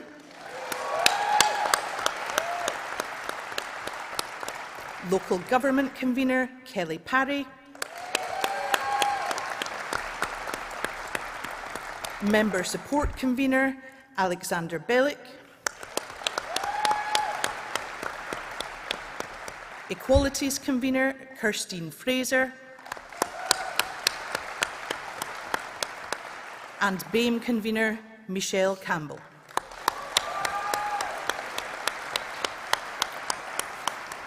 So congratulations to them all. In conference, we will now move on to our topical resolutions. We have two to deal with this afternoon, the first being entitled Femicide of Mahsa Amini and Supporting Protesters in Iran. This will be proposed by Councillor Fatima Joji and seconded by Councillor Rosa Saleh. Welcome to Fatima.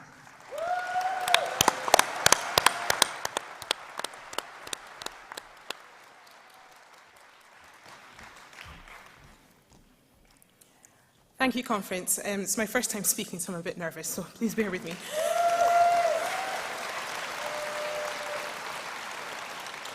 Thank you.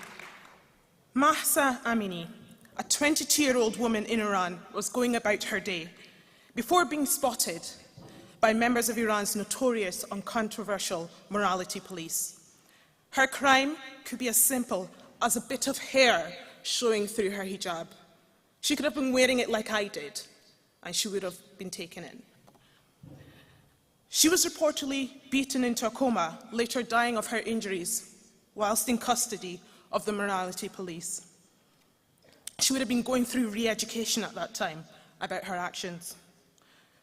We have seen the wave of protests that have emerged since her death, making it the largest scale protest to date in Iran. Conference, Shadi Sadr, a prominent human rights lawyer who has campaigned for Iranian women's rights for 2 decades, said that anger isn't over just Mahsa's death, but that she should have never have been arrested in the first place. And yes, because in Truth Conference, and the reason why these protests are happening in Iran is that Mahsa Amini wasn't just killed because she was wearing a proper hijab, in the same way that Sarah Everard and Sabina Nessa weren't killed because they were walking alone. Male violence was the cause, policing women and suppressing freedoms. and suppressing the choice to lead a life you have reason to value was the cause. Conference, I reiterate, it's oppression, it's suppression, it's violence against women. And therefore the many in Iran, not the few, the many are out in the streets and in their diversity, being supported by many, even the riot police. They've all united with protesters against this hateful regime. What happened to Mahsa was the very definition of femicide, which is the murder of women because they are women. And it is used to describe gender-related killings in any community. She is not the only victim in Iran and globally, and is not an isolated incident, but she is an icon of resistance for us all.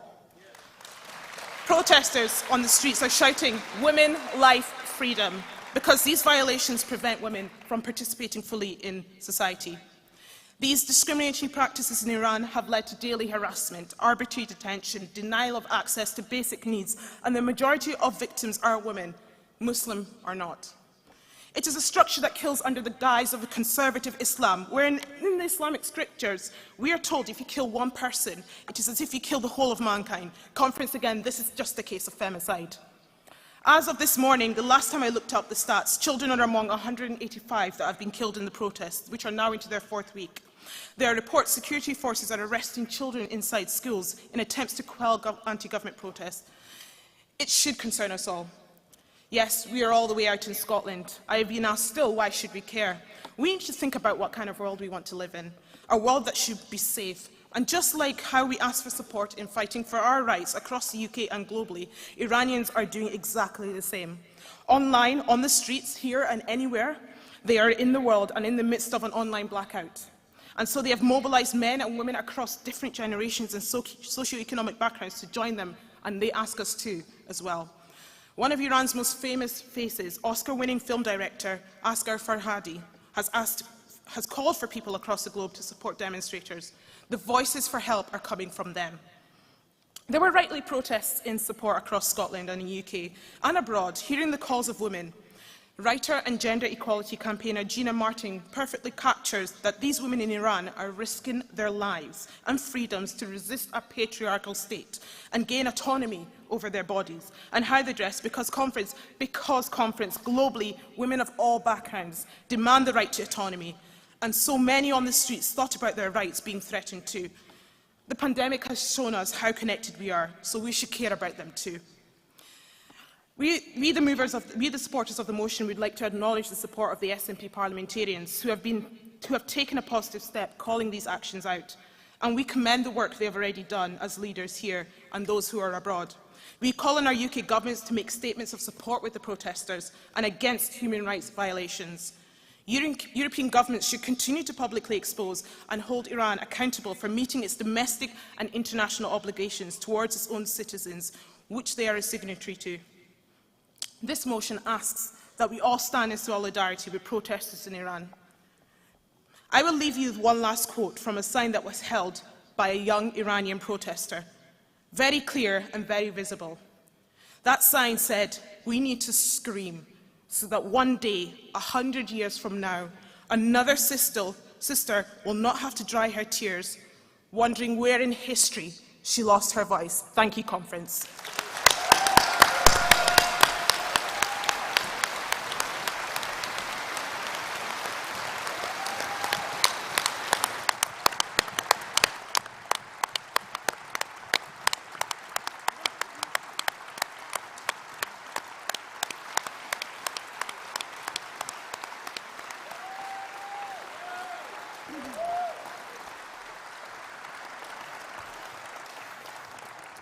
Thank you very much, Fatima. To second this topical resolution, delegates, please welcome to the stage Councillor Rosa Sally, and Rosa will be followed, speaking in favour of the resolution, by Callum Cooper, a first-time speaker from Falkirk North.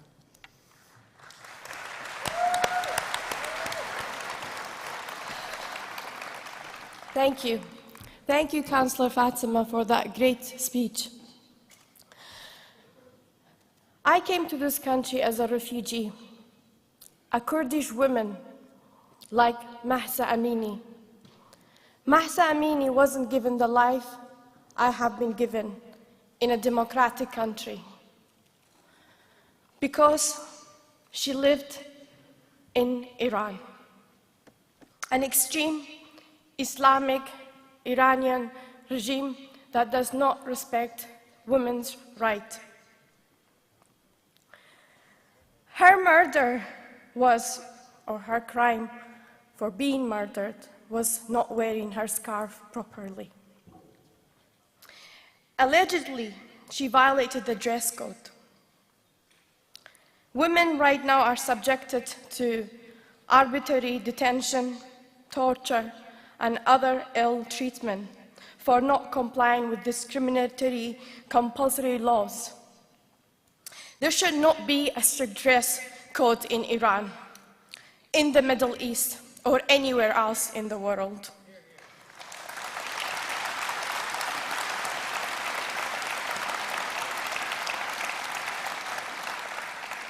There is a saying, Jin Jian Azadi, women, life, freedom.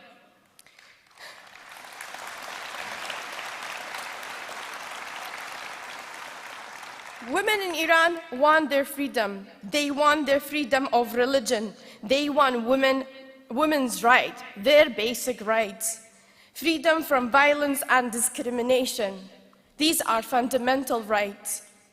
Change of regime is needed, and the people of Iran have had enough of this extreme regime for over 40 years.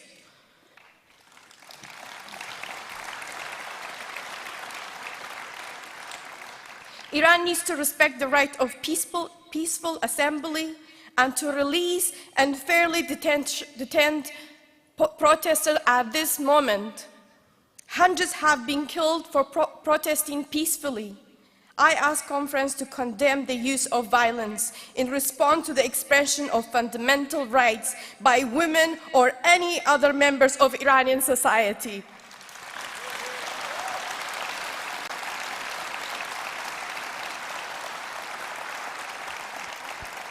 We call for action by the UK government to make an official statement on Mahsa Amini's death to the UN Human Rights Council and advocate for a joint statement with other members. The death of Mahsa Amini and others needs to be investigated by an independent body and to ensure the Iranian regime is held accountable.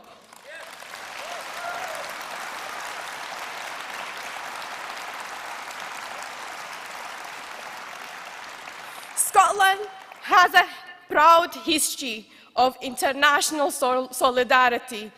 We have shown it to the South African, to the Ukrainian people, and we show it to the Iranian people. Whoever is fighting for democracy and freedom, we will be in support of them. Scotland has always played a role in international solidarity, and I ask conference to show them today. Thank you.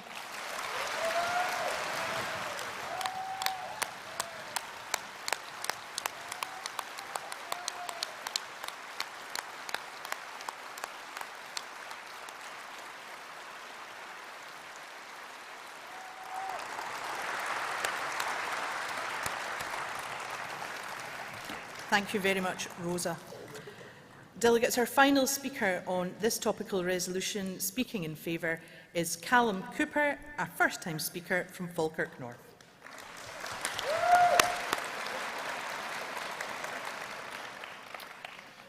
For the best part of the last 100 years, women in Iran haven't had the freedom to choose what they wear. It started in 1936, when the UK-backed Shah of Iran banned women from wearing hijab in public. Then, in 1981, the current regime in Iran mandated that women wear hijab in public, a policy which they've enforced through horrific acts of violence and murder. But these policies are not unique to Iran in their aim to suppress women's rights. We see very similar policies going on close to home, here in Europe. We see them in countries like Denmark and Austria and in Switzerland, where just last year they voted democratically to ban women from wearing the niqab in public, at a time when we were all kicking about wearing face masks. We have this ludicrous situation where a Muslim woman wearing hijab in France can be attacked for wearing her hijab, have it pulled straight from her head. But she can't then go to court to testify against her attacker, because for her to wear her hijab into court would in itself be a crime. Now, I believe, and I hope that you do too, that these policies everywhere are an affront to women's rights, to freedom of expression.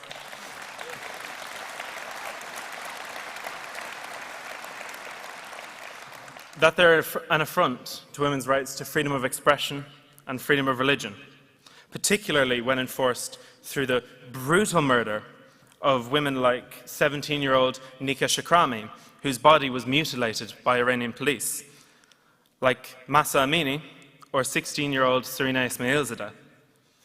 Now, I have quite a few friends in Iran. I'm going to read a text a friend of mine sent me. She's 19 years old. She says, it's been 22 days. Oh, sorry. It's been 22 days, and I feel very bad and full of anger and sadness.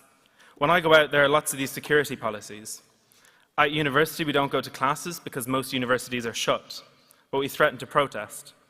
In streets and in universities, there are lots of government officials and police who aren't in police uniforms. They beat people on the streets, and I see this most days. I see women like me, where the scarf is not on their head, but to say it generally, we're not okay, and we feel so bad. But I know that this time is the end of this government and its leader, and this gives me hope. Now, conference, I ask you, I beg you, for women in Iran, Europe, and across the world, vote in favour of this resolution to show that you stand in solidarity with them and you condemn any policy and every policy that seeks to deprive women of the same freedom that we take for granted here in Scotland.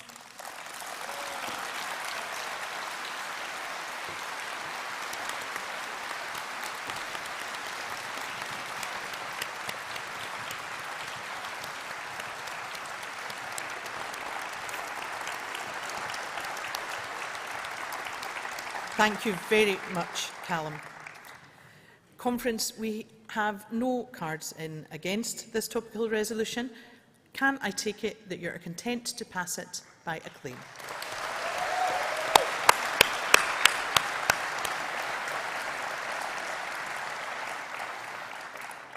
Our final topical resolution is topical resolution number 5, which is entitled Pakistan Floods and Loss and Damage. And this topical resolution will be proposed by Mairi McCallan, MSP, and seconded by Cocab Stewart, MSP. Welcome to Mairi.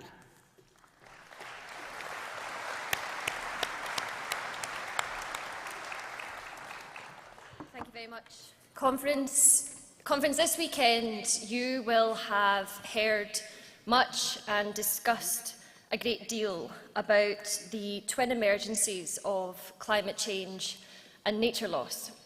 And that's absolutely right, because amid all of the multitude of challenges that it can feel are bearing down on us, climate change and nature loss do present the single greatest long-term threat that we face, truly existential proportions. But as we busy ourselves rightly preparing Scotland to rise to our world-leading climate targets, we have to keep our eye on the international picture. Because as we begin to see the impacts of climate change in Scotland, with unusual weather patterns, with coastal erosion, with drought, communities throughout the world are right now feeling the very first and the very worst impacts of climate change. They're losing everything up to and including their lives. And those losses, they could never be economically calculable. Now, we see that in the devastation in Pakistan, which this motion narrates in harrowing detail. We see it as millions of people across the Horn of Africa are displaced as a result of drought. And as Scotland's Minister with responsibility for climate justice, I see it in the communities that I speak with in our partner countries in Malawi, and that's just the very tip of the problem. Conference, the truth is that climate change is an urgent human rights issue, and it's happening right now. And in the Scottish Government, we're very clear on two things, two intolerable ironies that are right at the heart of the climate crisis. Firstly, that the people who are being affected first and worst have often done little or nothing to cause the problem. And secondly, that those same people, women, young people, people in the Global South, their voices are just far too infrequently heard when it comes to decision-making fora. We're also absolutely clear in the Scottish Government that as a country that has benefited from industrial processes that are now causing climate change, we have a moral obligation to help communities throughout the world. Conference, that's why I am so proud that the SNP Scottish Government's Climate Justice Fund, which was world-leading when it began in 2012, has since then supported communities in our partner countries to build resilience to climate change, never imposing our idea on people of how they should do that, but equipping them with the resilience that they need to build their plans and to develop them. It's also why I'm very proud that our First Minister at COP26 in Glasgow last year made Scotland the first global North country to pledge funds for loss and damage. And we have seen in the year since then, Wallonia have followed, and most recently, Denmark have followed, pledging funds.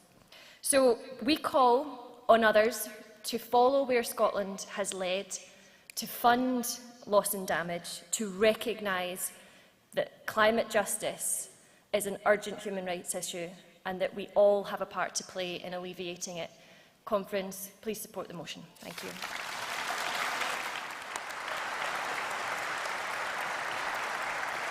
Thank you very much, Mairi. And our final speaker on this topical resolution is CoCab Stewart MSP. Welcome, CoCab.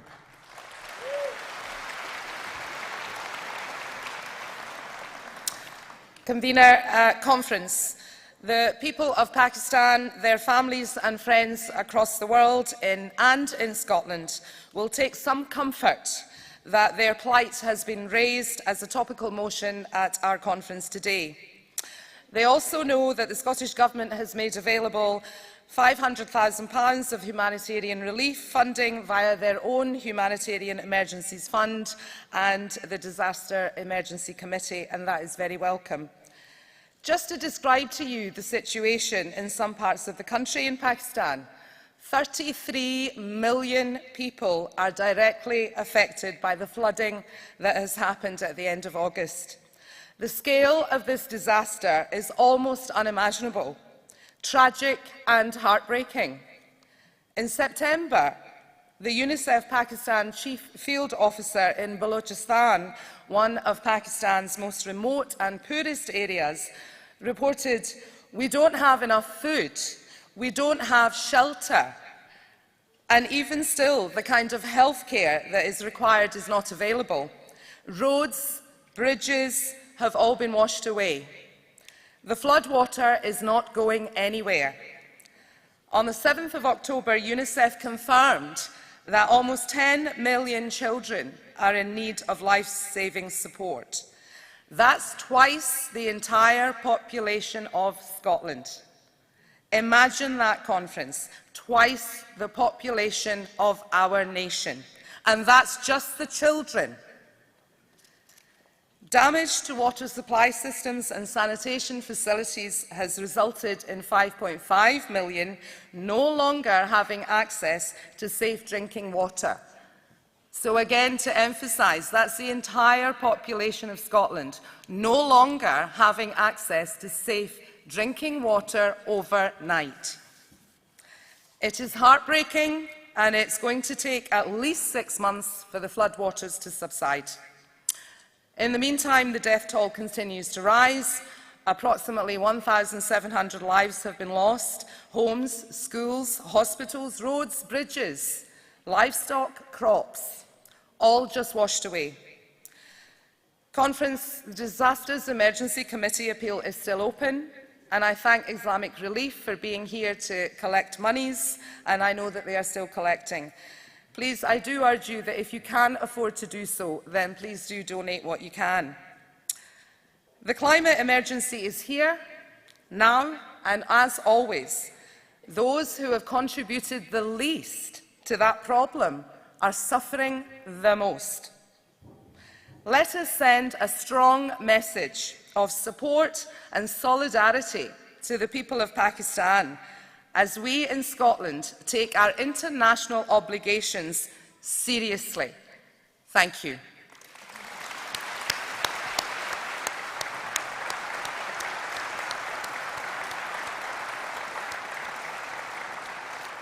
Thank you very much, COCAB.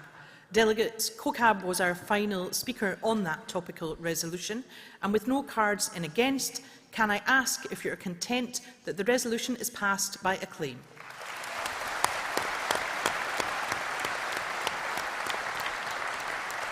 Matters to us all. Political decisions taken on our behalf impact all of our lives. Sometimes for the better, but sometimes for the worse. Yet Westminster politicians would rather that the people of Scotland be seen and not heard. Well, that's about to change.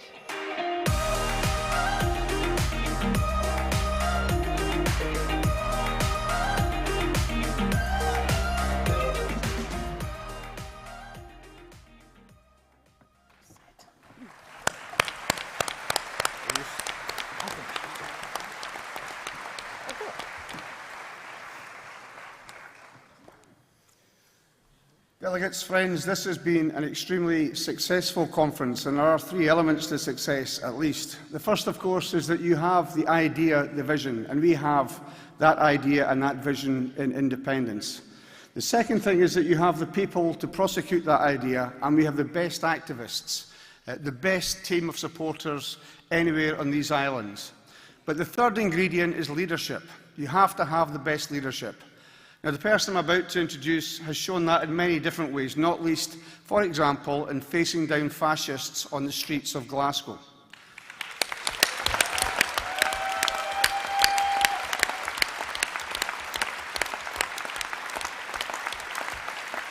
Now, I know you're going to give the next speaker a very warm welcome, but when you do so, could I ask you to add to that welcome your views, your thanks, on the way that the next speaker led this country through the worst years of the pandemic, the leadership, resilience and fortitude that she showed. Ladies and gentlemen, the leader of the Scottish National Party, the First Minister of Scotland, Nicola Sturgeon, SNP.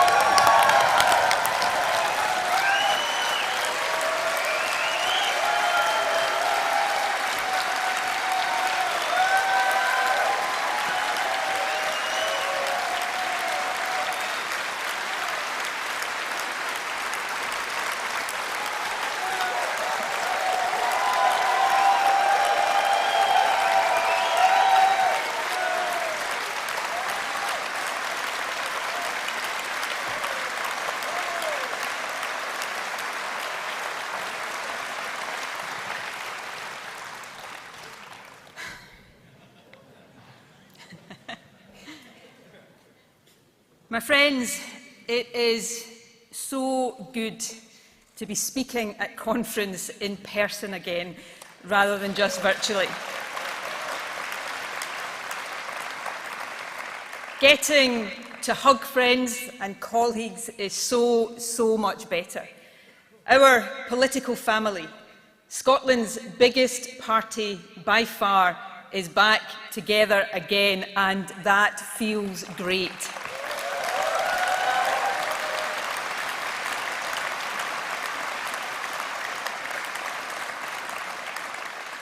Now, the only downside of not being on Zoom is having to trade my slippers for these heels.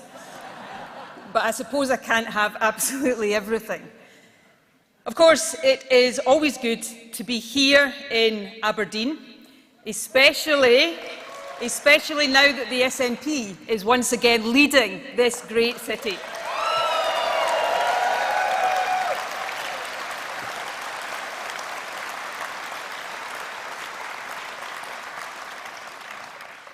Aberdeen and the North East is at the heart of our just transition to a net zero future. Since our late Queen, whose extraordinary life of service we have honoured in recent weeks, switched on the Forties pipeline in 1975, oil and gas has powered the Scottish economy. Her late Majesty back then inaugurated the oil and gas age. As we move now, in so many ways, into a new era, we have a duty to repay all those who work in that industry. A duty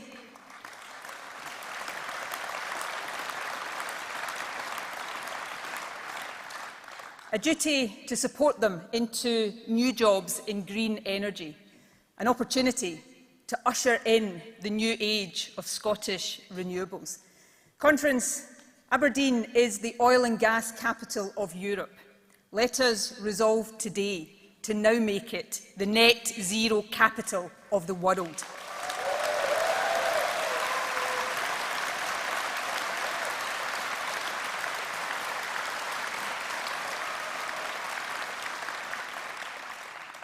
That ambition led us to establish the £500 million Just Transition Fund for this region.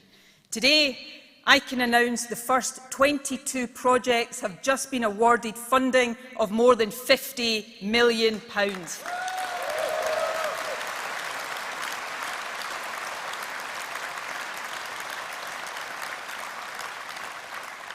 These projects will support the production of green hydrogen, the development of wave and tidal technology, and even pioneer the use of waste from whisky to recycle EV batteries. They will focus on the skills our existing workforce need to take advantage of the renewables revolution.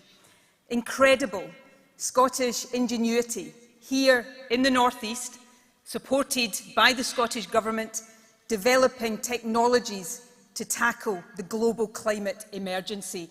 It is exciting, inspiring stuff, and it is a shining example of what a Scottish Government can do when the powers lie in our hands.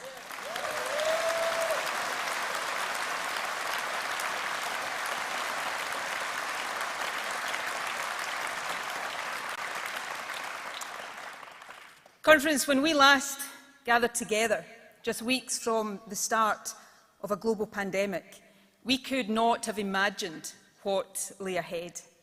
Thankfully, COVID no longer dominates the news or our thoughts quite as much as it did. But the virus still poses a risk, especially as we approach winter. So before I go any further today, a plea. If you are eligible, get your booster jab. Vaccination is just as important now as it was last winter.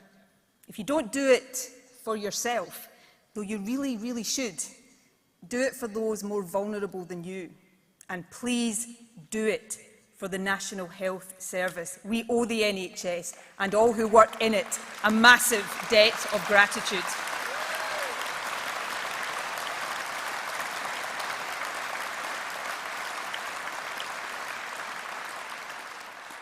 Conference, all of us hoped that when the worst of the pandemic was over, better times would lie ahead. Thanks to the brilliance of vaccine scientists and the sheer strength of the human spirit, I am certain those better days will come. But in the midst of a cost of living crisis, it won't surprise you to hear me talk today about the challenges we face and about the massive responsibility of me and my government to help you through it. As we navigate these stormy waters, Scotland needs a steady and compassionate hand on the tiller. Conference, that is what our Scottish Government provides.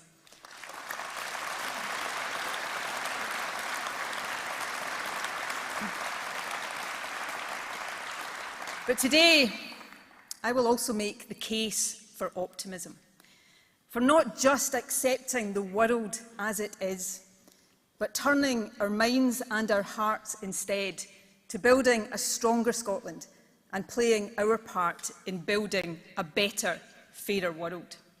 The optimism that a better world is possible is inspired for me by the bravery of those who endure the toughest of times, and at home by the knowledge that this beautiful, magnificent country of ours is bursting with talent, creativity and ingenuity.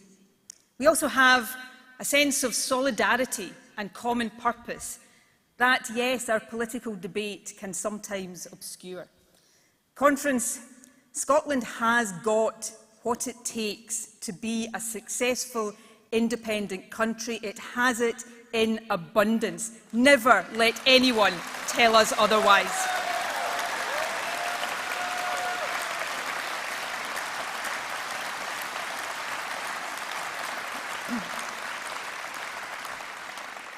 Of course, at this moment, across the world, that better future can be hard to see, eclipsed as it is by significant and profound challenges.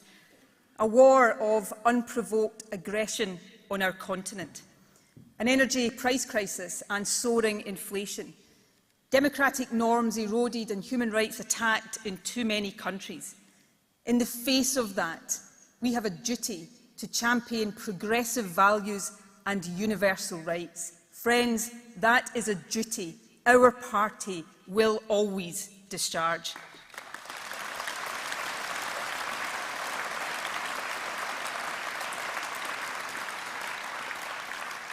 But in the UK, we have a Westminster government intent on taking us down a different path. The current Home Secretary, speaking at the Conservative Party conference, said this about asylum seekers. And even as I quote her, I struggle to comprehend that she actually said these words. But here they are. I would love to be having a front page of the Telegraph with a plane taking off to Rwanda. That's my dream. It's my obsession. Conference, my dream is very different. I'm sure it is shared in this hall and by the vast majority across Scotland. My dream is that we live in a world where those fleeing violence and oppression are shown compassion and treated like human beings, not shown the door and bundled onto planes like unwanted cargo.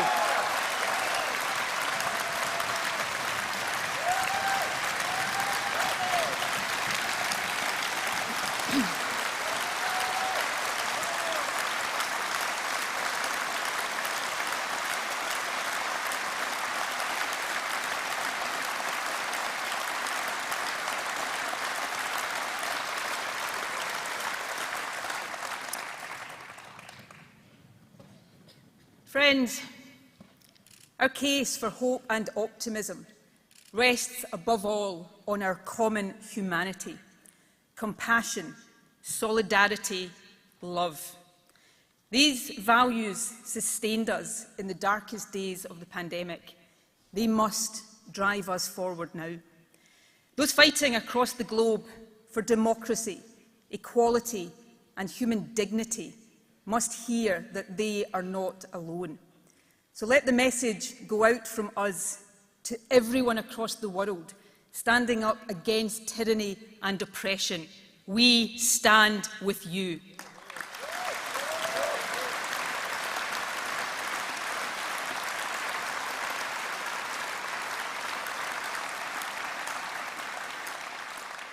To women in Iran fighting for basic human rights, we stand with you.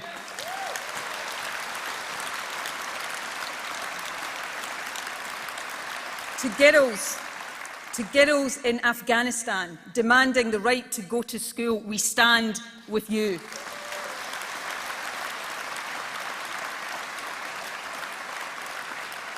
To men and women risking their lives in opposition to Putin in Russia or his sidekick in Belarus, we stand with you.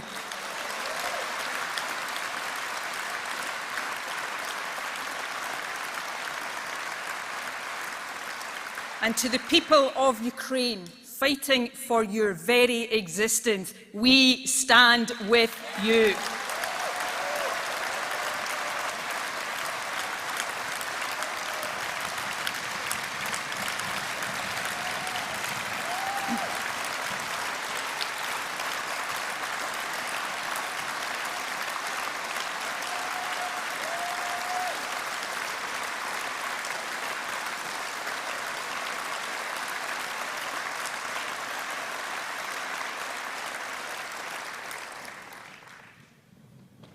Today, we live on a continent where a so-called strong man, the one who has never looked weaker or more insecure, has launched a brutal invasion of his neighbour. That should be unimaginable in 21st century Europe. But for the people of Ukraine, it is all too real. Every day there are atrocities and killings. Today, the capital Kyiv and cities across the country are under renewed bombardment. Despicable war crimes have been committed. And Conference, let us be clear. These are war crimes for which Vladimir Putin must be held to account.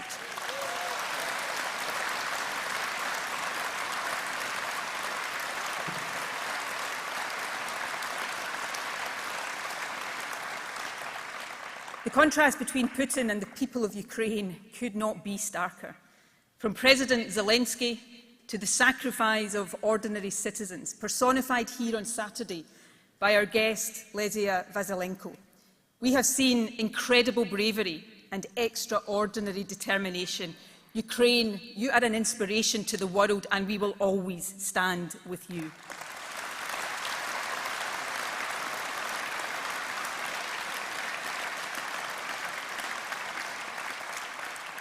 Conference, we are not on the front line of this war, but Ukraine's victory in the battle between democracy and tyranny is vital for all of us. The Scottish Government will continue to do everything we can to help. We are helping enforce sanctions and isolate Russia. We have provided funds for vital military equipment, and we have opened Scotland's doors to those displaced. Initially, we committed to welcoming 3,000 people seeking refuge from the war. I am pleased to say that we are now providing safety for more than 20,000.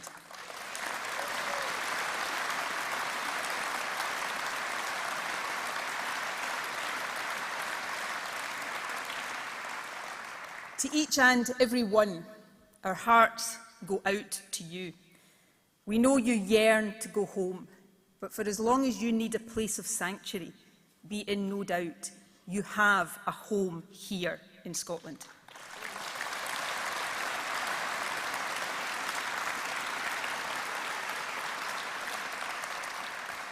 Conference, there are moments in history, as now with Ukraine, when all of us must be prepared to make sacrifices to help defend fundamental freedoms.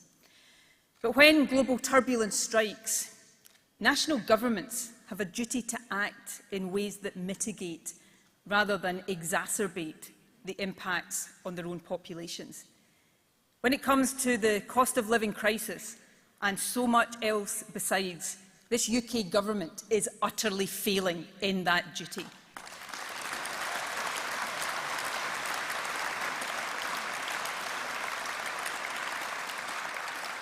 Each and every day, its actions are making matters worse. We last gathered together as a party in October 2019. Back then, the Tories had just elected a new leader. Westminster was in meltdown. A new Prime Minister was driving through a disastrous policy agenda despite warnings of its dire economic impact. And here we are, all over again. Another spin on the Tory misery-go-round.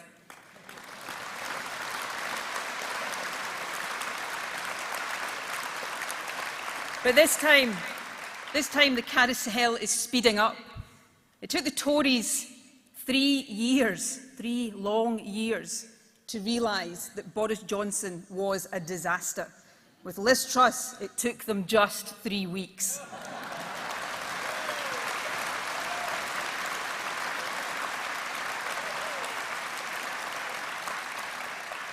She caused mayhem in the markets with her decision to borrow billions of pounds to fund tax cuts for the richest, borrowing to be repaid by eye-watering austerity cuts and a raid on the incomes of the poorest. It is unconscionable.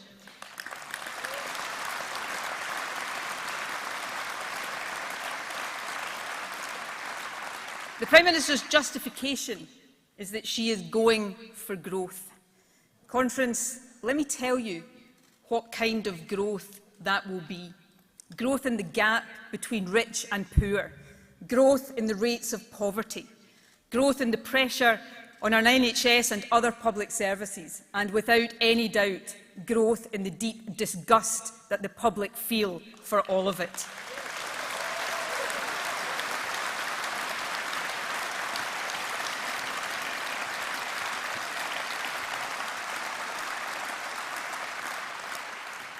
The truth is, massive handouts for the wealthiest at the expense of everyone else do nothing for the economy. All they do is turbocharge inequality. So let me be clear about this. No SNP government will ever inflict on Scotland such an immoral, self-defeating disaster of a policy.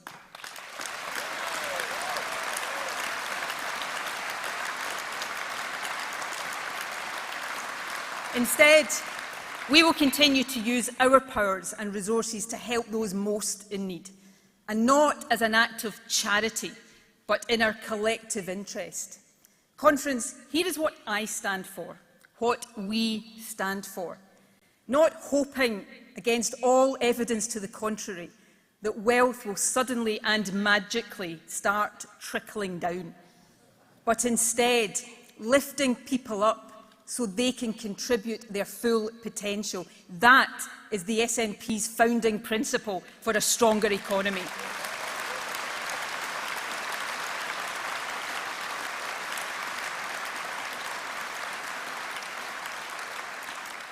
I am proud of the work the Scottish Government is doing to tackle child poverty. The Scottish child payment is unique in the United Kingdom. It is paid to eligible families with children up to age 6. It started at £10 per week. At conference last year, I announced we would double it to 20.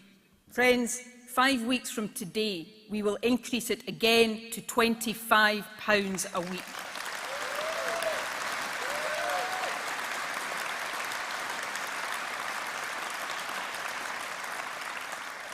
Vital financial help for more than 100,000 children delivered in time for Christmas. On the same day we increase the payment, we will also extend it to families with children up to age 16. Now, Conference,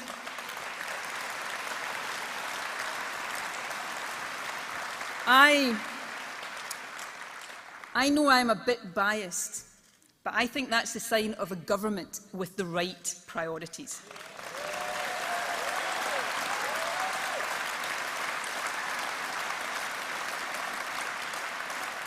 But we need to do more, because we know this winter is going to be really tough. Rather than looking forward to Christmas, too many families will be dreading it. Dreading it because they don't know if they can afford to heat their homes or even pay for food.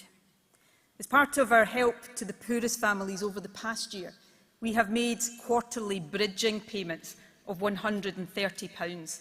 These have gone to children and young people in receipt of free school meals, but who don't qualify for the child payment.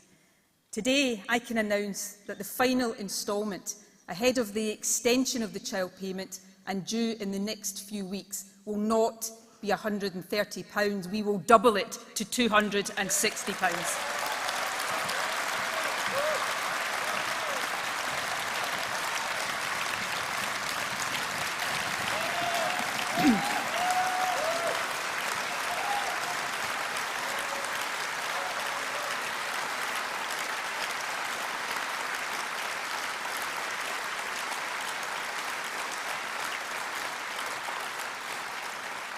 Friends, that will help put food on the Christmas table for families of 145,000 children and young people. Now, I don't pretend it will make all of their worries go away.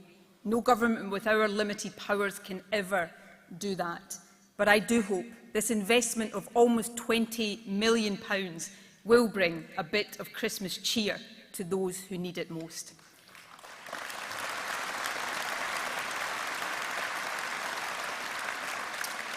Conference, we have used the powers of our Parliament to deliver the unique child payment.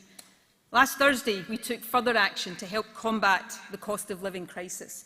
The Scottish Government's emergency bill to protect tenants was passed by Parliament. The result, a rent freeze in operation in Scotland over the winter until at least the end of March next year.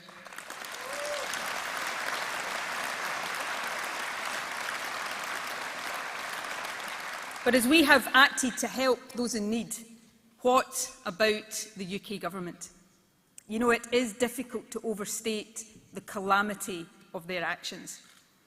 Back in 2014, the Westminster establishment told us that it was the UK's standing in the world, its economic strength and its stability that made independence impossible. Now they say it's the UK's isolation, its weakness and instability, the very conditions they created, that means change can't happen. As far as Westminster is concerned, it's heads they win and tails we lose, but this time it will not wash.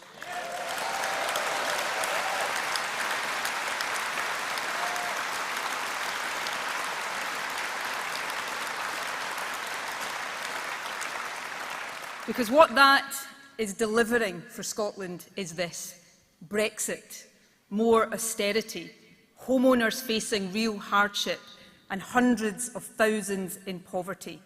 Conference, that is not strength and stability, it is chaos and catastrophe.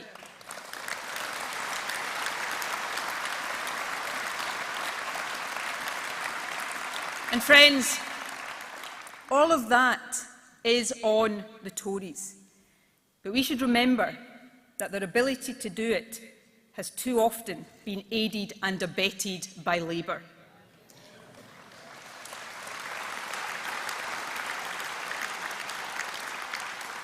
In 2014, Labour joined forces with the Tories. They said then that Westminster Tory government was better for Scotland than self-government, and incredibly, they are doing it all over again. It wasn't easy to understand back then, but given everything that has happened since, it is utterly inexplicable now.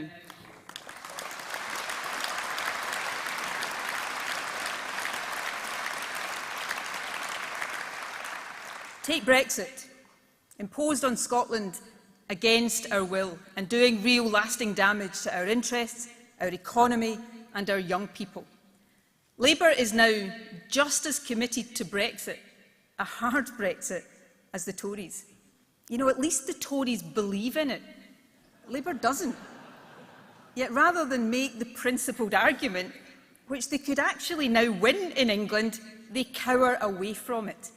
They abandon all principle for fear of upsetting the apple cart. Bluntly, they are willing to chuck Scotland under Boris Johnson's Brexit bus to get the keys to Downing Street.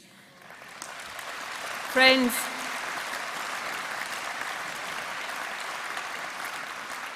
letting down Scotland, same old Labour.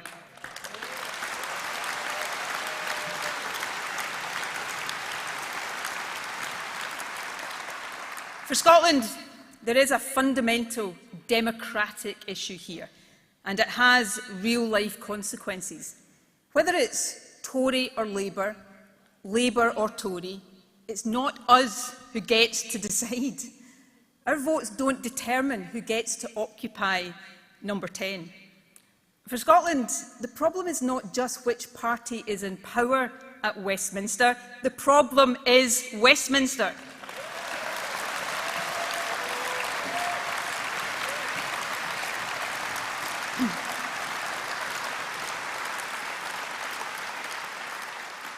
And to fix that, to make sure we get the governments that the largest number of us vote for, always, not just occasionally. For that, my friends, we need Scotland's independence.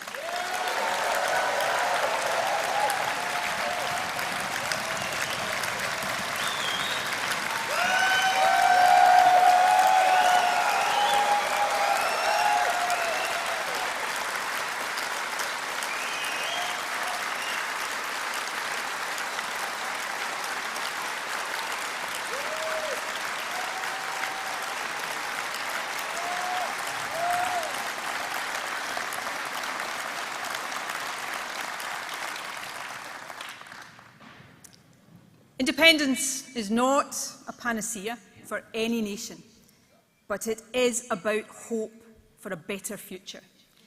We all want Scotland to be a country in which no child goes to bed hungry, a place where everyone can afford to heat their home, where our vast energy resources benefit all who live here and help save the planet. None of that should be radical, but it must be the foundation of everything we aspire to.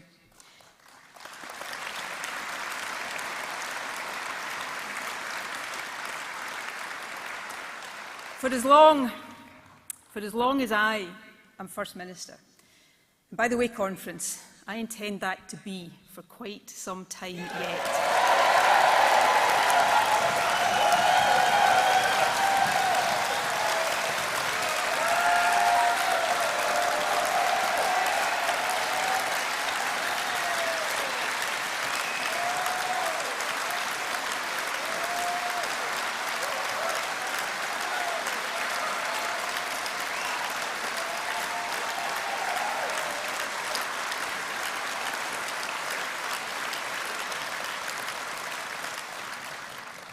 My job, our job, is not done.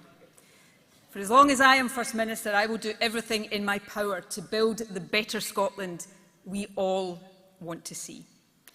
Now, I know some people ask, and it is not an illegitimate question, why propose a referendum in the midst of a cost of living crisis?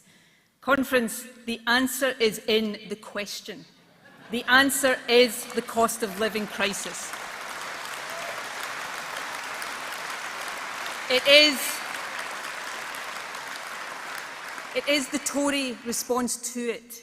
It is the financial chaos, and it is the damage of Brexit. All of that is laying bare each and every single day the harm being done to people in Scotland because we are not independent.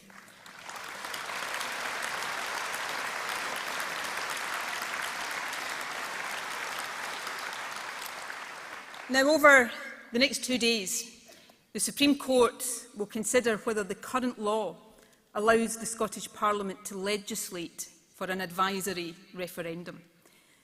If Westminster had any respect at all for Scottish democracy, this court hearing would not be necessary.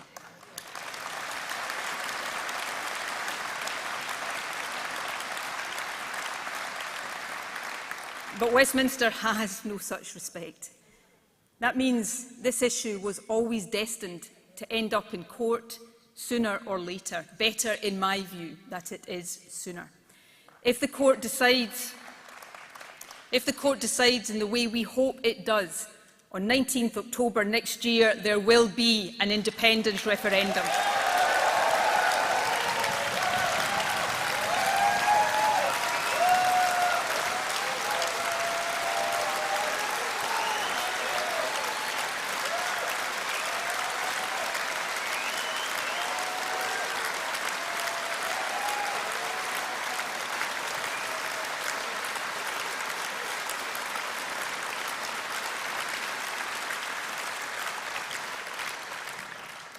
And if the court doesn't decide that way, well, first and obviously, we will respect that judgment. We believe in the rule of law.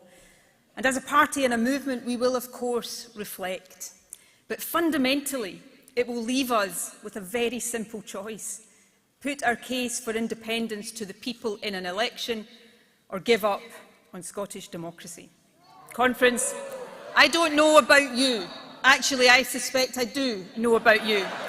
But I will never, ever give up on Scottish democracy.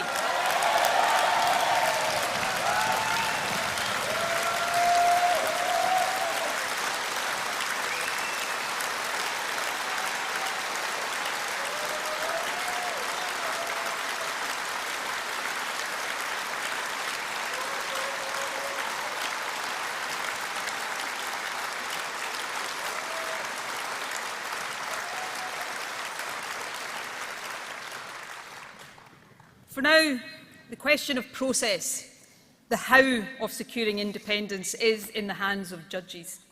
but it is for us to crack on with answering the question, why? Polls last week show that support for independence is rising. But remember, polls are just momentary snapshots in time. They go up and they go down. Much more significant are the findings of the latest British Social Attitudes Survey. 10 years ago, support for independence was at 23%. 5 years ago, 45%. Now, in that gold standard measure of public opinion, support for independence stands at 52%.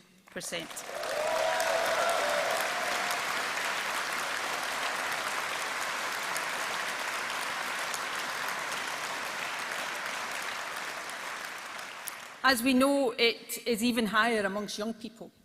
So it is tempting sometimes to assume an inevitability about independence, that the arc of history is moving firmly in its direction. I hope and believe that will turn out to be true. But we would be wrong, utterly wrong, to take it for granted. Our job is to make the case and win the argument. That means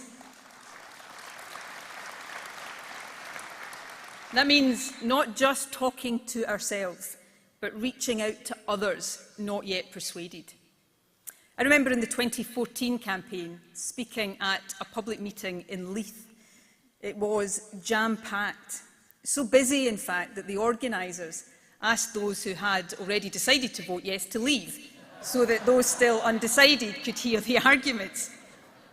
That is the approach I want us to take now, though for the avoidance of doubt, I am not asking you to get up and leave. But I do want us to resolve today that from here on we will speak less to each other and more to those outside our ranks.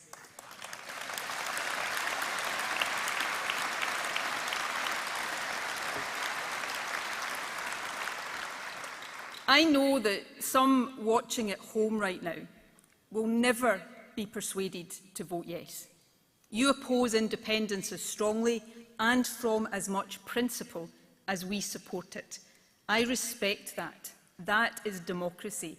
And please remember, whatever happens in future, Scotland belongs to you as much as it does to us. Scotland belongs to all of us.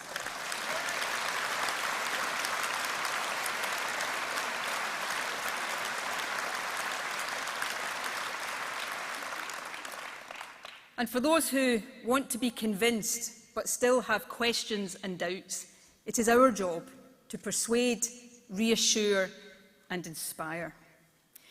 Conference, one of the great ironies of the independence debate is that so many of the institutions that people associate with Britishness, institutions that have shaped our shared history, like the NHS, a fair social security system, public service broadcasting.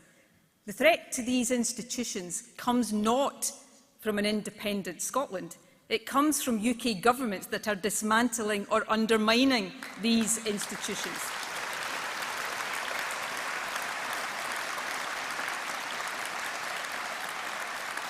With independence, we can do more to protect them. Let's take one of those institutions, our most precious public service. The NHS is under enormous pressure right now. It delivers outstanding care within waiting time targets for the vast majority of those who need it. Today, I want us to pay tribute to each and every individual who works within our National Health Service.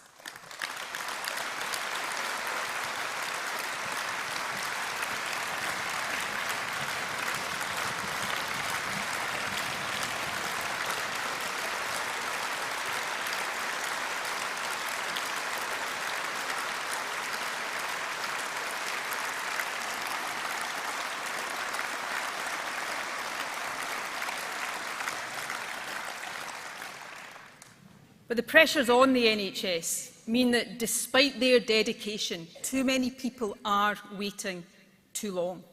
That is why we are delivering record investment.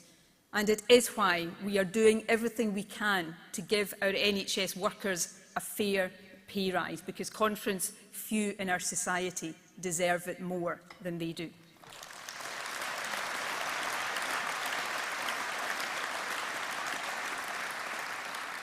Fast diagnosis and reliable quality healthcare matters whatever your condition, but it is especially important for those with cancer. The best chance of surviving cancer remains early detection and treatment. Over the past year, we have established 3 new fast-track cancer diagnostic centres in Ayrshire and Arran, Dumfries and Galloway and Fife.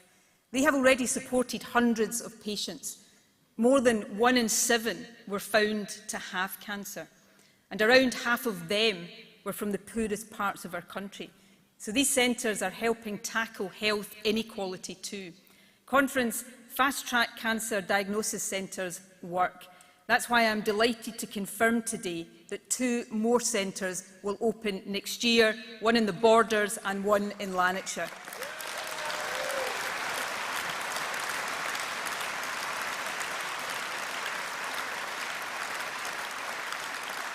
And by the end of this Parliament, there will be a fast-track cancer diagnosis centre in every health board in Scotland.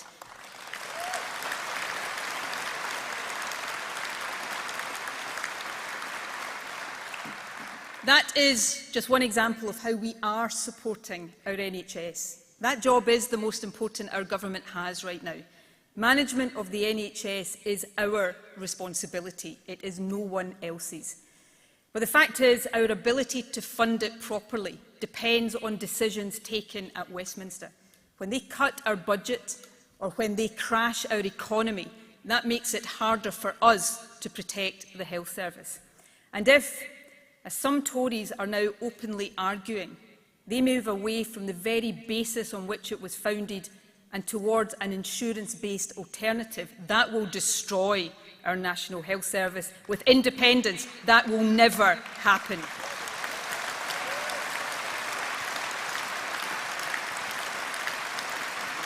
We will always protect its founding principles.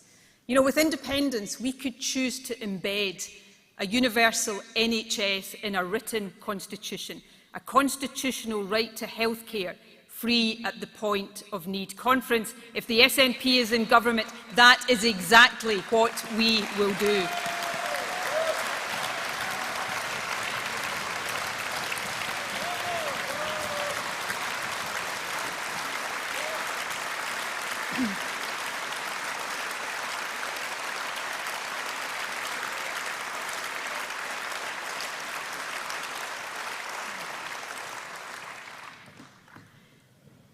Friends, I know that some see independence as turning our back on the rest of the UK. It is not. It is about recasting our relationship as one of equals. Across these islands, we share history, family connections and friendships. These things matter just as much to supporters of independence as to anyone else.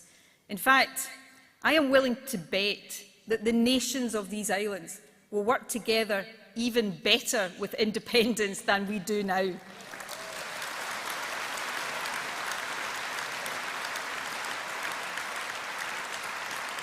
Scotland will still be a member of the British-Irish Council.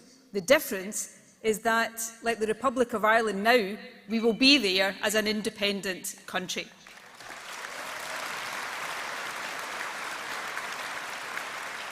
You know, there is a point here that, at first glance, might seem curious.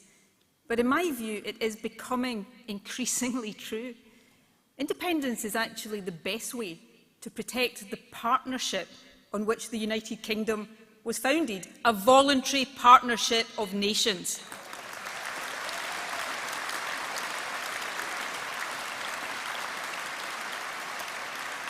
Right now, and make no mistake about this, it is an aggressive unionism that is undermining that partnership.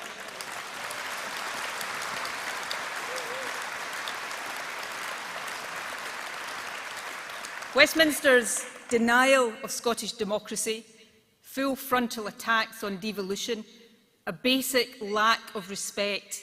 If there is tension, that is what is causing it. It is, my friends, Scottish independence a new partnership of the Isles that can renew the whole idea of our nations working together for the common good.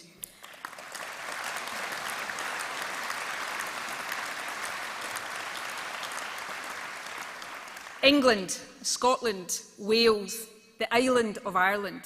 We will always be the closest of friends. We will always be family.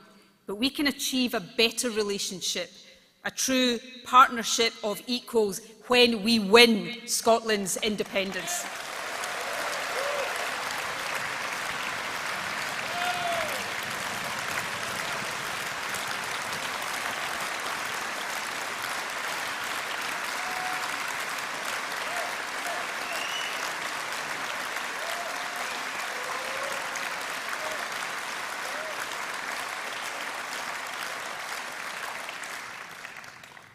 Conference, I am well aware that what gives many people most pause for thought on independence is the economy.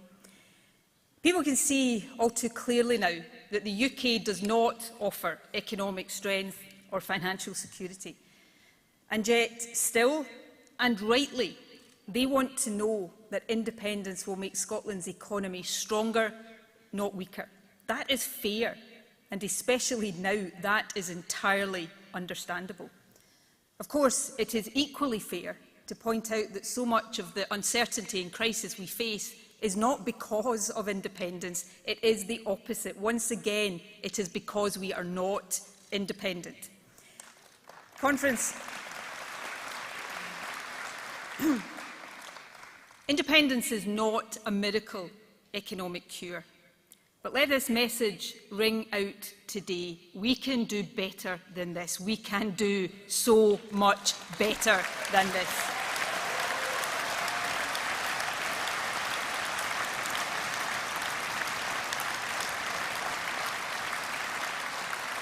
And let's remember these three basic facts. First, Scotland is not benefiting right now from the so-called broad shoulders of the United Kingdom.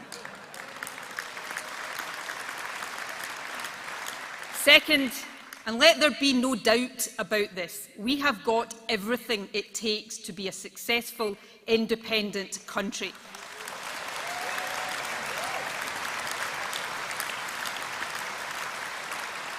Extraordinary resources, industries and talent in abundance. And third, independence is not an untested idea. Independence is normal.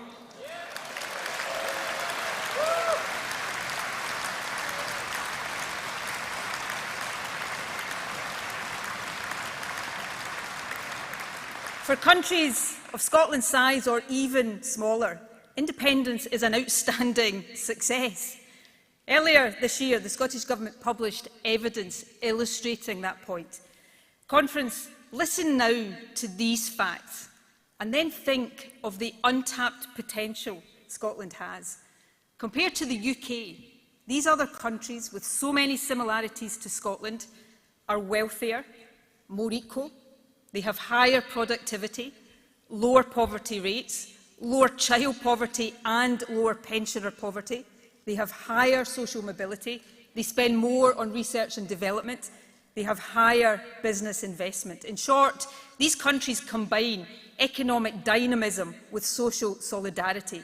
They are amongst the most successful societies the world has ever known, and it is their success, not a failing UK economy, that Scotland must now aim to match.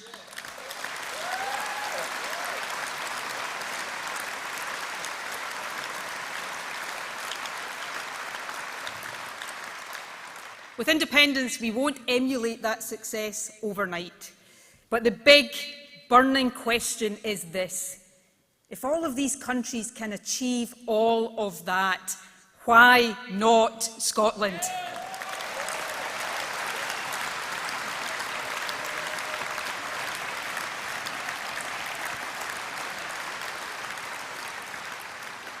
Conference, I can confirm that 1 week today we will publish the next in our Building a New Scotland series of papers. It will make the economic case for independence.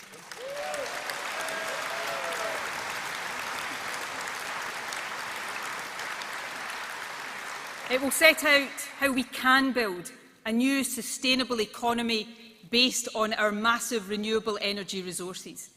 It will show how, in an energy-rich, independent Scotland, we can deliver lower prices and stronger security of supply. And on energy, let me give this commitment. Unlike our UK counterparts, the Scottish Government will not be issuing licences for fracking.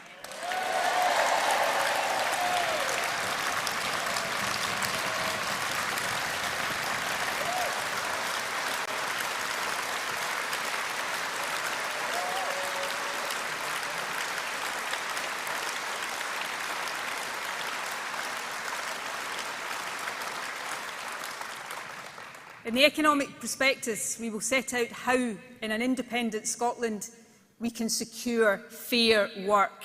We will repeal Westminster's anti-trade union legislation. We will end age discrimination for those on the minimum wage. We will show how businesses can benefit from independence. With EU membership, they'll be back inside the world's biggest single market.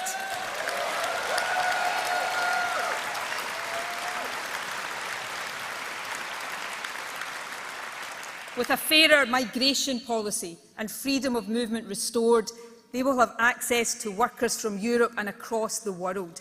They will have new opportunities to influence government policy through a social partnership approach. In short, we will show how we can break with the low productivity, high inequality, Brexit-based UK economy and use the full powers of independence to build an inclusive, fair, well-being economy that works for everyone. An economy that works for everyone. That is the prize of independence.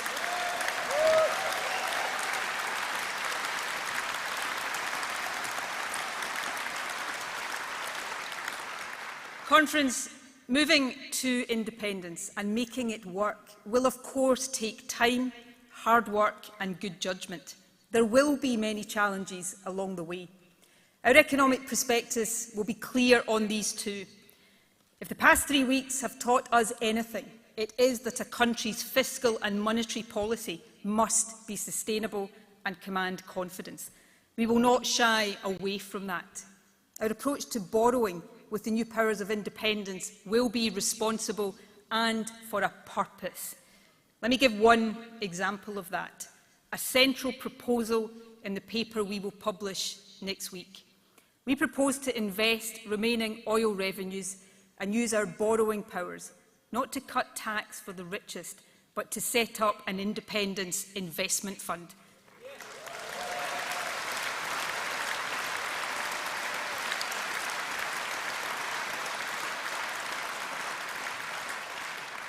The Building a New Scotland Fund will deliver up to £20 billion of investment in the first decade of independence. In practical terms, a fund like this could support a massive programme to decarbonise housing, cut fuel bills and reduce fuel poverty. It could finance the building of thousands more affordable homes, invest in local renewable energy projects, helping communities own assets and wield more influence over their use. It will help the transition to net zero, build resilient communities and kick-start the sustainable economic growth so important for our newly independent nation, combining Scotland's abundant resources with the powers of independence to benefit this and future generations. Conference, that is what independence is all about.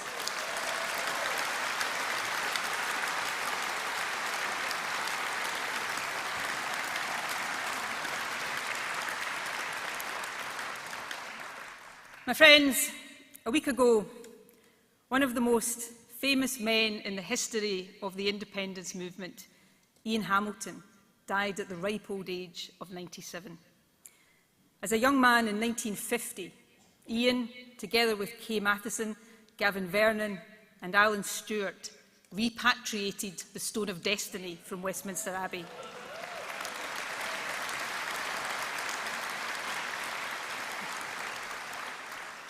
Ian once called it an absolutely splendid adventure. I am sure it was that, but it was so much more besides. In 1950, and to be frank, for years afterwards, independence must have seemed like an impossible dream. All of us here today have a big job still to do to win independence. But we no longer face such impossible odds. Friends, we are the independence generation.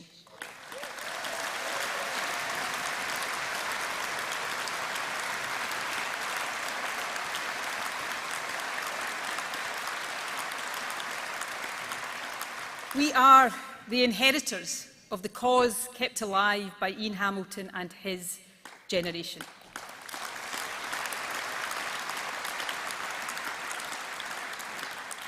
And I believe firmly in my head and in my heart that we will be the first in the modern world to live in an independent Scotland.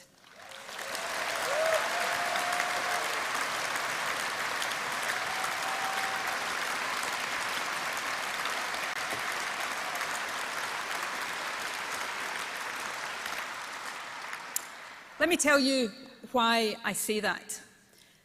A couple of weeks ago, I had a conversation with a woman that summed up a question I think a lot of people have.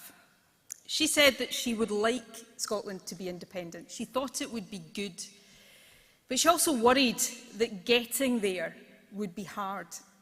So her question was this: is it essential?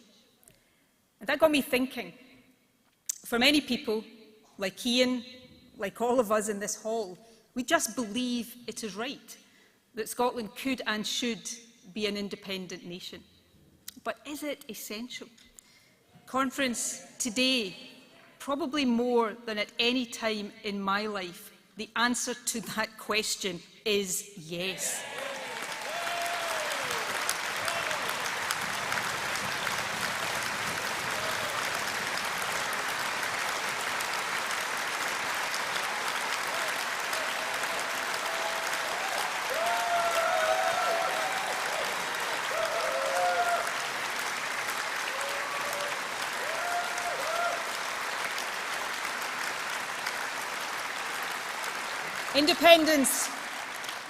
Independence is essential.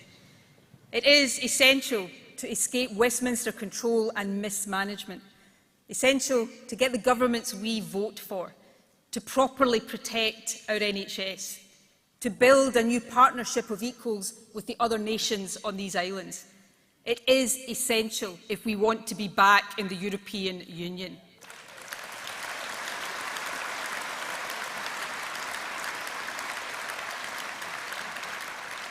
And it is essential if we want the people who live here to determine the future of this extraordinary country, the country that always tugs at our heartstrings, the country that we all care so much about.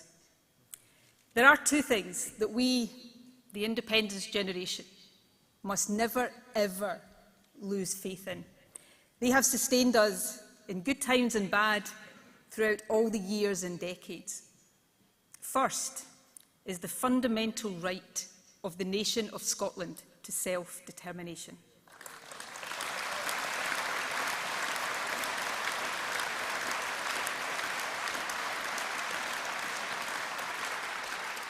And the second is what history teaches us, and that is the overwhelming power of democracy to triumph.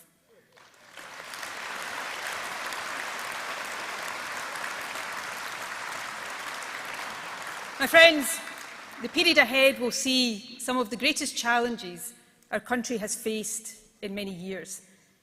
But a great opportunity is also in sight.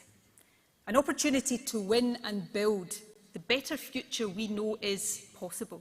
A better future as an independent nation. Welcoming, diverse, full of love and compassion. In these tough times, let us inspire with hope in our hearts. Let us lift our eyes, put our shoulders to the wheel and build a better future for this and generations to come. Friends, with optimism, confidence and determination, we can now finish the job, and we will. Thank you.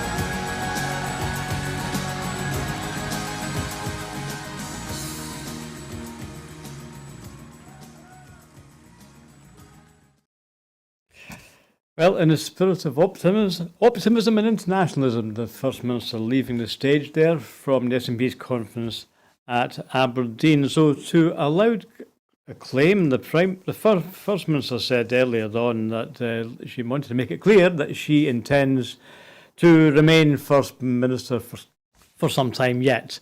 So that got a standing ovation for the delegates in Aberdeen. Also loud applause followed the First Minister, the First Minister's statement that to the people of Ukraine that we will always stand with you. She said that the Scottish Government initially at the start of this year offered to take in 3,000 Ukrainian refugees, and that 3,000 has now grown to 20,000, the First Minister said, to loud applause to those Ukrainian people with us here. Although you probably want to go home, and we hope you can at some point, but as long as you need a home in Scotland, you have it here. The First Minister also looked at the economy. Located in Aberdeen, in the centre of what she called was the existing oil and gas capital of Europe, she said that the Just Transition Fund needs to make Aberdeen the net zero capital of the world. Putting Scotland's and Aberdeen's future in terms of economic prosperity, the First Minister also revealed today that in 1 week's time, on the 17th of October, we can look forward to the Scottish Government's briefing paper looking at the economic case for independence. We can see from the First Minister's words today that it will contain an investment fund. The policy will be that independent Scotland will take the remaining oil and gas revenues as we transition away from the fossil fuels and place those revenues into an investment fund. More details on that. An economic briefing to be released next week. Now let's go back to Anne in Aberdeen. So are the delegates are leaving now? Can you see people walking out of the hall? What kind of mood are people in, Anne? Oh my goodness. I don't know where to start because it was standing ovations. It was lots of here. It's been a lot of clapping and joy and hugging. And, I'm sure you and the viewers have been able to see all that. It's just been happy smiles and just joyful people. There was certainly plenty to cheer in the First Minister's words, and she concluded, of course, I think, looking back on the career of Ian Hamilton, one of the 4 students who took back the Stone of Destiny back in the 1950s. She said that we can finish the job, and we will. I think she was talking about the job that people started in Ian Hamilton's generation. But did you hear loud applause when she said, we are the independence generation? Yes. Yes, and she said, she was saying it seemed impossible. It seemed just like a dream, but right now, this generation is living that reality. And it's interesting that her speech came after the emergency agendas that were launched this afternoon, and which both passed and. They were proposed by ladies, and it was asking for support for Iranian women and Pakistan. Yes, it was really, really great to just hear and just get the feel firsthand of this conference and what is going on in the conference. So it's been really good to be able to stream live, to be able to sit in and experience firsthand what people are really feeling. Yes, it certainly sounds like an upbeat end to the conference, perhaps the most upbeat of the party conferences we've heard this year. Certainly a different tone to the Conservative conference of last week. The First Minister had a lot to say to criticise Suella Braverman and Liz Truss, and indeed Truss's predecessor Boris Johnson. She said of the Tories, it took them 3 years to realise that Boris Johnson was a disaster. However, with Liz Truss, it took just 3 weeks. So she said sarcastically, at least they're getting quicker. Okay, well, listen, it just remains now to wind up the show and to thank you for watching. So especially if you've been watching all day and broadcasting Scotland's coverage of the conference over the weekend. So thanks for watching. And in particular, a big thanks to our team in Aberdeen running the outside broadcast. I'm in our Glasgow studio with a small team here, and we'd like to be able to do more events like this, and with your help we will. So please have a look at our website, and it costs just £5 a month actually if you start a direct debit, and you can be one of our supporters. And there's going to be the need to put on more events around Scotland, so with your help we'll do that. Also, if you want to get in touch, if you could lend a hand, then please look for the link on our website. That's it. Okay, so thanks very much for watching. So thank you to Anne in Aberdeen. That's superb work. You've been working hard over the weekend. And we endeavour to bring as much news as we can. We usually have our 7 o'clock that you use most nights anyway, if we can get the people in to do it. So that's it from Broadcasting Scotland, and that's the SNP's conference. First live conference since 29. As the First Minister said, Scotland's biggest political party is back, and it feels good. Thank you for watching. This is Hugh Stewart in Glasgow, and from the team in Edinburgh, in Aberdeen, all the best.